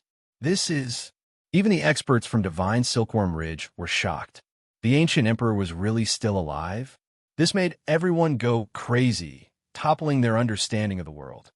Is the ancestral Emperor going to ascend Mount Meru to fight and discuss the Tao with the Amitabha Great Emperor? What a pity that the other party died in meditation. The God Emperor revived, climbing the mountain step by step like this. What was he doing? After being lonely for 10,000 years, he finally saw Mount Meru, feeling the fluctuations and traces of the great ancient emperor. He was excited to see his prey. At their realm, they were invincible and lonely all their lives. They longed for an opponent that was evenly matched, but finding one was harder than ascending to the heavens. After the God Emperor ascended to the peak, Mahamayuri sat cross-legged on the ground, unable to endure the pressure. Only the exorcism pestle shone, becoming more and more resplendent as it resisted on its own. With a rumbling sound, Great Thunderclap Temple shone with boundless light. The violet gold roof tiles and roof all released auspicious colors. Buddhist energy surged majestically, rushing into the clouds. A Buddhist voice rang through West Earth. A Buddha figure appeared out of nowhere, and no one saw how he appeared. He stood in front of Great Thunderclap Temple, blocking the God Emperor's path. This was a monk in gray robes, wrapped in primal chaos mist. His forehead was indistinct, but if one looked carefully, he looked very similar to the Amitabha Buddha statue in the temple. He stood beside the long, withered Bodhi tree in front of the temple with a benevolent expression. When his aura rippled out, it was as vast as a mountain. Amitabha Buddha! All the monks on Mount Meru chanted Buddhist chants, revealing astonished expressions. Outside Mount Meru, all the heroes were shaken as well. They couldn't help but cry out in alarm, chanting the 4 words Amitabha Buddha. They simply didn't dare to believe what they were seeing. There couldn't be 2 emperors in one world, and the ancient emperors couldn't meet. This was the common understanding of the world, but today, it was continuously overturned. The God Emperor had revived, and Great Emperor Amitabha had reappeared. Were the 2 going to fight? Many people suspected that they were in a dream. After personally experiencing all of this, they wondered if they had gone crazy. Were their senses still normal? The God Emperor took a step forward, and the immortal clothes on his body made zhung zhung, sounds like the roars of dragons and tigers. The vibrations made people's ears hurt, and they felt as if their flesh was about to evaporate. Great Emperor Amitabha held the exorcism pestle in his hand and released boundless precious light to block the God Emperor's path. The 2 seemed to be opposing each other with equal harshness. Boom! The God Emperor's body expanded and soared into the clouds in front of Great Thunderclap Temple. It was unknown just how many tens of thousands of zhang tall he was. Great Emperor Amitabha wasn't willing to fall behind. He similarly soared into the clouds, and his enormous Buddha body towered between heaven and earth. This scene shocked everyone. A battle between emperors and emperors had occurred. After being separated for so long, there was actually a day when they would face each other and take action. Everyone found it hard to accept and believe it. Is that the Amitabha Buddha's imprint? But how can we explain the God Emperor's resurrection? He should be a corpse, and in the end, he ascended Mount Meru step by step. How can it be said that he hasn't revived? The saints were bewildered, and their faces were all pale. Everything that happened today made one's hair stand on end. It was too shocking and inconceivable. If this was true, it might be the most important event in the lives of the great emperors and great ancient emperors. They had been lonely all their lives, and in the end, they had found an opponent. The great emperors didn't meet each other, and today, common sense was broken. Perhaps every great emperor longed to be born in a different era and fight with the past emperors.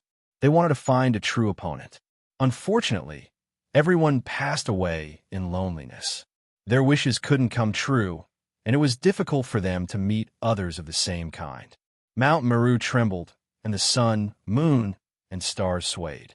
It was as if they were going to fall down. The 2 of them wanted to test themselves against the heavens. Natural laws pervaded the air, and the 2 seemed to be confronting each other. Their bodies continuously increased in size, directly reaching beyond this region. They were so large that they exceeded common sense, shocking the entire northern Dipper star domain until all creatures trembled. Their divine might was matchless. Did the divine emperor really revive? The voices of some of the divine Silkworm Ridge experts were trembling, and their bodies were shaking. After the shock, only excitement remained. This isn't my father's doing. The divine Silkworm Taoist shook his head, his voice carrying sadness and regret. The surrounding people's expressions became sluggish. This was the great ancient emperor's son. Even he said this, so it most likely couldn't be true. However, just now, they clearly saw the divine emperor ascend Mount Meru. Yifan released a light sigh. After watching for a long time, he also understood everything. The divine emperor's loneliness and the Amitabha great emperor's regret couldn't be compensated. In the end, they still couldn't meet. These 2 weren't them. If the true bodies of great emperors confronted each other, heaven and earth would definitely react, and an irregular scene that had never been seen since the ancient times would appear. The great emperors wouldn't meet each other, never having opponents in their entire lives. This curse was difficult to break. This is a confrontation between 2 weapons, not because the great emperor himself is still alive. The divine silkworm Taoist pointed out the riddle. His father ascended Mount Meru. Even though he was moving, he didn't develop a consciousness. It was his immortal clothes that were in control, keeping his mighty body from falling, overlooking the endless ages. The Amitabha Great Emperor's appearance was actually more or less the same. The demon fall pestle revived under the tremendous emperor-level fluctuations, merging with the fist-sized Saraira, forming the Amitabha Great Emperor's void image. In reality, there were no true bodies, only two emperor weapons. Their respective masters Daos confronted each other, as if they were searching for an opponent for the lonely emperor and great emperor, satisfying their final regrets. In outer space, the perfectly straight divine emperor and the benevolent Amitabha Great Emperor faced each other. Natural laws swirled, releasing endless divine light. There wasn't a true confrontation, just a probing of Tao and magical techniques. The two didn't fight each other. The two emperor weapons revived, leading everything. They were extremely cautious and careful. How long? In the end, their bodies shrunk, returning to their normal height. They reappeared at the peak of Mount Meru, in front of the great Thunderclap Temple. The Amitabha Great Emperor disappeared, leaving only the demon fall pestle floating in the air. As for the Saraira, it also fell to the ground, unmoving.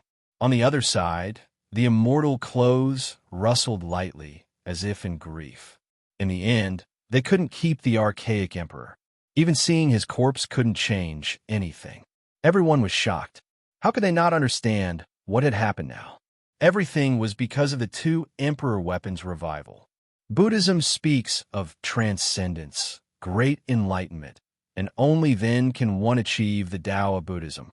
At this time, the demon fall pestle transmitted its divine sense. This weapon actually spoke after reviving.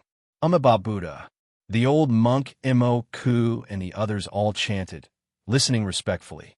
It was because they knew that the demon fall pestle was talking to them. Have you all transcended and gained enlightenment? Put that child down. The demon fall pestle continued. Let him go down the mountain. Regardless of whether it was Mo Ku or the great Mummy Yuri, they didn't have the slightest bit of rebellious thoughts. This emperor weapon was personally forged by the Amitabha Great Emperor to protect the Western Desert Buddhist land. As a supreme being, they had to be respectful. Put it down? Have you all put it down? The demon fall pestle calmly asked. The great sage Mo Ku immediately put his palms together, admitting his sins and chanting Buddhist names continuously. Not long after, a golden arhat and the others escorted Huawei out. They made him appear in front of the great Thunderclap Temple and prepared to put down Mount Meru. No one had expected this kind of ending. It actually ended like this. Chong! The archaic emperor's battle clothes trembled slightly. The armor disintegrated, turning into rays of immortal light that fell down. The emperor corpse was wrapped in primal chaos mist, standing at the peak of Mount Meru. Chapter 1507. The divine emperor stood tall and majestic. Strands of chaotic energy swirled around him, making him seem transcendent and mysterious. He was like a living supreme being that looked down on all life. He stood at the peak of Mount Meru. The deathly energy had lessened greatly. The pressure of the archaic emperor was released, but the two awakened emperor weapons could withstand it and block it, protecting the Great Seal Thunder Sound Temple. The world calmed down. A light sigh came from within the nine-colored immortal clothes, carrying endless sadness. It summoned the nine-layered coffin, burying the divine emperor once again. The silkworm emperor's body slowly fell, surrounded by primal chaos. He sank into the coffin, and the stone coffin closed one by one, sealing him within. How many heroes were buried under the passage of time? No matter how great their divine abilities were, it was difficult to reverse the situation. A lifetime of glory, but in the end, all that was left was sorrow. The divine emperor was exceptional, stunning the past and present, but he still couldn't resist the passage of time. In the end, the curtain had to fall. After a dazzling moment, it was followed by endless darkness. How long? The nine-layered coffin was completely sealed, like an ordinary stone. It was simple and unadorned, and no one would notice it even if it was thrown into the yellow earth. This was the life of a great emperor. In the end, ashes to ashes, dust to dust. Father, Taoist divine Silkworm shouted loudly, hot tears gushing out. He clenched his fists and rushed forward. The divine Silkworm Race's battle clothes shot out a streak of immortal light, turning into a resplendent heavenly river that led outside the mountain. It was like a bridge to the heavens, turning this place into a passageway. It was guiding the people of the divine Silkworm Race. The ancient emperor's son, Princess Divine Silkworm, and the others all stepped onto Mount Meru. Yifan had a copper cauldron with brilliant green, multicolored light above his head. He held the 3-foot immortal sword in his hand as he followed, arriving at the peak of Mount Meru for the first time in his life. Taoist Divine Silkworm's tears rolled down his face. He stroked the stone coffin, his voice hoarse. No one could hear what he was saying. With a honglong sound, the stone coffin enlarged. 9 colors rushed into the heavens, and the 10th color burst forth. It immediately enlarged to 1,000 zhong in length, and it was still growing. Strands of multicolored light shot out, entering the space between Taoist Divine Silkworm's brows. There seemed to be waves of scripture sounds, and there was even a type of comprehension after the great Tao was shattered. Taoist Divine Silkworm retreated, and he was in a daze. He muttered to himself, I missed it in the end. I have to be on my way. Shua! Another wave of celestial light burst forth. Out of everyone's expectations, it actually flew towards Princess Divine Silkworm's shoulder and aimed at the little monkey that was shining with golden light. The little monkey, who was not much taller than a palm, immediately bared its teeth and looked afraid. It nervously grabbed a lock of Princess Divine Silkworm's hair and retreated. Everyone was stunned. What was the background of this little divine silkworm that had undergone several metamorphoses and now looked like a sacred battle ape?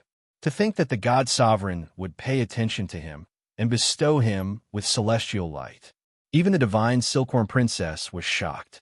She turned around to look at the little divine ape on her shoulder, who was blinking his big eyes and looking innocent. She seemed to be deep in thought, as if she had thought of something. A soul-shattering sound rang out. Before anyone could react, the huge stone coffin soared into the sky, drawing out resplendent, immortal light. It tore apart the sky and directly entered the depths of the universe. It chose to walk the path of solitude, drifting endlessly in the universe. This was the final destination of the ancient emperor. In the end, it would be a lonely person who would chew on this kind of loneliness. The 9 coffins disappeared, and the entire Mount Meru quietened down. Be it the demon-subduing pestle or the 9-color divine robe, they gradually dimmed and slowly returned to silence. I saw the celestial domain open in my dream. Taoist divine silkworm looked into the starry sky. No one knew if he had dreamed of the celestial path, or if he wished for his father to sleep like this and see the celestial path after his death. Master! A loud cry rang out, shocking the group of people on Mount Meru back to their senses. Regardless of whether it was the divine silkworm lineage, the bodhisattvas, or the ancient Buddhas, they all turned to look. It was a young monk who looked very Buddha-like. He had a kind face, big ears that hung down to his shoulders, and a scar on his bald head. There was no doubt that this was Hua Hua. After many years had passed, he had long since grown up. He looked very simple, an honest young man with quite a bit of a Buddhist temperament. However, when he opened his mouth to speak, he immediately destroyed his simple appearance and seemed somewhat out of place. Master, you're back. I missed your precious disciple so much. Although his big ears hung down to his shoulders and his Buddha-like appearance was simple, there was a sense of incongruity when he spoke. His temperament and appearance were worlds apart. Weren't you enlightened? Beside him, the 2 golden arhats who escorted him here were shocked and a little dumbfounded. Sigh, Master, you destroyed my plan for hegemony. If you had come a few decades later, all the female bodhisattvas on this mountain would have been abducted by me.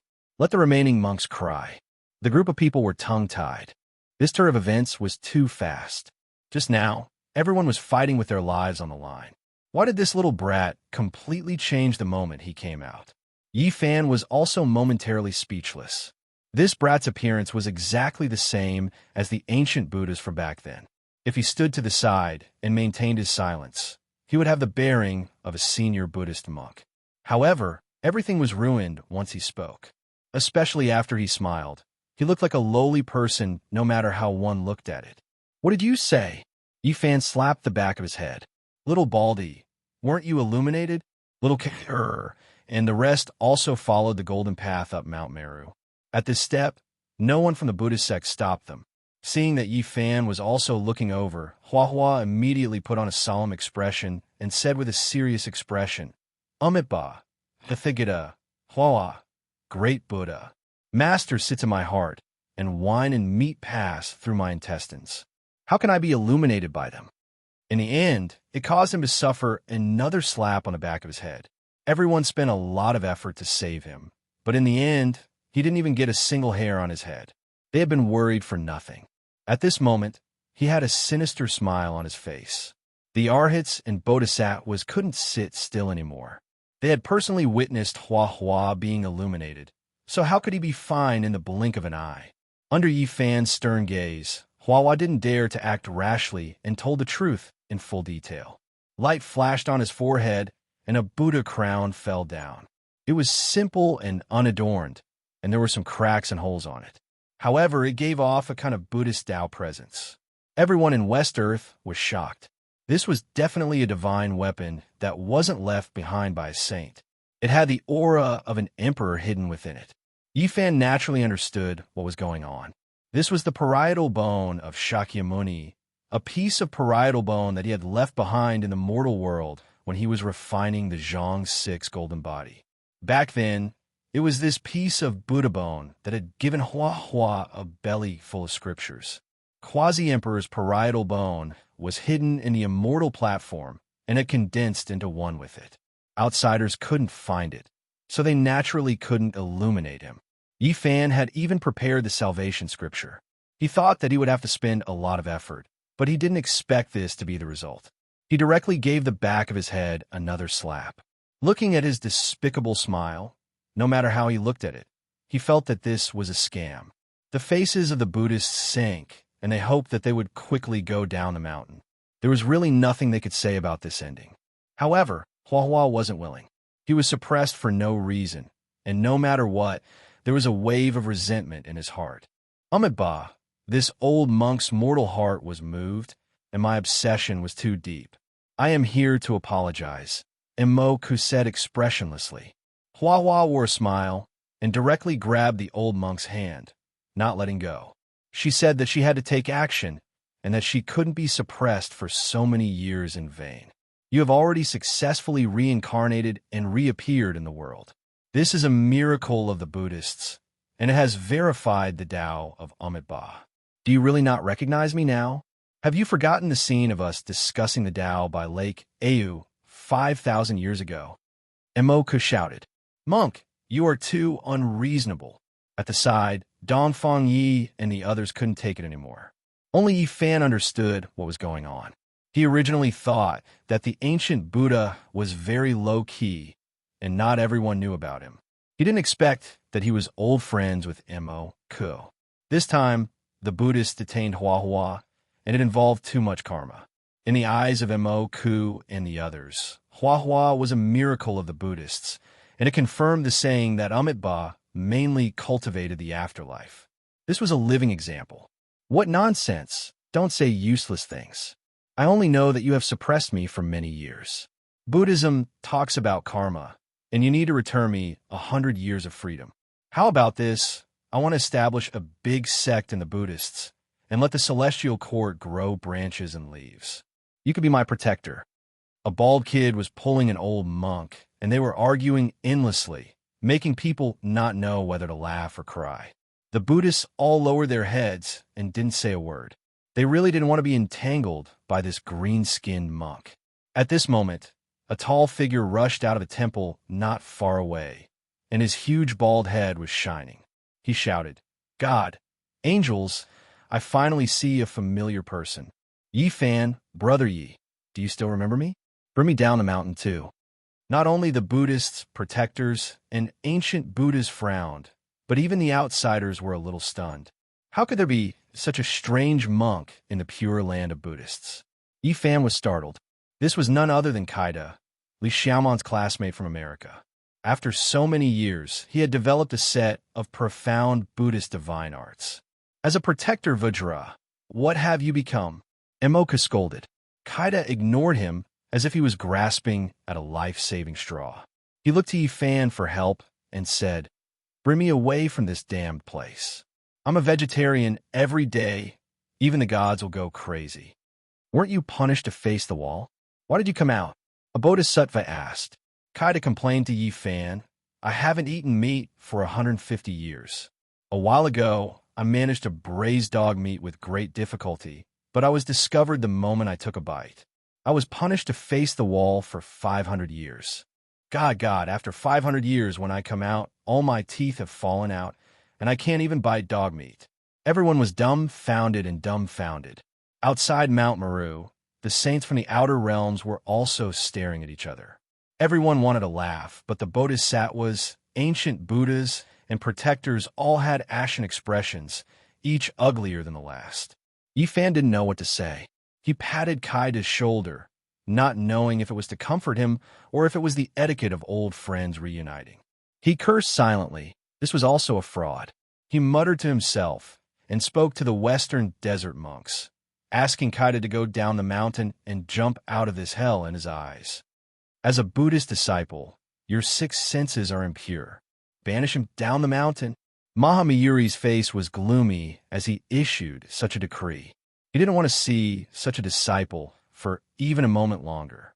On Mount Meru, the bodhisattvas and arhats sent them down the mountain as if they were the plague. Hua Hua was like a chatterbox. He pulled the old monk Imo Ku's hand and talked endlessly, spittle flying from his mouth. It was as if he hadn't opened his mouth in 10 lifetimes and had endless things to say. His saliva flew everywhere as he chatted with the old monk, asking him to go down the mountain and become a protector to compensate him for all the years of suppression and suffering. The great sage Imo Ku could bear it first, but later on, his snow-white eyebrows kept twitching. He wanted to slap Hua Hua to death. He really couldn't stand it anymore. His mouth never stopped. "Great master, your beard has turned white. Great master, your shoes are about to grow holes. Great master, were you hacked when you were young? There's a big scar on your nose."